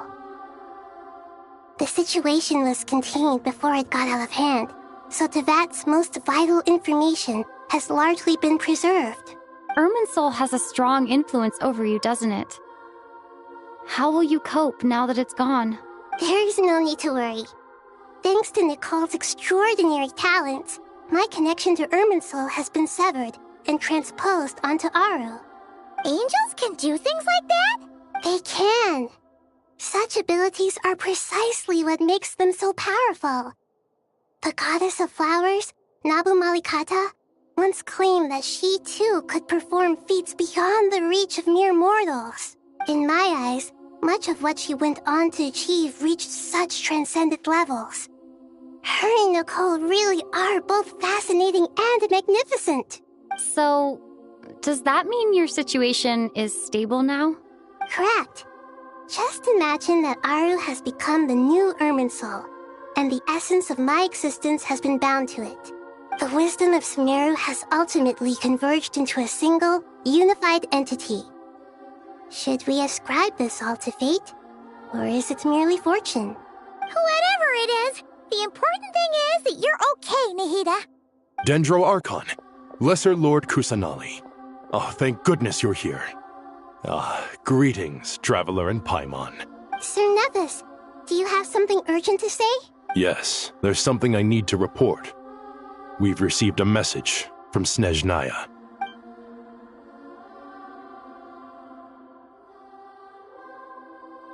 The Fatui Harbinger, the Rooster, sends us his sympathies, along with all the usual pleasantries. His stance is that, following the unrest and Nod Cry, Dottore was subjected to internal censure. This madness was the act of a rogue element, one who cannot be seen to represent the Zapoliarni Palace. No less than can be expected. Snezhnaya paid a heavy price working to stop him. They even lost one of their own harbingers. The letter goes on to say that even so, Snezhnaya cannot claim to be blameless. Apparently, they will deal with Dottore's subordinates in accordance with Snezhnayan law, holding all those involved in his crimes accountable. Additionally, they are supplying relief funds and supplies, which are already en route. They hope this will aid in Sumeru's reconstruction. Sounds like he's got an answer for everything. True, but as diplomatic rhetoric goes, it's highly effective. Completely watertight, both in logic and sentiment. This disaster has had a profound impact on Sumeru. There is much that I will keep in my heart. The matter of Dottore can be seen as settled for now. We are sure to cross paths again in the future, and in that light, Snezhnaya would do well to uphold their responsibilities and keep a tight rein over their actions. With Irminsul burned, the flow of fate now carries many more possibilities. I will be watching carefully. Perhaps we can move on to a less serious matter? Dendro Archon, will you eat with us once this matter is dealt with? Everyone wishes to celebrate together. Your presence would be most welcome. Of course! Junior Zod, Sino, and Hypatia all told me the same thing. If there isn't enough room for everyone, we can arrange back-to-back feasts. What a wonderful idea. That just leaves the question of what we should eat. Not more tomatoes, surely. More? Dendro Archon, what do you mean by more tomatoes? Those good friends of yours are always talking about tomatoes. Sometimes when I'm walking through the city, I can even hear them arguing in the fields. Since you see them so often, you must hear about tomatoes even more than I do. Tomatoes. Tomatoes. The word has a certain magic to it. Like the autumn fur of a sumpter beast swirling in the wind, sometimes flying up my nose.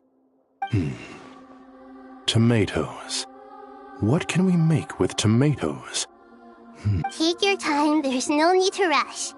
The Traveler, Paimon, and I still have somewhere we need to visit. You'll have plenty of time to think it over before I return. Does this mean you're going to Natlan? Meet them there in person. It will require a long journey. I know. But this is necessary. I must go myself. Traveler, Paimon, we'll set off as soon as you're ready. Is that all right? Sure. We'll be ready whenever you are. You'll hear no objections from Paimon. We should grab some snacks along the way, though. It'll be just like going on a long holiday. Wonderful. I'm looking forward to this so much.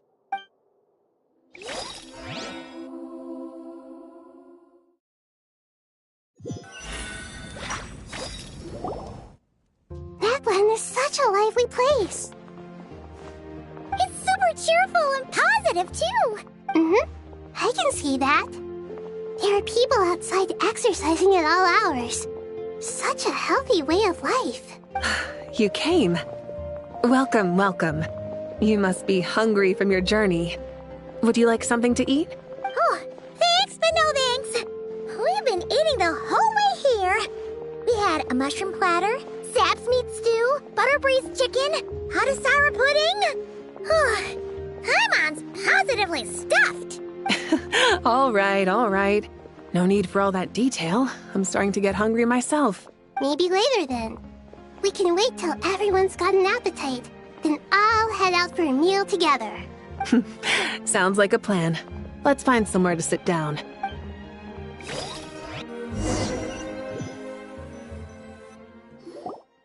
I should tell you, I already have some sense of why you've come. Why's that, Malika? To say thank you. Your senses are spot on. But on top of that, we also feel guilty. Because the pyronosis has vanished?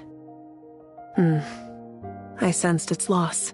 Despite scouring through the remnants of Irminsul, we couldn't find any sign of the pyronosis. Not even any trace of it burning to ash. That's certainly unusual. Still, the potential fallout from Irminsul's loss is significant, to say the least. Perhaps the pyronosis's disappearance is simply a knock-on effect of the impact it's had on a certain strand of fate. There's no need to feel guilty. We were clear that this time, there was to be no returning, only giving. Pure and simple. Thank you really is a fascinating phrase. We use it to express gratitude for the smallest of things. Yet, when faced with a kindness too immense to describe, we use exactly the same words. It's not that we lack other means of expression. It's that when we truly need to express our feelings, the simplest and purest words are always the most powerful. You're right. In Natlan, we prefer simple expressions too. Companionship, friendship, support. They might not sound fancy, but the sentiment behind them is sincere. That's wonderful to hear. Sincere feelings are often a vehicle for the deepest wisdom of all. Irminsul's destruction doesn't seem to have done you much harm. I'm glad to see you're doing well. There's still a lot of work to do, but before we begin, we felt it was important to come here and speak with you. Partly to express our gratitude, but also because we felt that seeing you, in a sense, is like basking in warm sunlight. That's a nice way of putting it. I like that. To tell you the truth, though, I'm not a fan of somber meetings. So, since there's nothing more to say, why don't we go bask in some actual sunlight? The weather's beautiful today. What a great idea! Paimon's gonna lie back and soak up some rays.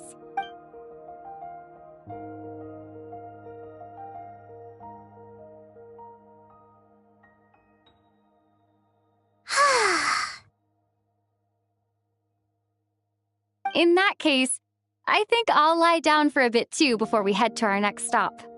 And where might that be? Mondstadt. Paimon and I are gonna head back there with Kale and the gang. Long ago, I sensed that the god remains inside Kale had come from the goddess of flowers, but I kept it a secret. Those remains weren't hurting Kale, not as she is now. They simply exist. Besides, I could sense a deep yearning within her. A yearning for an ordinary life. A yearning to hold on to the hard-won happiness she now enjoys. With someone like her, I have a responsibility to keep her secret. She should be ready to face the truth by now. Whenever people meet, there is always the potential to create warmth and kindness. Every child grows up, but even as adults, they are still children in the eyes of certain people. Oh, just like how Paimon sometimes sees Nahida as a little kid. Is that so? Well, anyone who's friends with a kid is probably a kid themselves. Of course! And there's nothing wrong with that. When we get back, we'll actually be hanging out with another of our friends who happens to be a kid. Or more like looking after, in her case. Anyway, we'll always be there to watch out for our friends. Dear Sucrose, when you receive this letter, I'll probably be as busy as always. But busy with wonderful things. That's because I'm no longer a trainee. I'm now an official forest ranger. Impressive, right? Sino said that official rangers sound much tougher than trainees. Though he did say it was already pretty tough to start out with. You probably heard that something big happened in Sumeru recently. Don't worry, it's all been taken care of. We're heading to Mondstadt soon, so if you're free, maybe we could meet up? Plus, it's not just me. A few of us are going. Hey, do you still remember that time we all got together? You know, when we all went to the Windbloom Festival? It'll be just like that.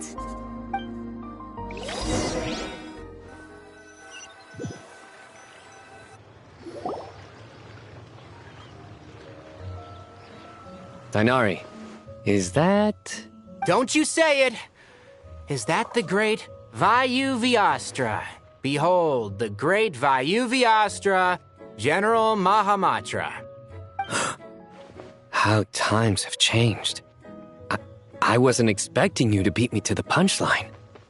You've changed. You've really upped the aggression in your battle against Sino's jokes. Kale, how did you know what I was going to say? For the love of... Hey! Traveler! Paimon! You're right on time! I hope we haven't kept you waiting. Kalei! Sucrose! It's been so long! How have you been? I've been well. Everything's going great. What about you? Are you still busy? Not at the moment. Oh, right! That juicer you gave us works amazing! Farzan loves it. Seriously? That's wonderful. I don't suppose you drew up a detailed test report. Oh, what fruits did you use? How's the texture of the final product? Sucrose, you might want to try asking your questions one at a time. Albedo! Paimon didn't see you there! It's been a while since all of us were together like this. Good idea, my friend. You never disappoint. So, what are your identities this time? Don't remind him. First things first. Allow me to introduce our very own official Forest Ranger Kale. The rest of us are simply her humble travel companions. This sounds like one of those mushy stories that gets people hooked on some corny, heartwarming premise. Oh, is our story not heartwarming? If I recall correctly, there was even a scene like this in King of Invocations. Besides being heartwarming, our story's also about tough, impressive-sounding job titles. At least that's what I think.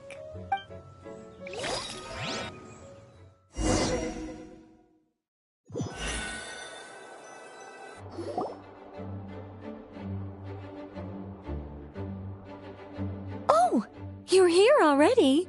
I'm still giving Dodeko a little trim. I won't be a moment. A trim? Does Dodoko need haircuts too? Of course. It's important to know how to take loving care of the apples of your eye. All of these trivial matters get left to me. It's because I'm an angel, and angels are, in a way, the guardians of all Teyvat. Oh, right! Well, that's definitely an impressive-sounding job title. What are you writing? I'm just brainstorming some cool-sounding lines. Oh, write them on these card backs. Of course. Clearly, my lines are pretty amazing, wouldn't you say? Miss Nicole? Kale? You seem a little nervous. I was just wondering, who was the person you mentioned who needed their wish fulfilled? Wish? What do you mean? Miss Nicole asked if we could meet up in Mondstadt once everything was over. She said a friend of hers had a wish that needed my help to come true. Well, you never mentioned that before. All we knew was that you'd arranged to meet in Mondstadt. But we thought it had something to do with the god remains. To be fair, everything I told you was true. Anyway, my friend is waiting. Come on, let's pay her a visit.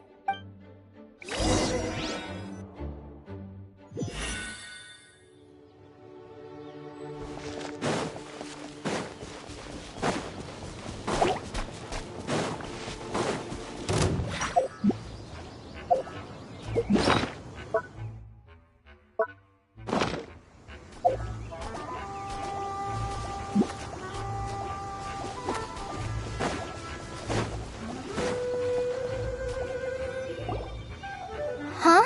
You're... Surprised? I bet you weren't expecting to meet a woman like me beneath this beautiful tree in a faraway land. An oasis will spring from the place where a djinn resides. That saying falls somewhat flat here in Mondstadt, given that everywhere is already so lush and green. Lilupar! What are you doing here? I made friends with Miss Nicole. I asked her to bring me here and then invite Kale to come. The prologue to this story is that I have a wish. It has stirred within my heart for centuries. Millennia, even. Originally, it was merely Al-Ahmar's lie, but now it has become reality. Could this be... related to the goddess of flowers? My dear young lady, my mistress left her final trace in this world upon you. I can't tell you how glad I am to see you here. And now I have seen you, and peered into your heart. You have experienced hardships and suffered setbacks. The torment an ordinary person might expect to face has befallen you threefold. This is the source of your resilience. But beneath all this, I've witnessed the seeds of desire. You yearn to return to the simple life you once knew, do you not? I do. I want to throw away everything that isn't mine. But how do you decide what is yours? The scars that others carve into your flesh? The kindness and love they inscribe? Are these things not yours as well? They are. This is something I've talked about with Miss Nicole. Miss Nicole said I should learn how to adjust my standards. I just want to live as an ordinary human. Anything beyond that isn't mine. Don't you want anything from the remains of the goddess of flowers? She gave me a revelation once. I think that's already more than enough. In the past, you would not have possessed such a rich heart. Your brief life has taught you to hold on to everything good, to home in on kindness. How fascinating. You're nothing like Nabu Malikata, and you're certainly not her. Of course not. I'm not some great and powerful being, Miss Lilupar. Yet I am a djinn. We exist because of the Lord of Flowers. We revere and love her. My wish is to see her one last time, to give everything for her. Kale, can you do this for me? But her remains won't be easy to remove. Are you sure this is what you want? That's beside the point. First, I need to know. Are you willing to do something for the soul of this lonely, wandering woman? I'm willing. But look, you know nothing about me. Even if you have heard the stories about me, all you would know is that I was rightly punished for the many evil deeds I committed. Ah, so you do know. Your lips are quivering, your eyes trembling, and still you're willing to do something for me. Life has been cruel to you, and yet you've learned to be kind. My dear young lady, to repay your kindness, I too must play my part. Are you sure about this, Lilupar? I yearn to see my mistress. For this moment, the world can burn to ashes, the universe be engulfed in flame. I care about nothing else. And you, Kale, I can give you a gift. You'll become just another ordinary human. But Miss Lilopar, what will happen to you? My wish will be fulfilled, and I can die happy. Why would you wish for that? A long, unending life might seem desirable for one who has never possessed it, yet it brings torment to one who has. My remains are scattered across the yellow sands, but my soul can find no peace. Since you've promised to grant my wish, give me that release. Allow the dying to die, and let the dead rest in peace. You have my thanks. Kale, there's no pressure on you. What she said, it's all true. A wish is a genuine desire, after all. It's as if you want to use the last of your life to give me a better future. Nothing so selfless. We'll be using our futures to fulfill each other's wishes. This is a noble act, a beautiful and secret transaction between two women.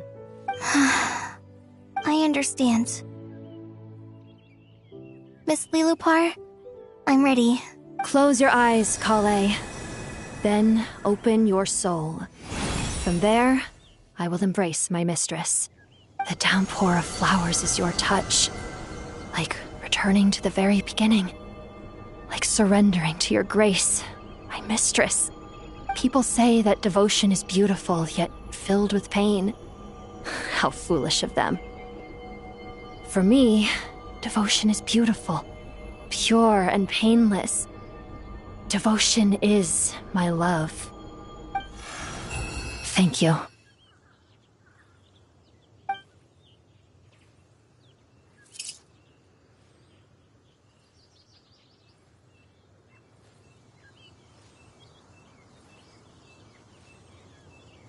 Lilopar! She disappeared? She left, carrying the blessing of flowers. Kale, are you alright? I'm fine. Now that the remains are gone, I don't actually feel any different at all. Those remains weren't hurting Kale. Not as she is now. They simply exist. Besides, I could sense a deep yearning within her. Kale must have already received what she was yearning for. I'm doing fine. I feel relaxed. There's really no need to worry. Then my wish has come true, too. To become ordinary?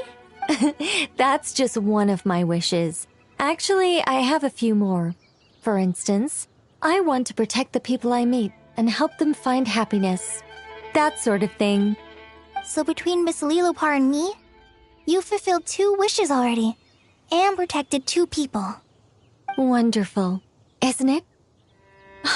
I feel so fantastically happy. I guess that settles things here. So what's next? What do you want to do when we get back to town?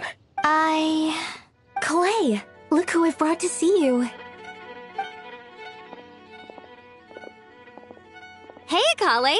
I heard you guys were holding some kind of secret event. How come you started without me? Huh? Oh no, it's nothing like that. We were just saying goodbye to an old friend. Really? Who? Me. The old me. So that's what this is all about. Did you come all the way to Mondstadt for that? Because we knew the old you so we could witness the change? Exactly. The old me is gone. I puffed her into the air, and she became a fluffy pink cloud, floating into the sky, before disappearing forever. Do you think, maybe up in the sky, she has friends waiting for her with test tubes, flasks, and bows? Oh, when you put it like that, it doesn't sound so bad after all. What do you think, Miss Nicole? I think maybe that's right. At least, if it were up to me, I'd consider that a happy ending. Dear Sucrose, even though my childhood ended long ago, these past few days have really felt like growing up again. I've become stronger, and I feel like I can finally accomplish things by myself. Surely someone as mysterious as you will find a friend like this fascinating. Always growing, always thriving like a plant. I came to say goodbye to my old self. I know that after this, she'll be gone. Thinking about it makes me feel a little lonely. I know the weakness that kept me company will one day leave me too. But somewhere in my heart, I feel a great sense of joy. It feels like I've always wanted to take this step.